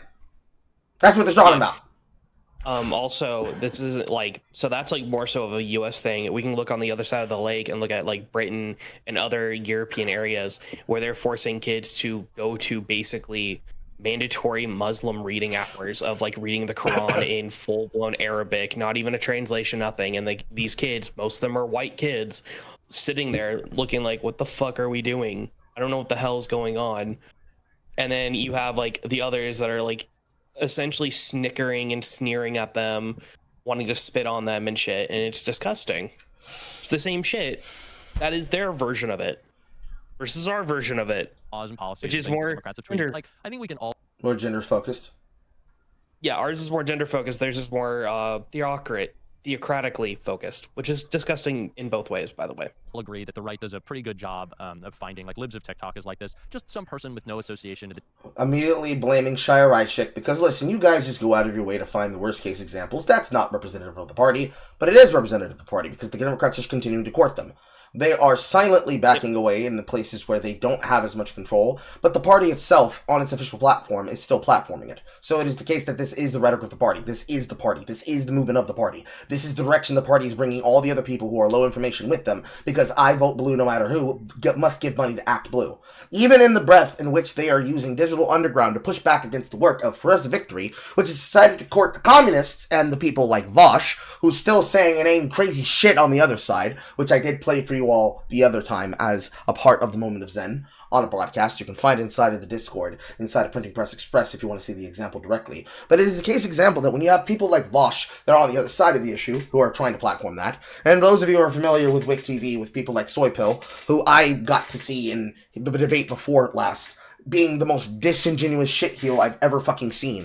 And even it made Destiny have to control him in the conversation, which makes Steven come off better. It is the case that these are the individuals who are saying, come on bro, it's not the entire party, it's like 58.9% of the party, but it's not the whole party, but that 59% is in control of the levers that allow them to be the party. No, it is them.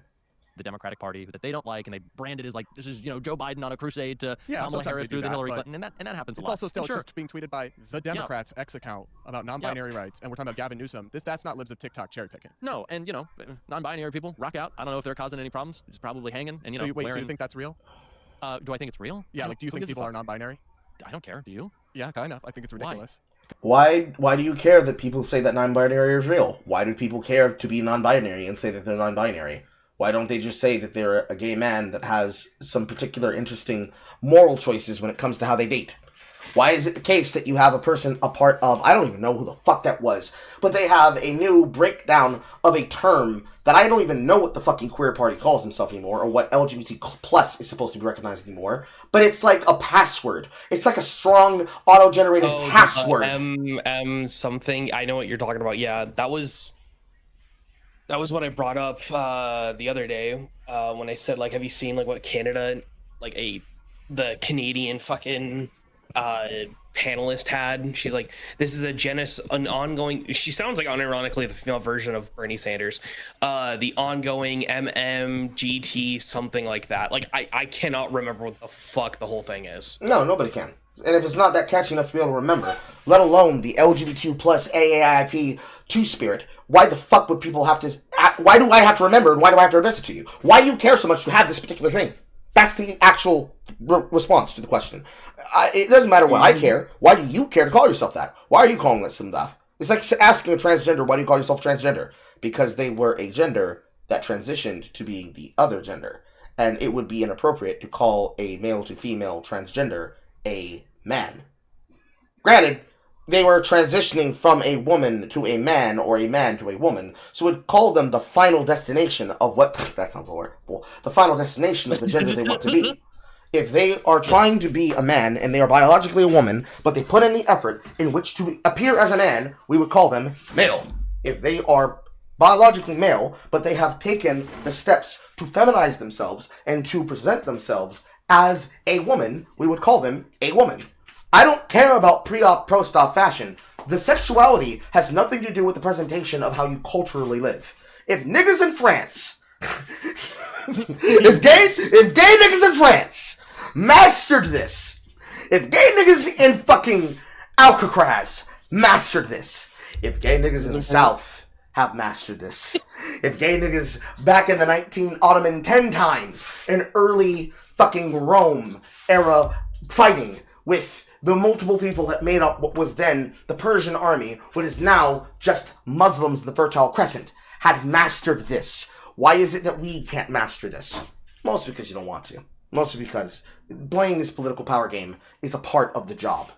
Making up terms and then saying that term isn't what that term means is the exact same thing they did with critical race theory, and saying that critical race theory doesn't mean critical race theory. That defunding the police doesn't actually mean defunding the police. When you're demanding and screaming to defund the police, and then when you do, you've got Antifa rioting the fucking streets. And then you say, they're not really Antifa, they're just people who are concerned citizens. And then the Antifascista members that are a part of the Washington, Oregon, and Seattle area firebomb an ICE station, or they raid a federal courthouse, or they try to hostage and then take control of a police station, decommissioned or wide use or whatnot.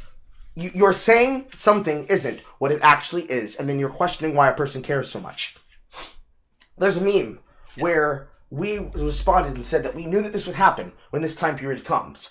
They would denounce the actions that they did in the past, and then they would mock you if you didn't have a perfect collective recall response of every single thing that was done under the policies of DEI and woke. And if you did, they would say that you're obsessed and you're wild and crazy for obsessing over something that they claim never happened. And if you didn't have all the citations on paper to quote that these things did happen, they would say it was never real and that you're sensationalizing a crazy person you found on Twitter and or Reddit and or TikTok. And then they would blame it on their enemies, like he just did with Chirai Kick. Yep, exactly. Like, this is what I was meaning. Like, this guy's a fucking snake, genuinely. This is my first impression of him. Never heard of him before. Snake behavior. I mean, we've all seen examples of this, but this is just fresh for some people. I need to pee. I'll be right back.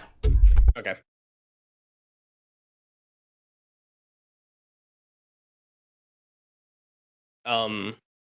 While he's peeing, I'm gonna mention what I was meaning by snake behavior, as in, he's like, just let people live. You guys are just being weird. Like, what? Come on. Yeah, I'm pulling out my gay voice. Come on. You're just being weird. Just let him live. Like, what hurt you? And it's like, for these people here, because Brad is gay, Blair is trans, so it's kind of obvious. It makes them look dumb. It makes them get lumped into this group that the outside looking in, seeing the most degenerate of degenerates being put on the same pedestal as that. Like, that is why Brad and Blair care a lot, because they want to be seen as normal. What's ridiculous about it? Well, because every human is either biologically male or female with very rare intersex conditions. I think not. But there are intersex people. Yeah, but that's not who we're talking about when we talk. But intersex. Another snake moment. Another snake moment. Mm-hmm. Intersex conditions existing does not mean that because you've created a space for intersex that you've decided to carve out a conversation where, because they exist, that means that everything else that isn't the case must also be accepted because we accept this.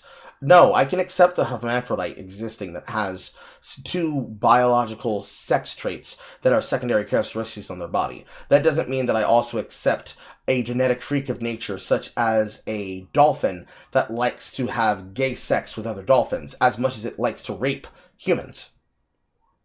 Or any other example of something presenting itself in nature that is not biologically normal as we have witnessed it happen in nature. And even if it is the case that you have some kind of example that exists like that, that is the narrative argument that they usually make.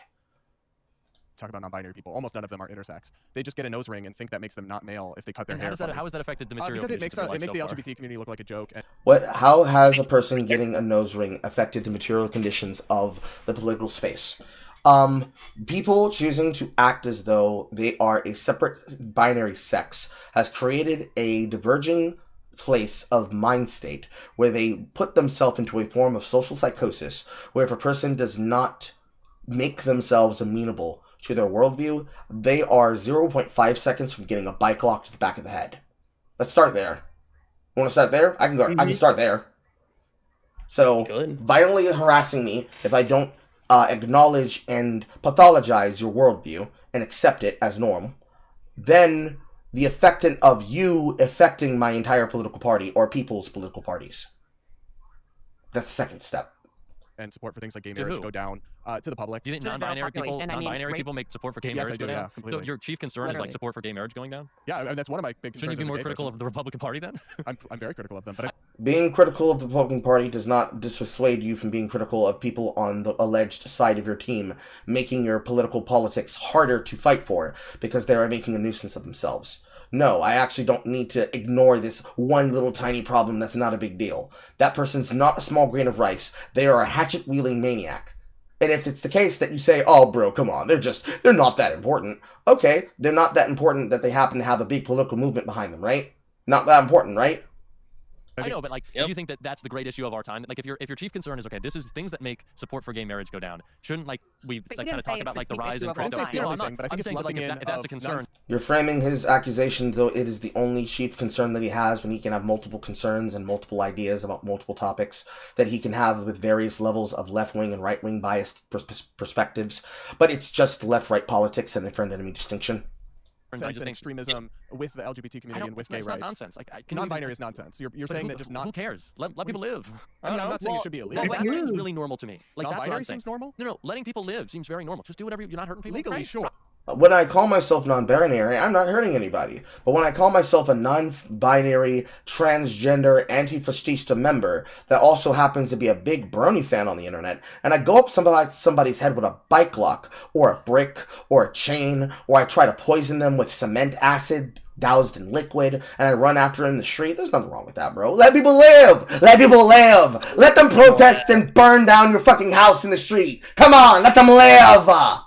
Rock out. But like when you're actually lumping that in with me culturally and my rights and my acceptance, I do get to who's object to lumping that. Literally all the general alphabet groups and population. activists. Hey guys, if you're enjoying the debate, do subscribe to this channel for more political panels with big online voices. Hit the like button and comment with your thoughts so far about how it's going, and also let me know who else you want to see on the debate channel. Comment below, subscribe, all of that. Comment on your thoughts on how it's going right now. I Sorry, mean, I'm just making a joke. I mean, in terms of how he's doing on the performance, they are identifying the behavior, and they are signaling that this behavior is not normal.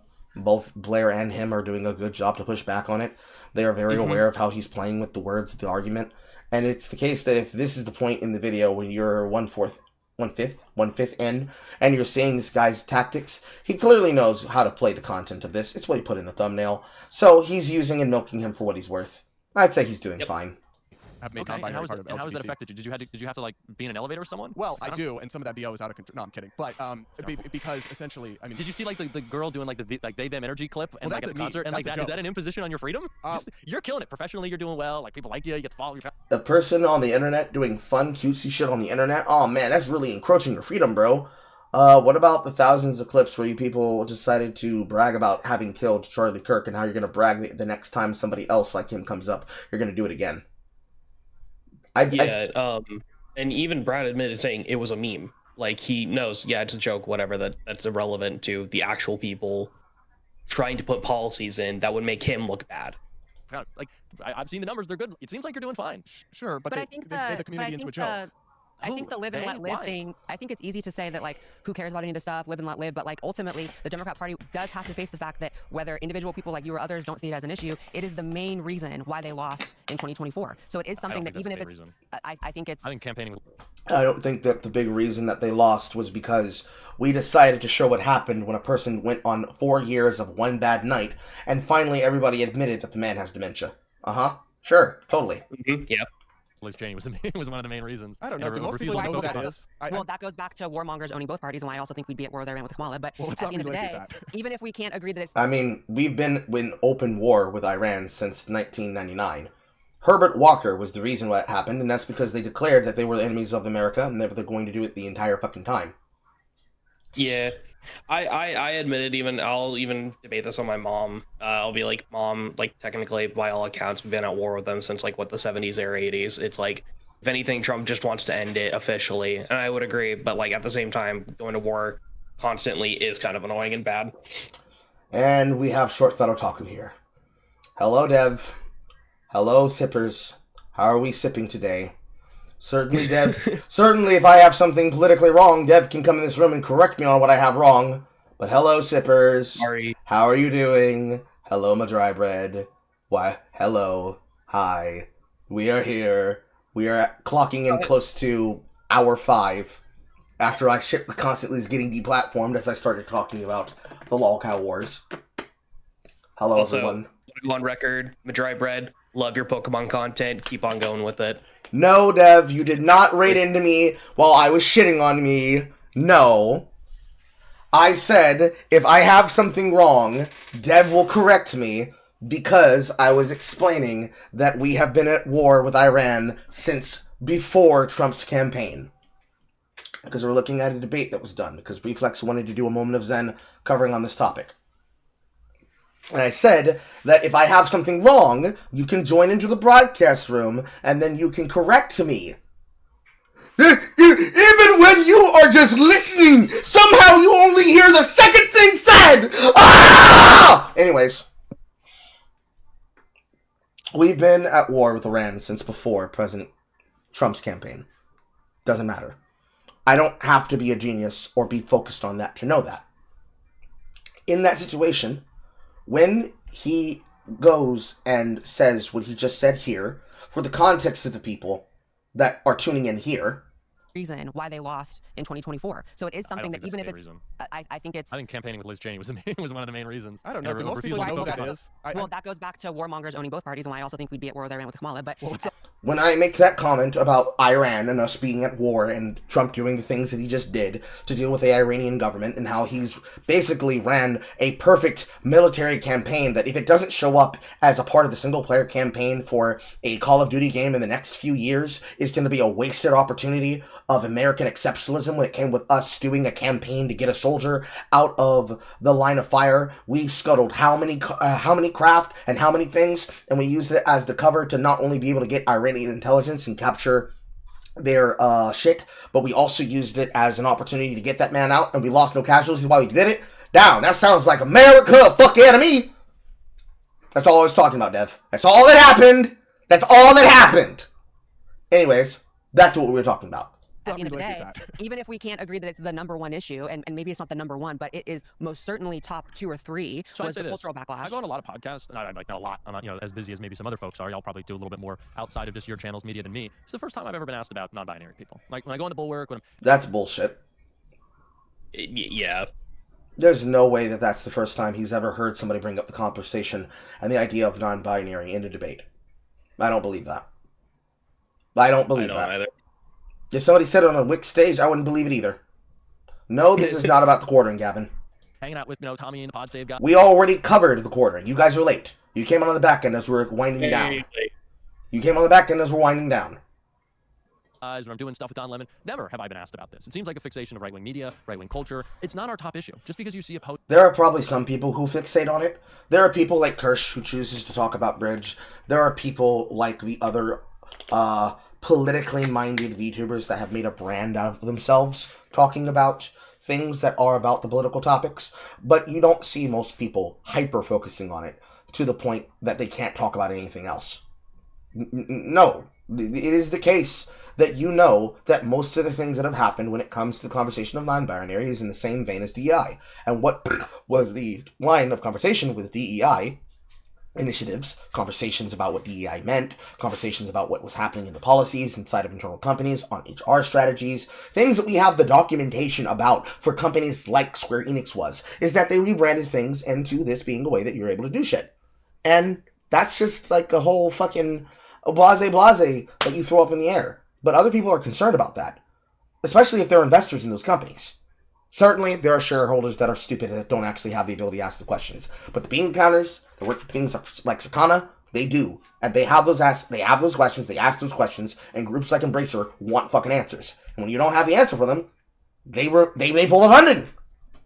You kind of can't pretend that doesn't happen.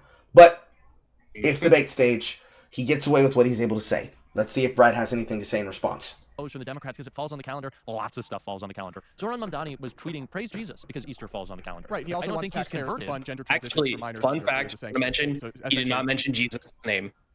No, he was not. He did not say Jesus' name. Yeah, he didn't say anything about Jesus. He said Happy Easter because he just wanted to say Happy Easter.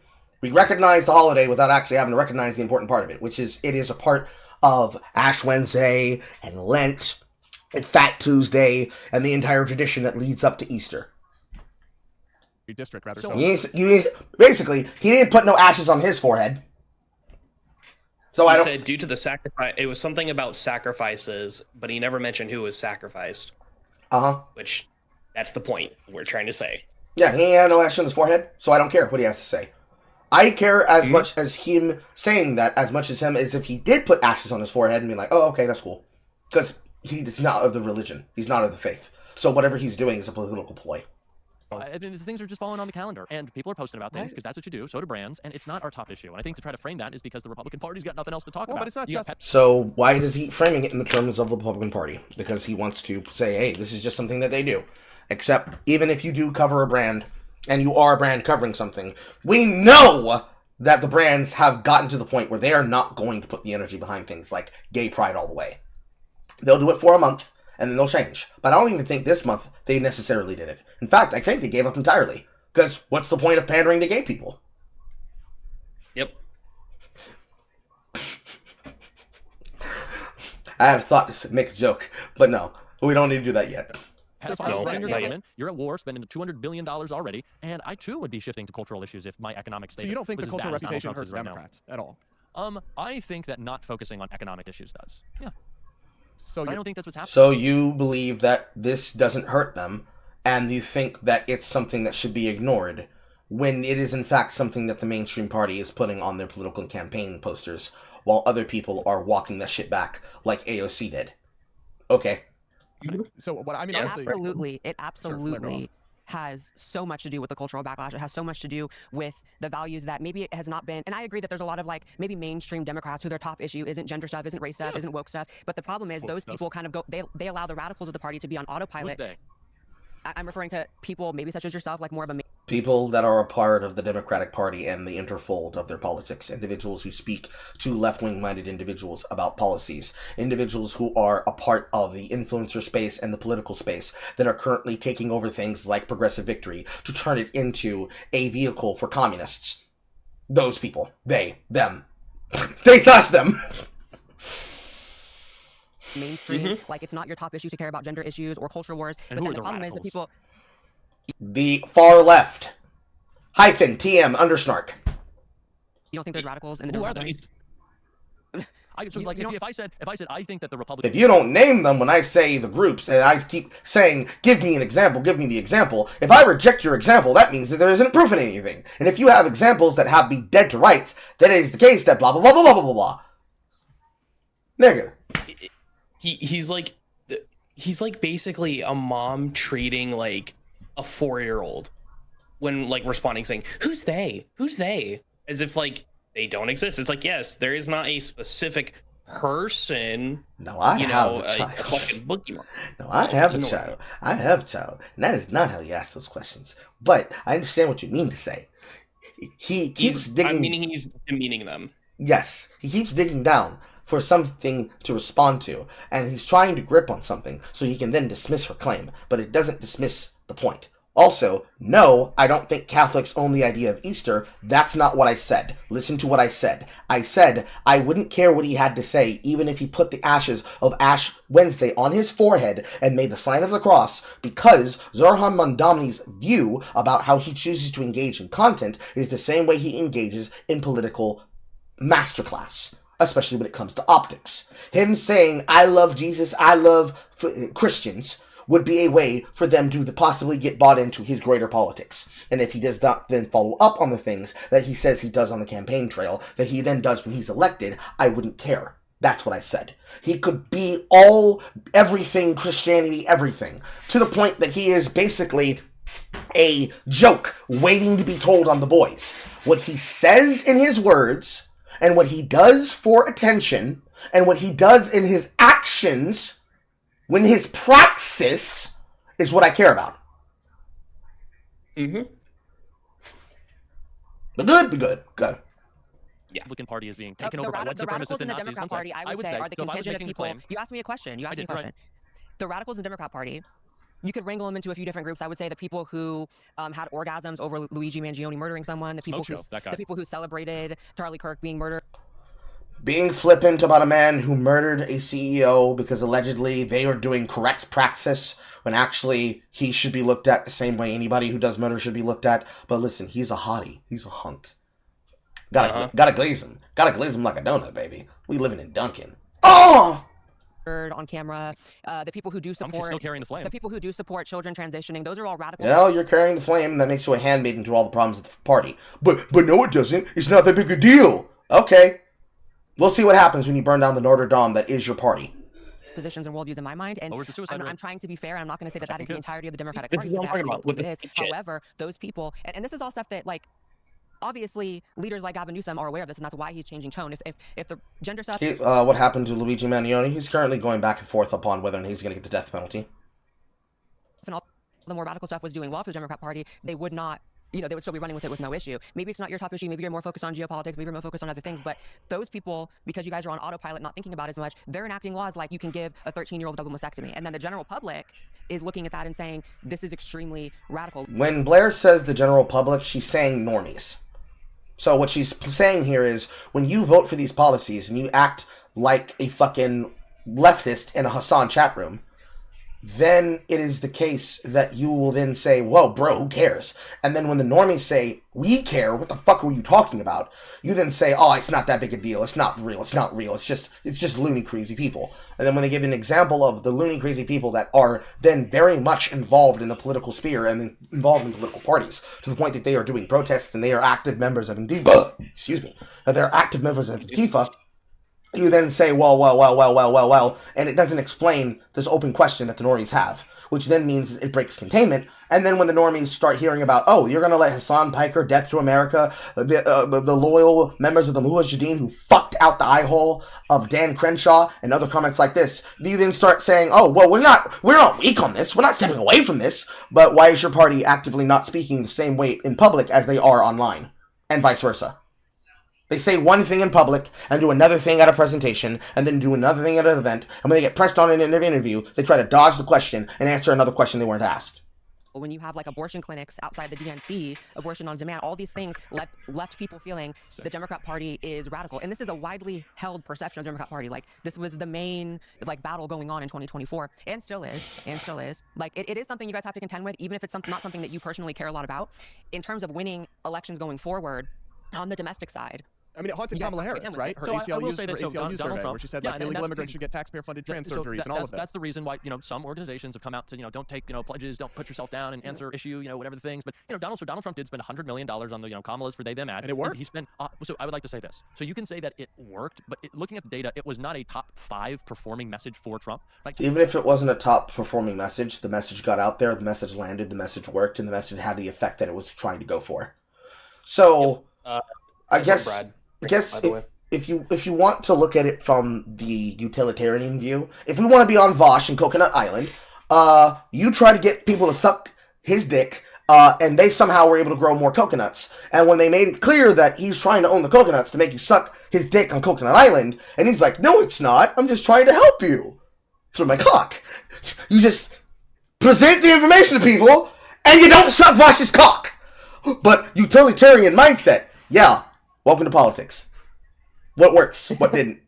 Oh, you don't like that. Well, too bad. I'm not saying that as a person who supports him. I am disillusioned. I vote for no side unless they can convince me.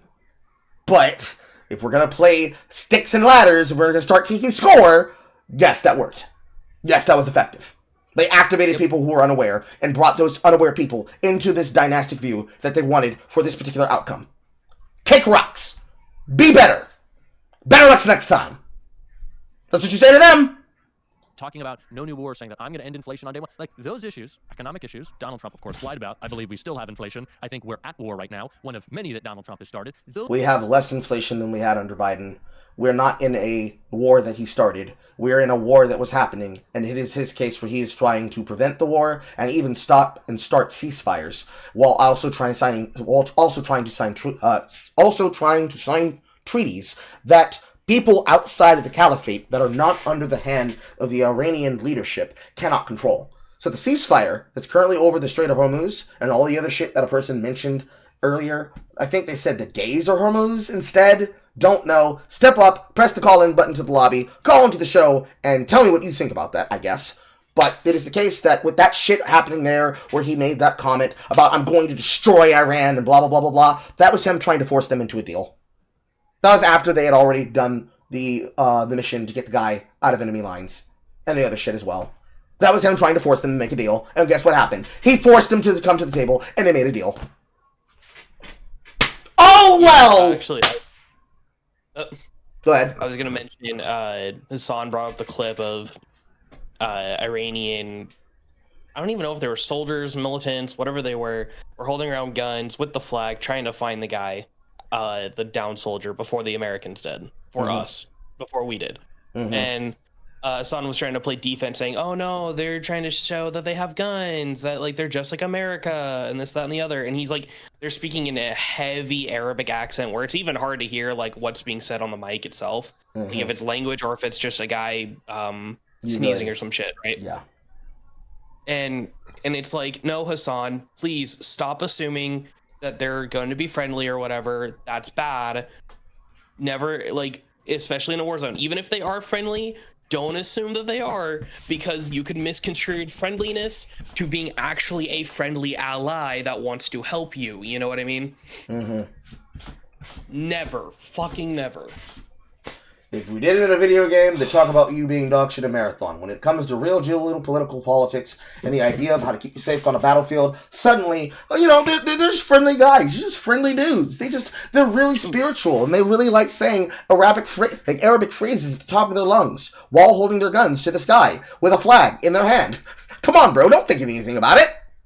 Those were better performing issues. So when people like to say that this is like really is a marathon lobby. I don't buy that. Y'all spent a lot of money talking about it, but it's just not something that Democrats engage with. But if I were to make a claim, like you did, saying that the Democratic Party, the Democrats, the radicals, they're all lumped in, which you I gave didn't like say no. that. I said the opposite. I said they're not the entirety of the party, obviously, but they do exist. And it's a lot of people. I need a they. I need a person. I need an Well, I example. think the activist groups that they're like The activist groups are per case example because most of them are part of the far left. And even if they're not a part of the farthest part of the left, they're a part of the far left that most of the Democratic platform would not support. If it's the difference between a leftist and a rightoid, if it is the difference between a libertarian, a libtard, if it is the difference between a liberal and a progressive, they are left of the progressives. Camera right, real life left. The ACLU, the Human Rights Campaign, are very extreme, and the Black Democratic Lives Party Matter. embraces them and does their bidding. What do you mean does their bidding? Some more concrete Enacts examples of their that. policies. So, for example, the ACLU has fought for a lot of the trans policies that California and other blue states have just enacted, almost carte blanche. And you think that, you know, it's not maybe just because the constituents of those places support that? It might be, but Yeah, it's almost like the constituency of those people support that. Almost like if they come out of colleges and they have opinions about the worldview and they start putting that into content and entertainment and media, well, isn't it the case, Carl, that it's just the opinion of those people? Like, why do you care so much about why video games and women have ruined feminism, and vice versa? My brain is already melting on the comparisons. But enough about me making fun of irrelevant. I'm itching for another opportunity to put my foot up his ass. That response that Trump did was just him adhering to the same language that they do? Yes, very much so. Yep. Again, if I am getting anything politically wrong, Dev can call into the show and correct me on what I have wrong. But you asked if they're powerful and But it's also influential. because it's also because they donate to politicians, and this is one of the ways you buy votes and you buy favor and you buy opinions as well. I don't know. I just don't think that's central. I think that's our conflict here. Is like if we just came on and started like. Well, it's the case that if you think it's not essential, then you are very much not aware of how political power games work when it comes to power brokers. But, you know, many people that are a part of the left like to not talk about how power brokers matter. Later on, he's going to mention a school board, and it's going to get into like the LGBT books point that is going to be in saying that a school board was bought now by some billionaire from Minnesota for Arkansas or something like that. It's like basically someone from another state going into another state giving this school board money to push this shit. And he's saying that his example of like political power, but like that's a good thing. Can you like give buying me political power? Can you get me the name of that person in that state? I think they'll bring it up, so we'll continue. I'm just saying, like, he's criticizing them for doing this, right? Like, he's criticizing Blair and Brad for this point that they're mentioning, but then he's gonna bring it up as saying, like, it's only good when I do it, is what I was trying to point out. Well, no, I got that. Should the three of us, it would never be something that I'd say or mention or bring up, but it seems like something that the right is so desperate to bring up. And I understand that there are some people who push back against these, things in our culture that they view as different. But honestly, I just don't think it matters that much. And I think the right has done a good job trying to make that a topic of conversation, especially when why in the hell would they want to talk about anything else right now? I think that's or fair. The price That of a lot of everything is people spiking. who focus on the culture Democrats stuff are trying to avoid talking about some of the failures of the Trump you said administration. that the However, Democrats, Jack, well, I follow that account. Yeah, so you say like well, I would never bring it up. I'm telling you now, it's going to be brought up in 2028 if Gavin Newsom is the nominee, that he transferred biological male offenders into women's prisons, that he had harsh COVID lockdowns and then went out to the French Laundry, right? That they did a lot of this excessive DEI stuff. It's going to be brought up, and that stuff makes the people, just average, everyday Americans who hear about it, think Democrats are crazy. So my point is that it just from the economic message. If you really want to cut down to brass tacks, what's going to happen is you're going to get a Hawaiian goth rogue moment in the middle of the 2020 primaries that's going to make Kamala Harris look like a fucking retard when she gets read to filth in front of a white studio audience. Yeah. Well, it's not going to get brought up, but it gets brought up, and it gets brought up on stage, and there's nothing you can do about it. And now she serves as our head of intelligence. Oh, well, I guess it didn't matter then, did it, buddy? And from the anti-Trump message that could be compelling to a lot of people. And also, a lot of that stuff is stuff that the average person feels like they have more control over. They can go to their local school board and say, why are there LGBT books in my fifth grade? This is an LGBT book. There are a lot of books that have been in schools. I need to get one off. I need you to give me one. Brad? You want me to find the names of them? No, I just want one book. This book is gay. All boys are blue. No. Genderqueer. This book is gay. So I find it interesting that he specifically wants to have the name, and then when she starts reading off the names, I'm going to guess what he's going to do, but I'm going to let it happen in full motion. Jazz Jennings book series. Stella Brings the Family. All of these. I love when we're doing notes.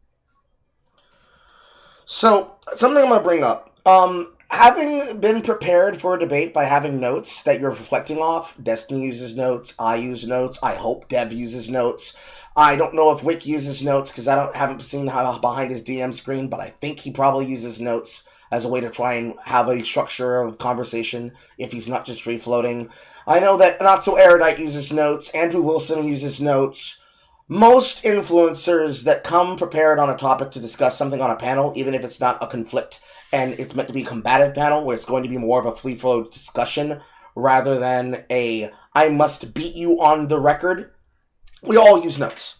Every single person uses notes. Yes, Jazz Jennings has a book series. All of us use notes. Reflecting off something off notes doesn't make you less intelligent. It also doesn't make you more intelligent. It also, in the case of a particular debate had between Not So Erudite and Andrew Wilson, when Andrew Wilson says he's annoyed by Erudite's pop quiz style inflections on things that are not necessarily relevant to the conversation as a way to play as a gotcha, and that she is angry about something that he says, and he responded back to her by saying, yeah, but you didn't remember the shit fucking anyways, so it really doesn't matter in the space of an argument. Notes are useful things. And trying to use the fact that somebody has notes prepared on a particular question, that doesn't mean that because they didn't snap response to it on the spot, that it means that, oh, they don't actually care that much. Because this is like saying that the on-stage debate that happened between Anna Kasparian and Pearl Davis was more impressive because, oh, Anna read her to filth without ever having notes. No notes, no scripts, no crumbs.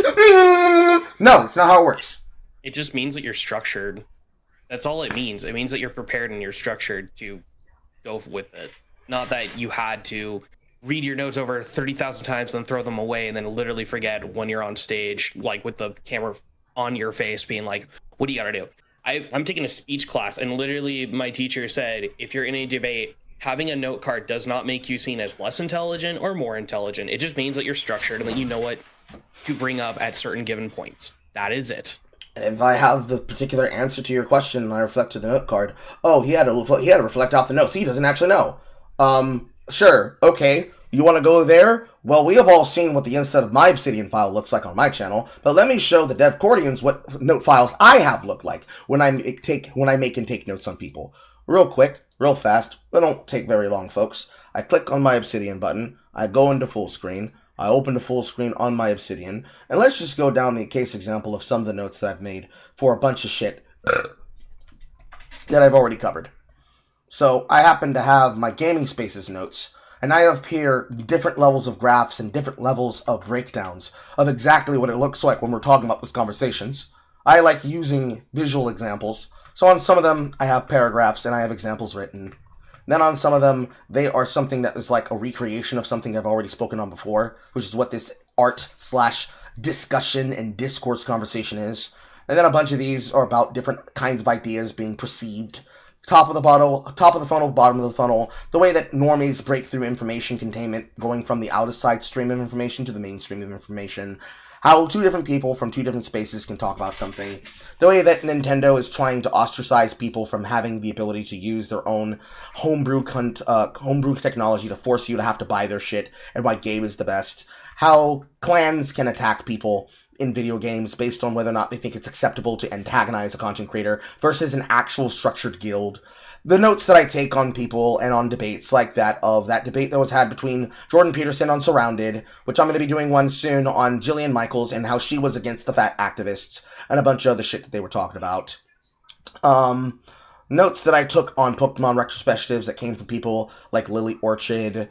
The same notes that I took about people like Cinnabear3, the pedophile that was involving herself with minors. A post I made about notes that I took on a content creator by the name of E is Social that was talking on issues that had to do with the same level of political disresponsibility, with people saying that that constantly satirizing your enemy and making a joke out of them is the same thing as actual world criticism, and that none of this messaging actually matters when a lot of people sort themselves around this. Like, yeah, bro, look at all those likes that are on these posts. That's people not caring about it. That's totally people not caring about it. Oh, you're bringing up examples about people making fun of a TV video show? There's a bunch of people that like to say that that show is real life, and that when they bag on and they shit on conservatives, they really want them to be angry about it, but they then adopt Homelander as their guy, and you get mad that you didn't make them mad. Or, my perfect case example, the ones that I took on people like Leadhead. Which, that document's so fucking big, I have to scroll out, and this is as far out as I can scroll. Taking notes like this doesn't make you stupid, it doesn't make you wrong, it doesn't make you bad, it doesn't mean that you're less smart or more smart, it just means that you're structured, and you're taking down information, and you're listing things by the way they say them. If I quote directly something from the words of the people that are on the content, you can't tell me, lol, Leadhead doesn't represent trans people, when they literally present themselves as such. You can't tell me that it is the case that none of this shit is important when they made content that they then delisted, and then they made an entire post about, don't talk to me about people talking about my content, just let the chuds be chuds. Yeah, no, notes are important, notes are good, notes are great. Moving forward. You just asked for names of books. I wanted them to be on your heart, though. At the end of the day. Okay, sure. Like, it doesn't mean that you're correct because I don't have the names of children. It just means you don't. At the end of the day, what I'm explaining to you is a major blind spot that Democrats, perhaps such as yourself, have had over the past few years about the issues with being seen as culturally abnormal or, you know, just bad, or bad for kids, bad for women, bad for social cohesion. At the end of the day, when a parent sees that when there's parents that see kids like this in their books like this in their school, they feel like they have a lot more control over that than the war in Iran, than the economy, than these larger issues that we can all agree are a bigger deal. However, you have a school board you can go to. You have local politicians you can fight for and you can vote for. You have local ordinances, local laws. So these are the things that, whether you guys like it or not, people do latch onto. People latch onto the fact that California is a sanctuary state for trans children and is giving double mastectomies to children as young as 13, despite the fact that you can't be 18 until you go into a tanning bed. This might not matter a lot to you, and that's fine, but a lot more matters than just what matters to you. Like, a lot of people care. A lot of people are really horrified by the cultural norms that the left has tried to instill in America that have been so antithetical towards the American way of life for so long.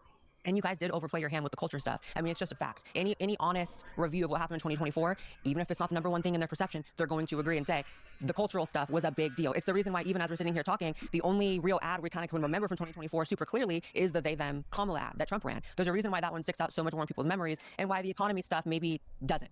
Okay, but there's a lot of Kamala Harris economic policies I could talk about. There's a lot of Donald Trump economic policies that I could talk about that didn't work out. I think the most, the stickiest thing from Donald Trump's campaign was when J.D. Vance kept saying no new wars, and then J.D. Vance is not doing no new wars, so that's interesting.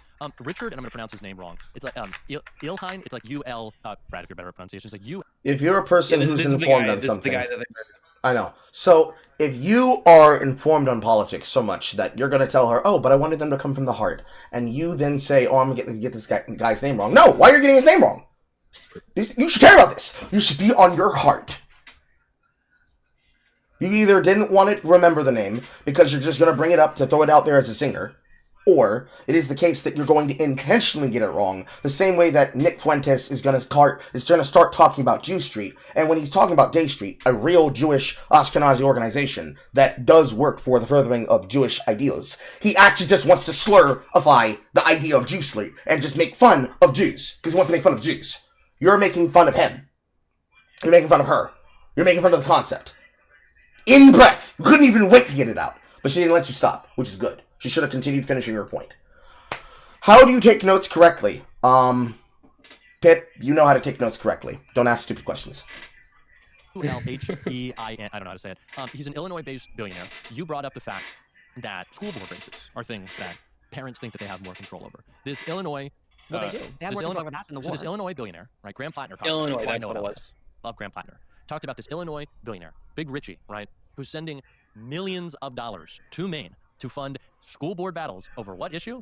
Trans people. He wants to organize and get elected school board members who will talk nonstop about trans issues, because he knows if that's what happens, and maybe this is giving credibility to your argument. Yeah, then the Maine Senate race. Yeah, it does, which is exactly the point that most people have, because that's some NIMBY, non-my-backyard bullshit that a lot of people would just be disliked about and be disheartened about. What do you mean there's somebody from outside of my state? Let's make it local for me. Somebody from outside of Columbus, Georgia is going to start voting into the Muskogee County School District for how schools are going to handle these kinds of topics as my 3-year-old becomes a 4-year-old, becomes a 5-year-old, and eventually starts going to kindergarten and pre-K.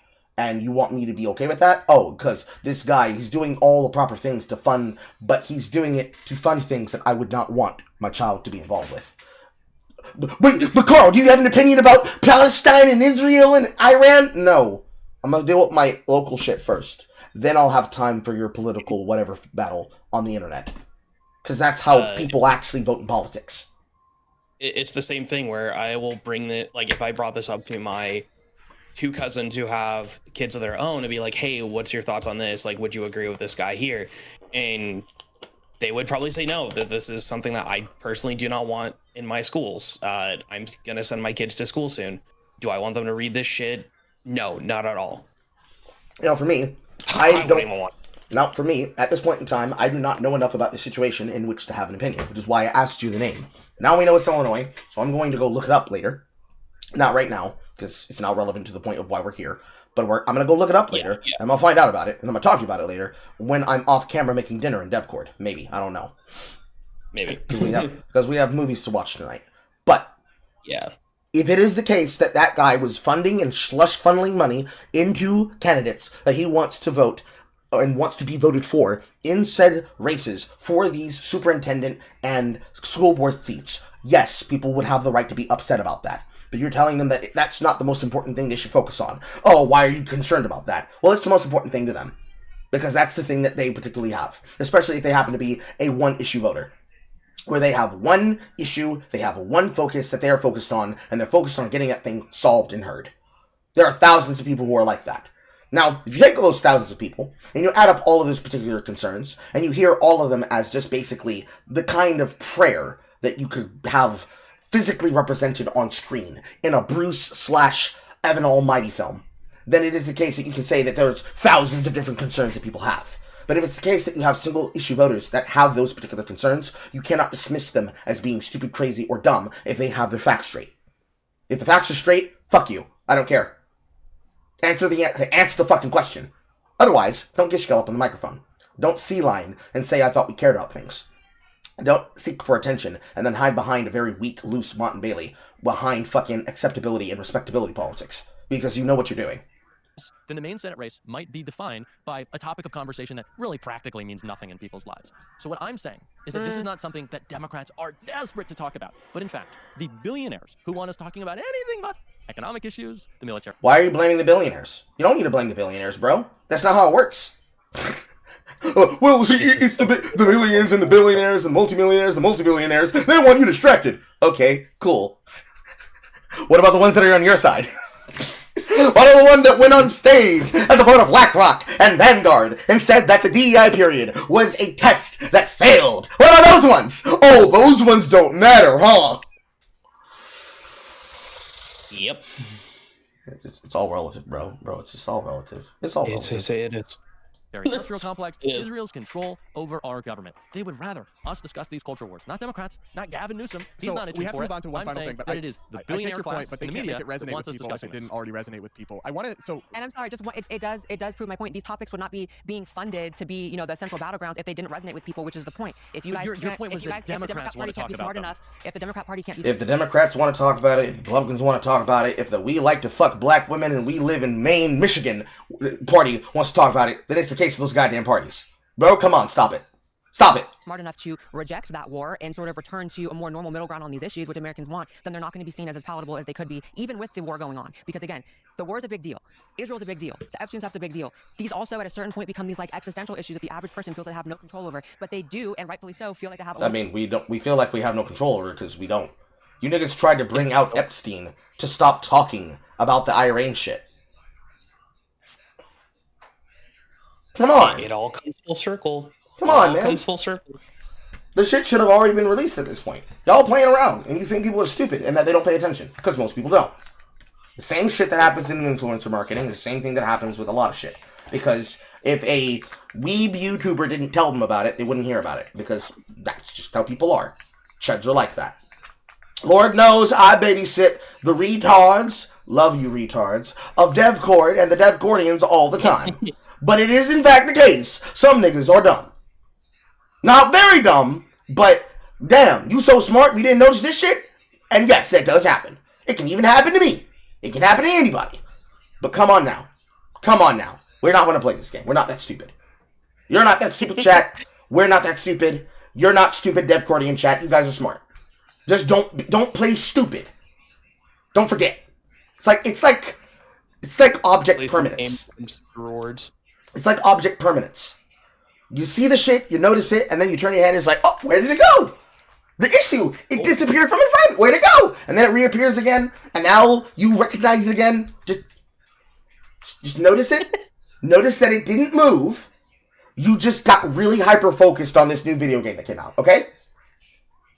A little more control over content their kids are being exposed to, race issues, gender issues. Those are the things that are in the domain that average people think they have a fighting chance So of guys, changing. I've got to put a pin on that because I do want us to talk about Hassan Piker, who is of course the left-wing streamer, internet star, very I have not gotten to controversial this part, figure. so I have Democrats no are fighting idea. amongst I have themselves other over watching the this. extent to which they should be Oh, so that means it's going to be fun for everybody.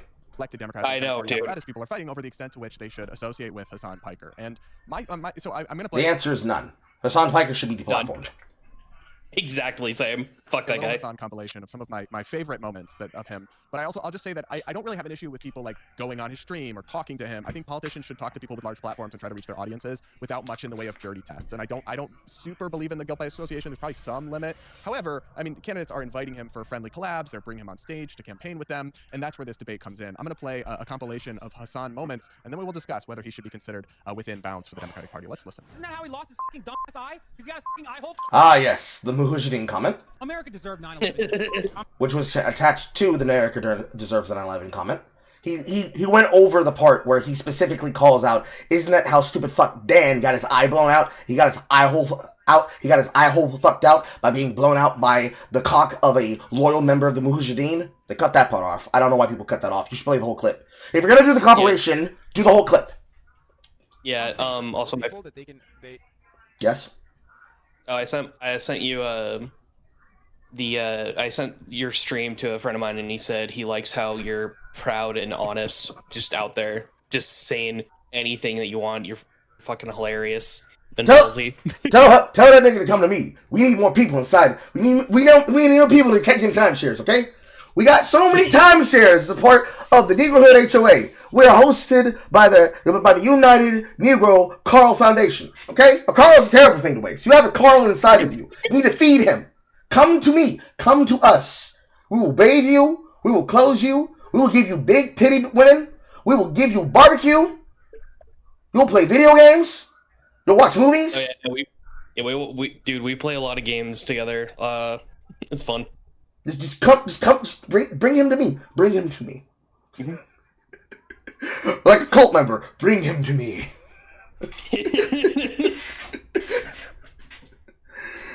They can afford housing in Berkeley. I don't know how.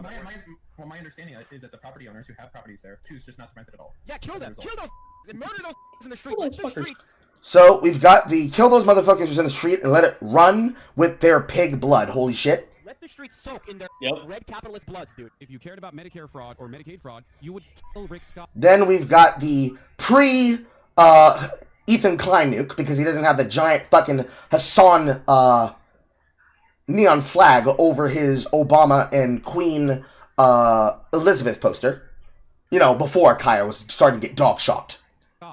Okay? You wouldn't make Rick Scott, former governor of Florida, Rick Scott, you wouldn't make him the current, what is his current office? What is he? So, I'm going to come to you on this, Jack, because I do see you laughing. My favorite part about the Hassan clip. So they didn't play all of the clips. They just played the ones that were the most user brand friendly.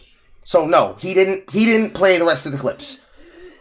You're DevCordians. Those of you that are DevCordians, you already know what the clips are. If you don't know what the clips are, please go look up the clips of Hassan Piker and his biggest gaffes and his biggest moments on his content. He didn't have the shocking Kaya shit. He didn't have the comments that he made about the Crimea War, as in cry me a fucking river. He doesn't have the take about him saying that the Ukrainian war wouldn't happen and then being immediately wrong the next day. He didn't have the comments about what he said about the particular people in a particular race in a place that he didn't like, and the comments that he had about those people.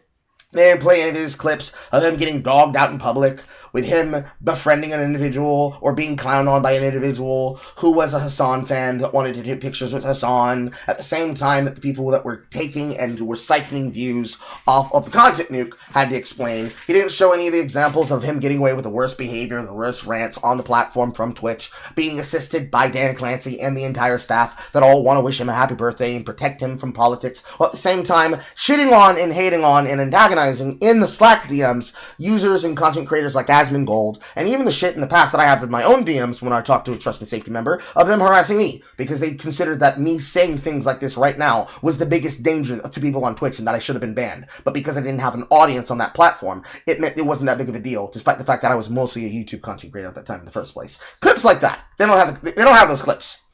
Where he's casually suggesting U.S. senators be killed, because he actually doesn't know what office Rick Scott currently holds, but he also still feels so confident. Or more specifically, the picture of him having a homemade gun similar to the one that assassinated a Japanese official, and then tweeting them to the account that the politician operates. Think he should be murdered? Listen, to me, as an independent, Hassan is a radical, extreme figure, a toxic figure. I can't understand why a party would want to closely affiliate with him, but I think you disagree. Make your case. Can I just say a thing first about my laughing? Yeah. For all the people. No, you shouldn't. You should be mocked and you should be antagonized for laughing at this and thinking, "Oh, this is funny. This isn't serious." No, it's not serious. I can't have memories of my channel and some of my best clips and best highlights, and I had to pick and choose over them because they would rather bring down the loss leader that Twitch is and force a across the board 200-hour limitation on recordings, because there are so many VODs that have been saved of people highlighting Hassan's content that they try to do it to cut down on the amount of memories that have been made and clipped out of his channel so that those clips wouldn't leave the platform. That was the decision that they made around the time that nuke dropped. Those of you who were here on camera saw me agonizing over the ones that I had to save and the ones I couldn't, which is why they're now saved and archived on the backup channel of SBC Car Live. We're always laughing at that. I have never heard anything more about Donald Trump than, you cannot like him, but you gotta admit he's funny, right? And I hear the same thing about Nick Fuentes. I'm allowed to laugh. Hassan Piker is funny. You can dislike Hassan Piker. I dislike Nick Fuentes. We're not having a conversation about Nick Fuentes. We are having a conversation about Hassan Piker. And he goes, "Oh, I don't like Nick Fuentes." It's like, okay, that's a non sequitur, if anything. Does not fucking matter. A lot of the clips of Trump make me laugh. That's what makes them so dangerous. I think that we can kind of agree on that.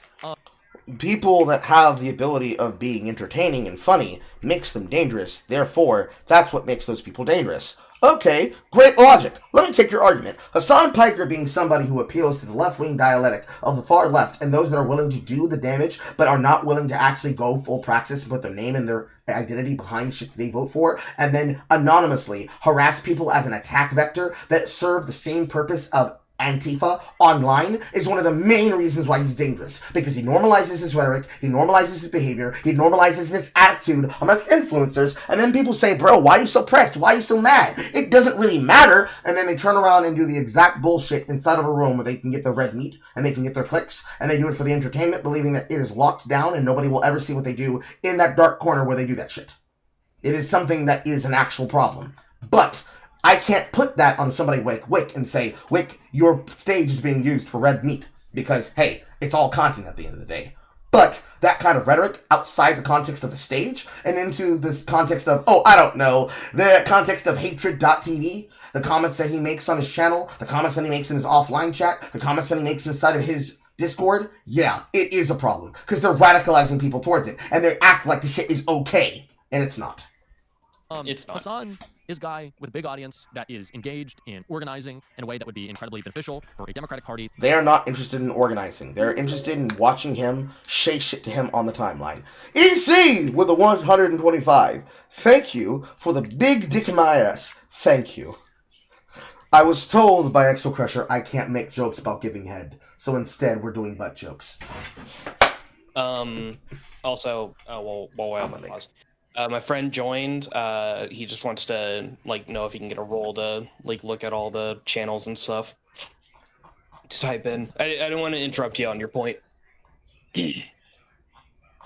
The first guy, Roguelite. He now has Neophyte. He can see inside of certain rooms. Okay.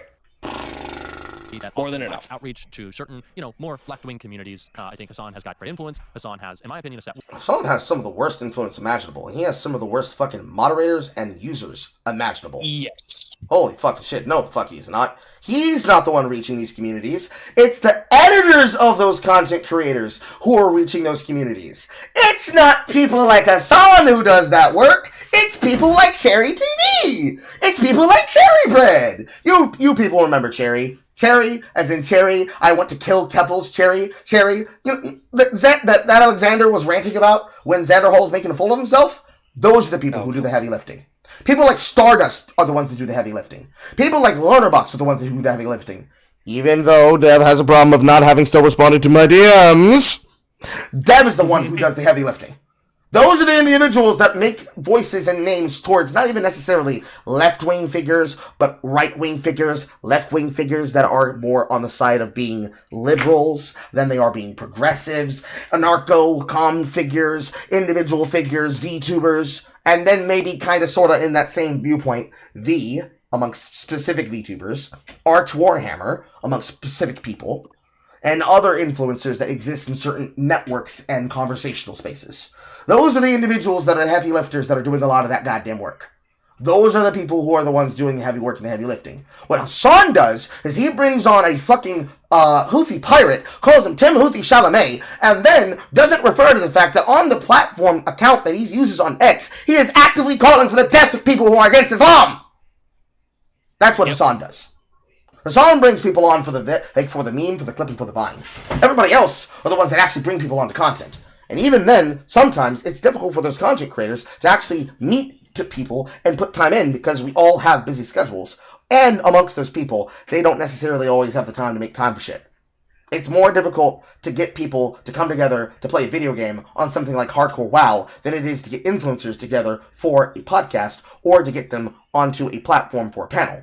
But it's the same difference. But if you have to actually talk about the people who are doing that work of getting them to go in those places and spaces, it is not people like Hassan Piker. Hassan Piker has been deplatformed more than he's platformed people, and has been deplatforming people more than he's platformed people. The ones that are doing that heavy lifting, if it isn't people like Stardust, and if it isn't people like Wick, and if it isn't people like Wonderbox, and if it isn't people like Dev, and if it isn't people like me, is the mods and the editors of those content creators.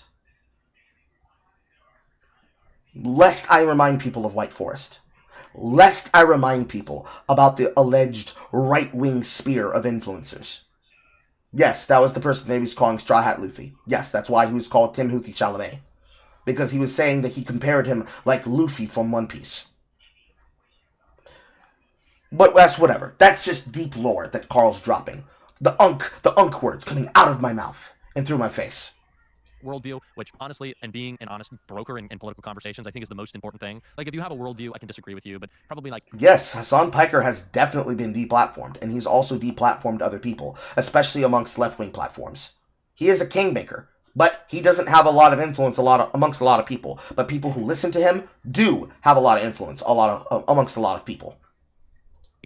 I hate to throw around the term respect because everyone always loves to respect each other, which I don't think is really necessary all the time. But he's got a set worldview. He's got a big audience. Respecting your ability to have a take is not the same thing as not having contempt for your view, but allowing you to have the chance to say it. He's leading, I would say, people on the left right now in talking about this illegitimate, illegal, immoral war. But that by the time that this comes out, might have escalated to nuclear conflict, according to Tucker Carlson. And I think that he provides an interesting voice, a different audience. And yeah, I would probably have said some Interesting if I streamed, voice. 16 hours a day. I've got the power of editing. But I think that talking about Hassan Piker, the most vocal and maybe best spoken, I think Graham Plattner's up there amongst some other. Oh, he's well spoken. That means that he should have a platform. Yeah, that's the exact same thing as somebody telling me, damn, Carl, you should be able to be more succinct on your points. And then when I'm succinct on my points, it's, oh, bro, why are you coming at me so angry, so hostile? No, being succinct about your points doesn't allow me to allow you to just spew terrorist propaganda. Exactly. Also, I'll be right back again. I gotta deal with the dogs. You go do that. Pip says, I know that he was doing the deplatforming, but other than the Twitch ban, this is the first time I've heard of him. Well, Pip, it's the case that you're not hearing in the right circles. There's an opponent to this. You need more single-player Carl in your life. War at a time in which people are furious with it. Like Blair, we agreed that you're upset about the war. It's just a huge miscalculation for the Democratic Party, the Democratic establishment. But like, oh no, when is the Democratic establishment ever miscalculated? Well, they are talking about it, and they are having this conversation. Well, you see, saying that it's a huge miscalculation that they shouldn't be involved with him when he is allegedly a person with a very large platform is probably the best case example of them not being informed. Because the case of the problem is that the influencers that are a part of the political sphere of content that is basically dominated broadcasting as a whole, and those that are actually a part of serious political projects, they don't talk to each other very often. They don't. Progressive Victory was a case example of people doing it and doing it without dark money. Because every time they do it with dark money. And they try to bring in right-wing influencers and do it with dark money, and they try to bring in left-wing influencers and they try to do it with dark money. And every single time, they're never upfront about it. And then they get exposed, and then it goes away, and then you bitch and moan about Guttmacher Institute, you bitch and moan about PragerU, and then it's the case that there is no influencer organization that people would access because they know the influencers that are a part of those networks and those conversations. And then PD gets taken over by the commies, and they start doing the shit that they're doing. Pip use context clues, and then you have people like Digital Underground come up with individuals like Steven, that they did the other fucking day as a part of that war room. And when you hear the name Wick TV and you hear about all these influencers that are on that platform that are basically having conversations amongst people like myself, Diane Yap, Dev, Crowd T, and so on, it's the case that when you then start hearing about those kind of conversations, those kind of places, you're like, why aren't I hearing about them? And really, it's because this particular part of politics is a dark and dirty word for real organizations. That's why instead of talking to those influencers, AOC wanted to talk to people like Adane, wanted to talk to Pokimane, wanted to talk to Valkyrie, wanted to talk to Senna, wanted to talk to VO. And guess where you ended up finding people like VO? On that stage, next to Denims and Frogan, and all the other people who wanted to call Israelites that liked having a state Sabras. Because they were trying to dog whistle about the insult about Israels that come from the state of Israel and Sabra hummus. She was angry about that. She was angry that she got punished for that, being involved with those individuals. Which tells me that because the organizations that form these things don't have people that are fully aware of what the fuck's going on there, it allows them to get away with making these comments and making these behaviors and taking these examples because you won't even put the worst case examples of the things they do on the platform on a screen so people are informed. And ironically, Gavin, we can't call Fergan fat anymore. She lost 50 pounds. She posted pictures recently. She did. Okay. Hard work, effort, and gym. I wonder how she could afford that, given that allegedly, she had the time to do it. She focused on doing it. She wasn't on content for a while, and she lost the weight, and she looks good. I congratulated her. A bunch of other influencers congratulated her. Stardust congratulated her. That's the only nice thing I said. But it's the case that they're in the same room, in the same spaces, in the same influencer scenes, and in the same organizations and progressive groups with these individuals. And the political engines of these mainline parties are not talking to these people, mainly because they don't necessarily trust them, And also, they're unaware of how to move in these scenes and spaces. They need a go-between. And unfortunately, what you want to have happen, what they really want to do with Hassan Piker, is they want to use him as a go-between for the influencer world. And the second you do that, it's going to be the same thing as like PV. The second you let him in the door, he's going to corrupt the party into something that you don't want it to be, and you're going to find yourself doing it with the far left. Because he is a mouthpiece for the far left and their attitudes to make the acceptability politics around their views better.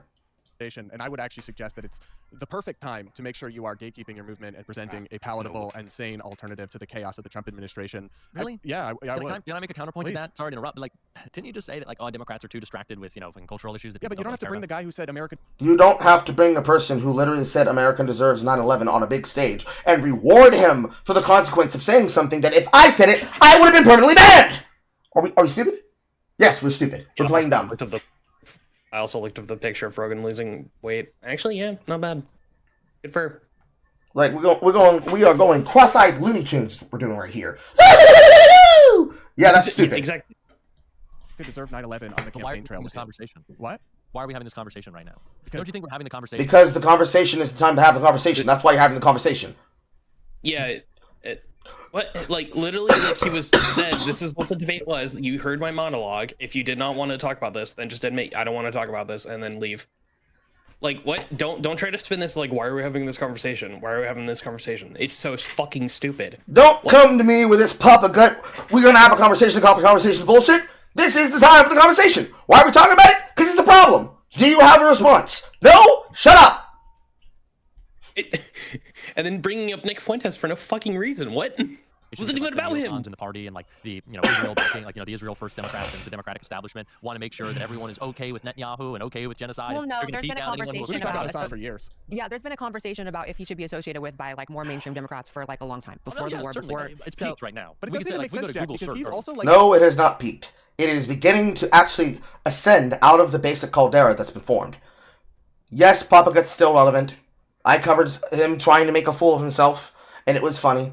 We covered him trying to have a debate with Andrew Wilson, and it was also funny, as he embarrassed himself. He is one of those particular influencers that embarrasses himself when he opens his mouth, because there are people like myself that have not grown large enough with an audience of reach, that have been packing them in for years, but we go unseen and unheard, and so they're already big, so their biggest supporters clip their memorable moments and try to bury their embarrassing moments. And then we bring them up and we talk about them on camera and they get angry about it, they try to flag us, etc., etc., etc., etc. Like anti-Democrat. He says he'll vote third party over Kamala, over Gavin Newsom. So like, how is he an asset to Democrats? He's a guy because he's like so, and it's funny. And Blair, sorry for interrupting because we're gonna go to you at some point. I'm sorry. But I got mocked for this, which I thought was the dumbest. Like I've said a lot of stupid tweets. You can mock me for whatever, but I said Hassan is not a podcaster. He's a cultural fixture. Now I'm not saying he's an A-lister and he's going to the Met Gala, but he was. No, he is in fact going to events and he is going on carpets and he's posing like if he's not dressing like fucking Mao, he is posing as the capitalist anti-com LARPer that he is. He doesn't live his worldview, bro. He doesn't live his takes. He doesn't live for his worldview. He does not represent the viewpoints of a party member that he is supposed to be a part of. He is a fixture that exists to shine a light on how you can make an influencer seem accessible as long as you know nothing about what they talk about and they have a big platform that is popular and declared as the #1 political broadcast on Twitch. He's not the #1 platform creator on there, not by far. That's people like Kai Cenat, and that's people like Asmongold. But in terms of politics, yeah, he's the #1 big fish in the space because it's a little koi pond, and he subsumes everybody around him. And any of the influencers that are still out there, like Papa Bird Jake, that are still trying to live in the heyday of the height that they were able to reach during Occupy Wall Street, all those people have already gone to the far left. All the people that declared we're just all fun-loving log cow trolls that like to troll hunt, presenting themselves as individuals like myself, they've already gone authoritarian. They took all of the ones during the time of Atheism Plus. They took all of the ones from the time of the skeptics. There is not a single one fucking left that did not go to the far right. It should be. That did not go to the far left. There's not a single one left that did not go to the far left. Not a single fucking one. The ones that at least remained just normie, bro, I think this is an issue you should cover.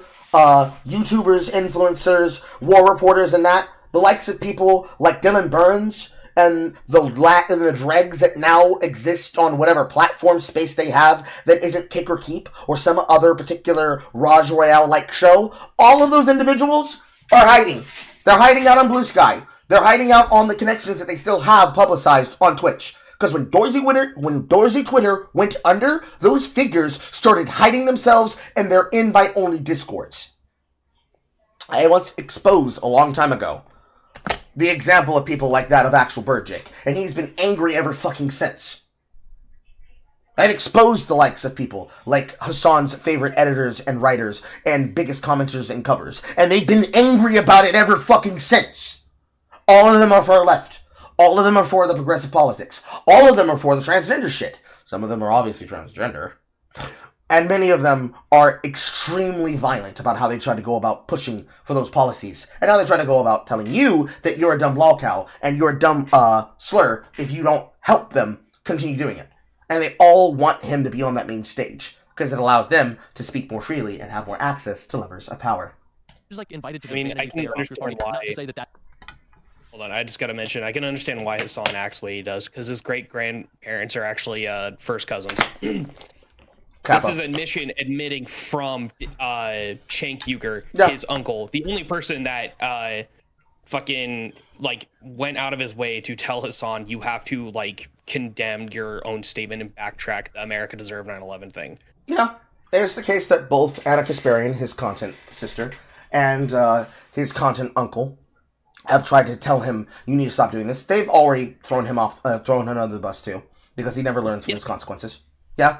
Even when Anna does dumb stuff, and even when Anna talks fun with people like that of Stitch and Adam, and even when Anna calls in and has conversations with people like Actual Justice Warrior, it is the case that Anna can still do some of this dumb shit herself. She recently did so in a debate, but nobody talked about it because it wasn't relevant, because we ended up talking about people like this. That is the gauge of celebrity and impact and status, but Hassan exists like above politics in the same way that someone like Tucker Carlson does. Or no, the fuck he does not. Tucker Carlson exists in the world of politics. The only reason Tucker Carlson elevated above the world of politics is because he was memified. His entire face is a meme. He is known as a meme. People know of him because of the meme. People don't know of Hassan because of his work. They know of him because of his infamy. That is the inverse. That is the inverse of what you should be known for. Stupid people. Stupid people. Nick Fuentes does. Other people. You wouldn't say. There's that Nick Fuentes mention again. Of course, she's the president, but Donald Trump is much more of a cultural figure than he is a political figure, right? I mean, he was a bit political figure when it came to the state of New York State proper, and New York as a state, when he happened to bring so much money and business to you, when he was a business Democrat. But when he decided to make the change and join the Republican Party for his opportunity to become president and then succeeded, that meant he became a cultural influential icon, but a lot of that was the meme magic. And I'm sorry, the right-wing people, even the supposed members of the far right, they're much funnier than you guys on the far left. Oh, so sorry. But we're all laughing at the Will Stancil, so I'm so sorry. But we're all laughing about it. That doesn't mean that I agree with the opinions and politics of people like that of Jake Monroe and Emily Eucas, but I can recognize humor when I see it. The same way that I can disagree with the general politics of somebody like that of Will Stancil, but I don't. And I am not for people beating the shit out of him in his state of origin because they want to do crimes in his state, and he tells them, please don't do crimes in my state. And then you go on to TikTok, and then you go on to fucking Blue Sky, and you label him a sex predator. Lying through your teeth. And the entire right wing, both the people who are part of the far right and the people who are just normies, as well as the shit posters, are like, you leave our retarded little brother alone. He didn't do nothing. Would think that we'd probably say the opposite for Joe Biden. It was one of the struggles of his presidency that he just didn't break through to normal people. They forgot that he even existed. And because he literally was never in front of the camera, and when he was doped up on medication to keep him going. You know, like the thing that became the meme that started Dark Brandon, my guy. They saw him, and thus started the dark woke shit in response to the dark MAGA shit. And that was hello? Is a cultural fixture. His clips break through. His audience is bigger. No, the fuck they don't. They go viral because he does something stupid. Than just the people who watch him stream. Those clips travel far. They have great impact. Absolutely. He was able to raise, what was it, $50,000 for Oliver Larkin? $60, who's running against Jared Moskowitz. It's been a huge boost to his campaign. Which is peanuts compared to what his opponents were able to raise for Act Blue in a single night. But, yeah, go off, King. much attention, and in this economy, attention is everything. Hassan exists. Yes, repeating a take that I've said thousands of times, attention economy is important, because the problem is that you have all of these influencers and creators and businesses and projects and ideas and concepts that are taking up your attention space in your mind that you forget. Object permanence. Oh, I was talking about this thing that just happened. Oh, there's a new war happening. Oh, there's some retarded shit happening. Oh, they just dropped some shit on War Thunder. Oh, there's a new video game update for Deadlock. Oh, there's some shit going on in this streamer who happens to be a very niche internet VTuber that I watch, but they happen to have very base takes. What's the thing that happened 15 minutes ago? I can't find it. Shit. Where'd it go? Anyways, you keep doing it. You keep going back and forth, and you overload your minds. And then you can't pay attention to a single fucking take for 5 minutes, let alone 60 seconds, let alone 6 seconds in a conversation. And it's brain rot to witness it happen. Certainly, people can get on me and say, well, Carl, you like to lay things out, and normal conversation spaces don't allow that. That's not even the point. No, it is the case that you are paying attention to too many things. Bring up one section of something, and you have somebody bring up 5 more. And by bringing up the 5 more things, they're directly implicitly telling you that that one thing you were paying attention to is not as important as these 5 things that you now have to entertain yourself with. And then somebody comes up and shows 10 things for the 5 things. And thus they get overwhelmed with information. Because now they have to decide, how do I control the flow of that information? Some people do it by the influencers that they watch. But unfortunately, they don't expand the tier of the influencers that they consume content from. No, this is not single-player Carl being angry and bitter. No, this is single-player Carl telling you the reality. If you only ever watch one information source, and you miss everything else happening around that information source, and someone asks you, bro, how didn't you hear about this? This is literally news that everybody's aware of. And it's literally the case that everybody but you is aware of it. Is it because you lived under a rock? Because you weren't paying attention? Or, oh, they were also hyper-focused on something that was very important to them. All of these takes and all of these views that are hard to be able to coalesce, that were hard to coalesce into this harmonized, simple, easy to explain in 60-second view, easy to explain in 30-second view, that a person can have grasp at you. Guess what? Guess what those things are brought with? Memes. Guess what those things are usually created by? Conversations that started and were summarized in meme format. Things that are forever remembered, started and collected in meme format. If you're angry about those kinds of things, and you want attention economy to stop dictating how things work, you have 2 choices. Beat them, join them. Those are your 2 options. You can find a way to make people pay attention, or you can play the game. But allegedly, if you do that, then you gotta talk about how your enemies do it. But you don't talk about how you do it. And if you go the way of you try to beat them, and you get angry that you can't be better than a material content creator that is making shit for fucking gamer subs. You're getting mobbed by VTubers, left and fucking right, dead of center, because they're able to bring people to be politically active and have class consciousness. I shouldn't air quote that, because they are giving them class consciousness. They just don't agree with their definition of class consciousness and what they come into being. Then it's the case that you're getting mobbed. Be a better content creator. We can't have that answer. We can't be able to have things be fair in that dimension. Because unfortunately, when we tried to do that, you literally asked for preferential treatment from YouTube. You asked for preferential treatment from Twitch. You deplatformed your rivals. And you did it to then improve yourself, uplift yourselves, and say, nah, the thing they're talking about is a conspiracy theory. And you had their videos tagged and marked and pushed out of the algorithm and had yourselves elevated. And now that you're not in that world of preferential treatment, before all of the right-wing billionaires, 2 of them, Elon Musk and the guy that now has control of the servers for TikTok, 2, literally only 2, it is the case that you're now complaining, saying attention economy, attention economy, attention economy. Meanwhile, you try to use that as justification to platform the worst content creator that you possibly could. Not just in influencer world, not just in politics, but ever in the material circumstances of the online conversations that are being had around him and the topics he covers. Holy fuck, are you dumb? Above a lot more than just coming on a show and getting some views, right? And I think that is the thing that a lot of people miss. That is what Donald Trump was able to do so successfully. Talk about cultural figures. Theo Vaughn is one. Joe Rogan is not just the audience of, what was it? Nobody fucking knows who Theo Vaughn is, and nobody knows who the guys that made a career for themselves hanging off the nutsack of fucking Joe Rogan is. But they know who Joe Rogan is, and they know what the Joe Rogan experience is. Oh, you're so mad that Trump and Vance made Joe Rogan podcast experiences and appearances? Well, so are people like Irrelevant. And in the debate, when Irrelevant was asked direct information he said on his broadcast, he sat there and lied in my fucking face. And it was the case when I referenced direct things he sat there and said, well, I didn't know I was going to have somebody bring up all my papers, bro. It is the case that when you talk about political capture and also political content relevance, you guys just lie. You lie as you breathe. It's really irritating. It's really annoying. You lie as you breathe. Not all the leftists, even sometimes the rightists. And not just the left, but also the right.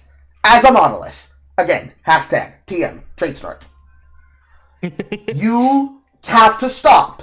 Either you like how this works, and you hate when people that are dumb become famous, or you love when it happens, but you just need to find a way to make it work for you. Pick one. Stop it. The issue is settled. React harder. We talked about this. Thanks, Hassan. Now unpause the video. We talked about it. We decided it. Yes, react harder. Yes, you can't steal people's shit. Yes, you need to have a point. Yes, you need to be informed. Yes, you need to be entertaining. Yes, you need to have a personality. Yes, you need to be real. And no, you do not need to dumb shit down for people who cannot pay attention. But we are not going to let you control information. That time is gone. We're not going back there. Because you would have stopped us from being creators if you could. 30 million people who tune into this podcast, those things travel so much farther. And if you want to organize in the digital age, you have to go places where things travel far. You don't got to agree with everything he says, but at least you can make a much bigger impact than a 2 p.m. MSNBC. Let's bring in Blair. I think that I don't think the Democrats have many other alternative or other people they can choose from if they're trying to find sort of their version of like the podcast sort of figure, a Joe Rogan, a Theo Vaughn. Because what's up? No, I'm joking. No offense. It's just I laughed at that. Wow, okay, I beat out Tucker Carlson on the YouTube podcast. Kappa. Well, no. Sure, Joe can say yourself, but really, it's going to be Joe Rogan and Caleb Hammer. Those are the ones you have to beat. You have to beat Joe Rogan for the left, because Joe Rogan was your Joe Rogan for the left, and you need to beat Caleb Hammer, who's currently just winning people over in general, because they're realizing how many of these people who claim that they're being disenfranchised by the government are just really bad with fucking money. Say he is bringing in the right-wing connection. Sure he is. Let's say that's the case. What about all the other people who were undecided and it's like, wow, this thing is, oh my god, is he hitting the vape while she's pregnant? Oh, great. Oh. You're just seeing more examples of people that's like making you win on his side because he's willing to call them out to their face. Who fucking cares about this alleged social justice clip that he clipped where he was talking to that woman who said, we no longer live in that time period. We don't have to listen to people like you who are social justice warriors. And she just kept becoming more and more irate as he kept talking. No, we don't live in that time period anymore. We don't have to talk to those people anymore. Those people ran to TikTok and they're losing platform because niggas would rather talk about Marvel Rivals than talk about queer theory. Yep. I'm not dissing your numbers. I'm not. But if we're talking about, you know, it was so integral to the right winning in 2024, the fact that we had a Joe Rogan, Trump went on there, that was a huge part. Like the podcast ether was huge. And the left has had a really hard time keeping up with that. And Hassan is one of the only people that can get somewhat of an amount of attention. But that's the point, is that they don't have any other real option. So I don't think it plays into any sort of agenda of coming across as more moderate to be having someone who said that we deserve 9/11, etc. However, I don't know. I think things are pretty radical on every end right now. You know, how can you really say Hassan is off limits when a huge contingent of the party said, yeah, Charlie Kirk got murdered, or yeah, we like that Luigi Mangione is murdering CEOs. Like, that is something that is... And you're smiling about that. No, don't shake your head. No, don't shake your head. You smiled and grinned about that, and then you corrected yourself. No. That's the reason why it's important. That is the guy who's balkanizing the party. You want to bring in the man who think it's super cool that terrorists do things that help them politically, and think it's super based when a person commits murder for the left-wing ideals. You think it's super cool when they do that. But is so prevalent that it's kind of hard to be like, right there. Off limits. Well, right there. Will ever have the same impact as a Joe Rogan? And then he fixes his face and he looks down camera right. You won't be able to win while you guys keep doing that. You guys, the left, hashtag TM Tradesnark, keep doing that. You want to win an election? Stop letting people like this convince people like me that you don't deserve my vote. And this is what I was going on about earlier when I said this guy's like just a fucking snake in his debates. Just the biggest fucking... It's an Ouroboros eating itself infinitely. and each bump is these moments that he'd like. See, now he's serious. You see him right there, because he knew, oh shit, I messed up, or oh shit, they're not listening to me, or oh shit, I lost like this point. Yeah, these are little itty bitty things that, in terms of the blood sport era of debate, people will mob you for. But in actual real political society, this is not something people are meant to pick up on. Because why would they? The guy made a face. Who cares? Why are you reading so much into it? Well, actually, somebody acting that way can usually give away the entire gambit during a debate. Actually. If you have a real moderator who's willing to actually make sure it's fair, and they have the ability to talk back, it'd be the thing that can ruin the entire performance. Because usually it's performance. They treat it like performance art. Yeah. Well, I don't think in a million years, to be honest, but they don't really have anyone else. I would draw a distinction between like going on his stream and talking to him is one thing, but I think when you are campaigning with Hassan Piker, then you are taking on his more radical statements. And I can tell you, in Michigan... It's about a 50-50 split. It depends on if you push back. If you don't push back, and you don't put your foot down, and you make him answer your questions, you are basically softballing. When you softball, and then you campaign with him, it is the case that you are co-signing his statements and saying, oh, that's not a big deal, we have more important things to deal with, or that's not really my concern, I'm just concerned with him doing real praxis, right? When if J. Vance made a comment towards something that he was asked on his appearance of the Dorgan podcast, he said something to the effect, or exactly, I can't speak on that, I have an election to win.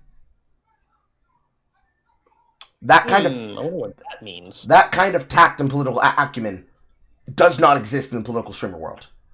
Because we have to be knowledgeable about everything.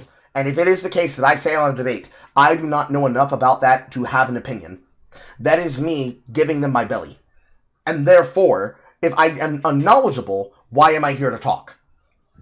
But if I am knowledgeable about it, and then I am not allowed to talk, while another person is allowed to talk while disrespecting the basic rules of conversation, then it is the case that I now have to play a game of pulling attention from those people. That is the reason why that kind of behavior and content strategy in conversations, my arm is like a fucking reach tool right now, like those little ones with the little grabber fucking teeth. I'm doing the bird hand shit. I'm gonna get clicked. I'm gonna get clicked by fucking Homath. But it is the case example that when you have people like Hassan Piker out on those platforms doing this kind of behavior on those panels, and it's a back and forth problem, when you've got people like formerly Kira Chats who decided to go off into the world and be Lazelle in porn, and left her friends like DJ Newell holding the bag on Red Planet to have to entertain these dumb fucks, you have problems like that. It is the case example that on any modern platform where you can have people conversating, you have problems like this. It is the case in monk debates and in mock trial debates that you have problems like this. Even in conspiratorial places that shouldn't be this big of a deal, in places like high society for the UK, like their like your Speaker's Corner and the debates that they do inside of Parliament, you've got people playing this political game back and forth, and they don't have the acumen to be able to just simply not speak on something if they know it's going to piss off certain people. And it is annoying that it happens to be this way, because unfortunately that is not how people look at a debate. It is the case that when people like Anthony Edward West says that the reason he doesn't care about debate is allegedly the kind of debate that people like Charlie Kirk and the kind of debate that people like Stephen Crowder engaged in was the kind that he hates because that they have no respect for those people and they're trying to fight people who are lesser informed. And then you turn around and you allow people like Irrelevant who chooses to go on TikTok the same way as Dean Whittley. I'm trying to remember the proper last name of this guy. It's Dean something. No, Dean Withers. You allow people like Dean Withers and that one influencer that went on to Jordan Peterson's debate. The one with the little fucking hair that wanted to make the comments before he got replaced by the smart black woman that he wanted to talk to for the rest of the evening. When you have people like that go into that content, that is the shit that you allow to happen. That's the shit that you allow to poison the ability for people to have those conversations in those spheres. And if you want to be able to win elections, you can't let people like this do this on political stages. Because they do it all the time. Hell, every time Hassan has ever gone into Piers Morgan Uncensored, he literally makes an ass of himself. That's where we get the clip of I want to say first and foremost that I'm a propagandist. And then he gets sad and angry that he gets voted down as one of the worst political shows on the fucking internet. Underneath Caleb Hammer, underneath Stitch and Adam, even underneath Shadowfire Otaku, who I even think would have been on the fucking list! It's bizarre to me. It's bizarre to me that you can have somebody like that out here in the field and then say, oh, I don't understand how we got here. Yes, you do! You just don't want to tell people. Because all that yapping you gotta do to do it, oh, I can explain it in 60 seconds. But laying it out for you, really painting the picture of how you got here, oh, it'd make you angry. And y'all niggas don't want that. You don't want an informed public. You don't want an aware public. Michigan, right? Where I'm living not there currently, but it's where I'm going to spend my life. So where my partner's family's from. Like the moderate Michigan voter who could be convinced to vote for Democrats. If they see an ad with Hassan's highlight reel tying to Democrats, they're going to think these people are crazy. And I just think that's what you want to avoid if you're trying to win, Jack. And to that I say, anyone who is running the Hassan Piker ad is losing badly. They are. They are. They just are. Like, that is just the case.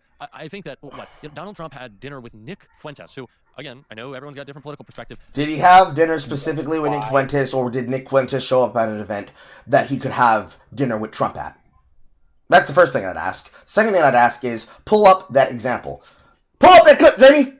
Somebody, anybody from Dev's chat, even Dev himself, DM it to me personally, please, right now, if you have it on hand. If you don't have it on hand, you gotta give it to me later, get it to me later. But please, somebody DM me the context, because I can almost promise that that's not the reality. Even if you did, we're not talking about Nick Fuentes, we're talking about Hassan Piker. Certainly, if you want to say keep the same energy from both of them, yep, I got the same energy from both of y'all. Deplatform him, because he is an accelerationist. He doesn't even support that position. He's already told his Wignots, he's already told his goipers to start telling people to vote for the other side to destabilize the vote in the first place. That's already occurred. Not even relevant to the reality of what we're discussing. But if you want to say keep the same energy for both of them, I do. I do. What's next, dumb fuck? I think we can say that Nick Fuentes is a little bit more extreme than Hassan, right? Like, I think we can agree with that. No, they're equally extreme. He's just extreme in a different way. Maybe the Holocaust denier is worse than the guy. I will say, I don't think I've ever come across a clip, and I've seen a lot of montages of like the most outrageous things Nick Fuentes has said, and he absolutely has. I don't think I've ever seen him directly say a sitting, politician should be murdered or called to violence as many times as like a Hassan. He said disgusting things. I wouldn't be shocked if Nick had said something like that. I wouldn't be shocked, but I can't say that I've seen that. And it's also this same case example that was had during that discussion that they were doing with Soy Pill, when they were talking specifically about this subject matter on that particular debate last Monday. Or rather, Monday before last. Because last Monday would have been the panel that they did. This was a question that was directly asked to Destiny, to Soy Pill, and Soy Pill tried to dance around this, and then later in the discussion, took the exact framework of Destiny's argument, and used it perfectly to understand exactly the context. But he didn't want to do it when he knew he had to answer the question of this. Because that's what makes Hassan worse. I can take some of the worst shit that any person has ever said, either in jest or in serious, about a political figure, about a political world. And every single clip Hassan has destroys that clip. And pound for pound, bigotry, anti-Semitism, racism, and just general harm. Because we know that those people are crazy. He normalizes the crazies. Hassan normalizes the left-wing crazies. We know that the right-wing people can be crazy. We know that the deserving that happened amongst the trad thought cosplayers didn't work out in the favor of people like Sarah Stock and Eliza Schaefer. We know. Nigga, we know. We knew before you knew. But no. His shit is worse. He radicalizes people across every sphere he influences. He radicalizes the left. He balkanizes the left. He radicalizes the normies to be against him. He radicalizes those who are already on the left of center and right of center to step closer to the right. Because they might say, bro, I might like some jokes, I might make some statements, but I would never say the things he does. And then against the people that he antagonizes, he makes them into mortal enemies. Not political rivals, not opponents and proponents in a discussion, axiomatic enemies that you will never convince that they are not in a state of war. Don't even have to mention Gamergate. Ain't gotta mention Gamergate. Don't gotta bring it up. Don't have to use an example. He literally makes an enemy of everybody because he will antagonize a they-them transgender who I guess has now decided that they're just a gay man who likes to be non-binary in the form of JXE. You activate people like Mahler on this issue because you're willing to openly siphon and steal people's content. You activate people like Dan Saltman to show you how the left-wing dialectic works in favor of Hassan against you and me and people like Zach. And you show full experience that it is a industry problem. The industry fully supports his behavior. The industry in tech in Silicon Valley fully supports his views, fully supports his ideas, fully supports his ideals. And if it wasn't for the job of one particular fucking executive engineer working on the project, exposing just on the example of Israel-Palestine, that they were actively blocking people from Israel to be able to open an account and comment on the website, that they're actively targeting people, asking questions of Van Clancy, and sniping them before they have the ability to ask another question that he has to answer. You are literally supporting his viewpoints, and you are ensuring that he is not stopped at the gate. You are holding it open with your foot and door stopping it, thus allowing him to become a cancer that will infect the entire party. It's like I forget the name of them, but they're a specific type of mite that infects bees. And we can see them clambering onto his back, all the parasites that will destroy your political movement. And you aren't willing to recognize that you need to do something about it, because you want to make this a question of, well, we have to let him in.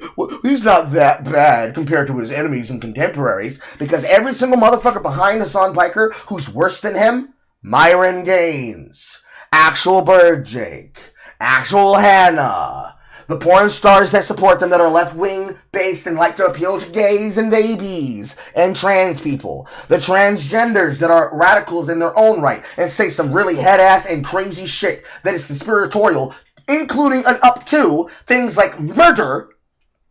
They are waiting behind them like this, rubbing their hands together like, I'm gonna get all of in there. They're waiting for the chance, because all of the people inside of just the industry, as well as the people behind the scenes organizing, they all support his views. They don't think he's doing anything wrong. They're trying to normalize the shit that you tried to normalize here in this debate.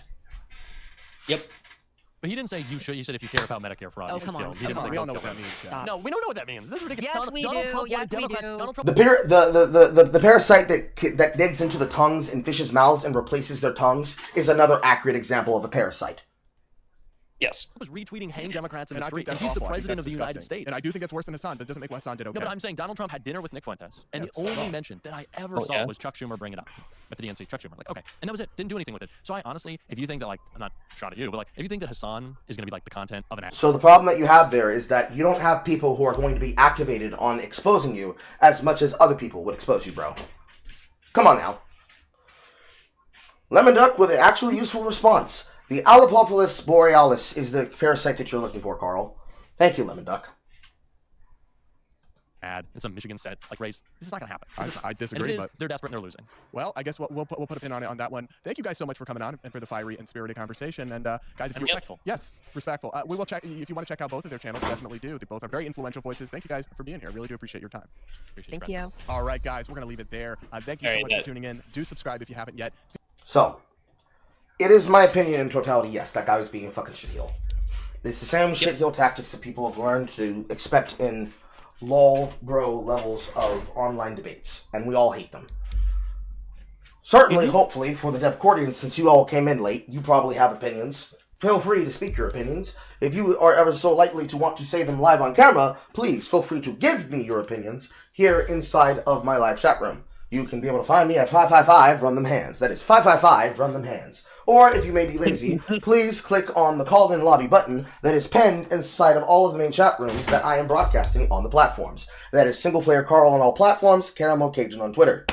I have 5 minutes. I only have 5 more minutes for you. So please get those call-ins and questions in quickly. I need to go to the kitchen. I am going to take my leave. Thanks for watching this with me. Like I said, I had not watched that second part, and that was just... He knew he lost basically not all points, but he lost like the sort of moral high ground he had. And then because he did, he couldn't capitalize on it. And when people recognize it's bullshit, they're like, fuck off, you know? Fuck off with those points. Like, why does it matter?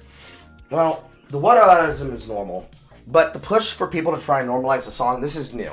This is the new development that they're trying to push for because they really desperately need good attention and good views for the far left. And that's their only play.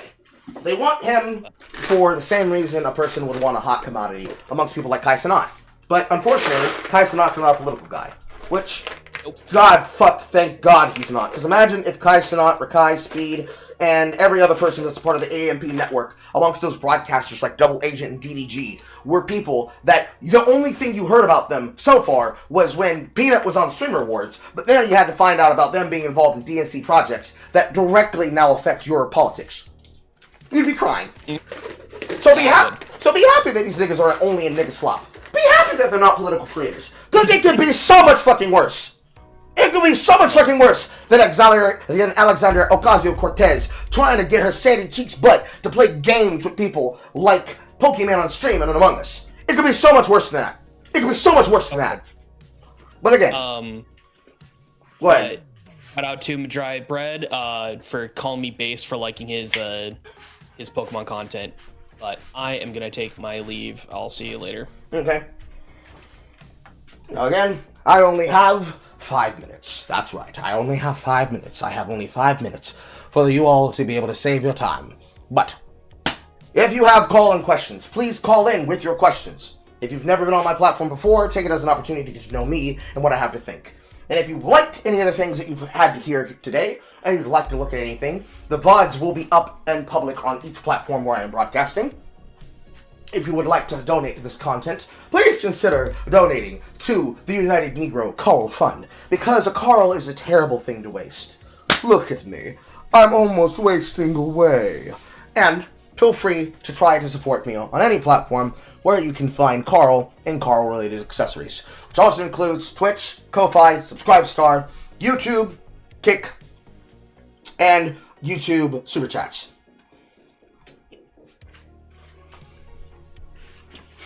My approach to enter yourself congratulating before putting faith in Hassan. The only faith I have in Hassan is that he will find a way to destroy himself and the people he associates with. Because every time he goes onto a podcast, he always has a bad appearance. Having him on means that the content creator that is platforming him is having to make excuses for his takes. Or he goes on, feels really comfortable, says some very, very easily exposable things, and then they get called out, and then he says, "Nuh-uh, that take isn't bad," and then it just gets worse for him. So, I can trust in the fact that he's a retard, and he'll say retarded shit.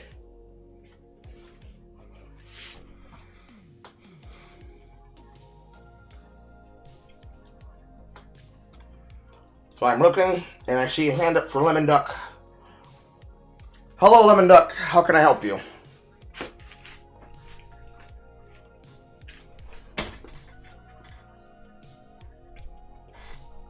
And we're waiting for Lemon Duck.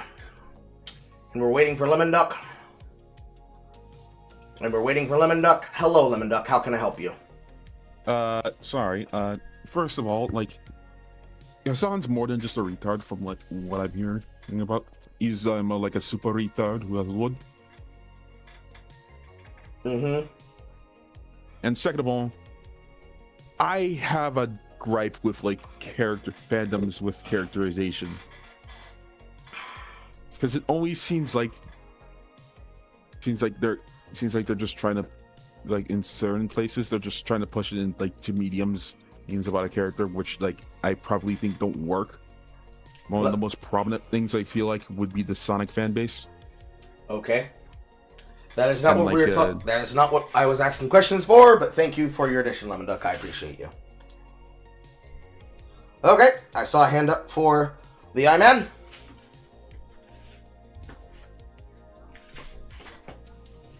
Waiting for the I-Man.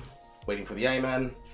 No, I was just gonna ask. I was gonna say the same thing about Dr. Lemonick said about how some people take the edge out of certain characters, but I don't think this was a subject was about. So I just put my hand down because I just got here. No, okay. So that's my bad. Thank you. I appreciate that. No problem. You're welcome. So, if anybody else has anything that they would like to call in that are relevant to the discussion and or them being here for the first time and never having seen my content here on the Yap-In live with Single Player Carl, please feel free to call into the show by typing in 555 Run Them Hands. That is 555 Run Them Hands, or click the acceptable link that is pinned in the comment section and pinned in the chat room of every chat room that we are currently live on. That is Single Player Carl on all platforms. That is YouTube. That is Twitch. That is Kick. It is also technically sometimes X, as it is today, and sometimes TikTok and Caramel Tuation directly on Twitter. Otherwise, I am running out of the 5 minutes that I have to talk to you about it. But if you also have comments that you'd like to leave in chat format in the chat room, please feel free to speak your mind, and I will read your words. How did Hassan Piker rise to fame? The same way all YouTubers and influencers did when it came to Kick and Twitch. They stole content. They stole content and they were illegally streaming MasterChef and Kitchen Nightmares US and UK and a bunch of other television shows that wasn't content of their own, while reacting to content, air quote, Jinxie style reacting to content, on Twitch, behind the fact that they were in a hug box. And they got away with this stealing, and they just basically became a fucking babysitting zone for dumbasses who are permanently online. Hassan mainly came up being a roommate and a personal friend of Destiny before he decided to cut off Destiny and say that he built his entire political empire by himself. And then he hired moderators that was specifically focused on turning him into a household name at the detriment of good political views.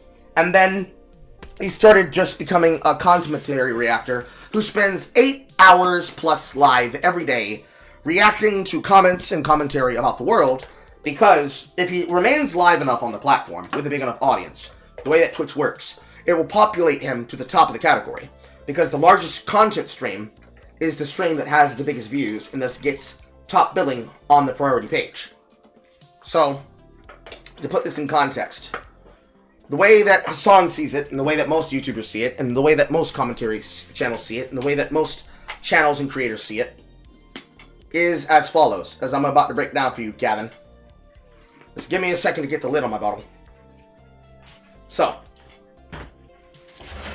I'm certain we've all seen how Twitch works and how Twitch operates on the side of a user, but I'm going to try to explain this from the viewpoint of a content creator.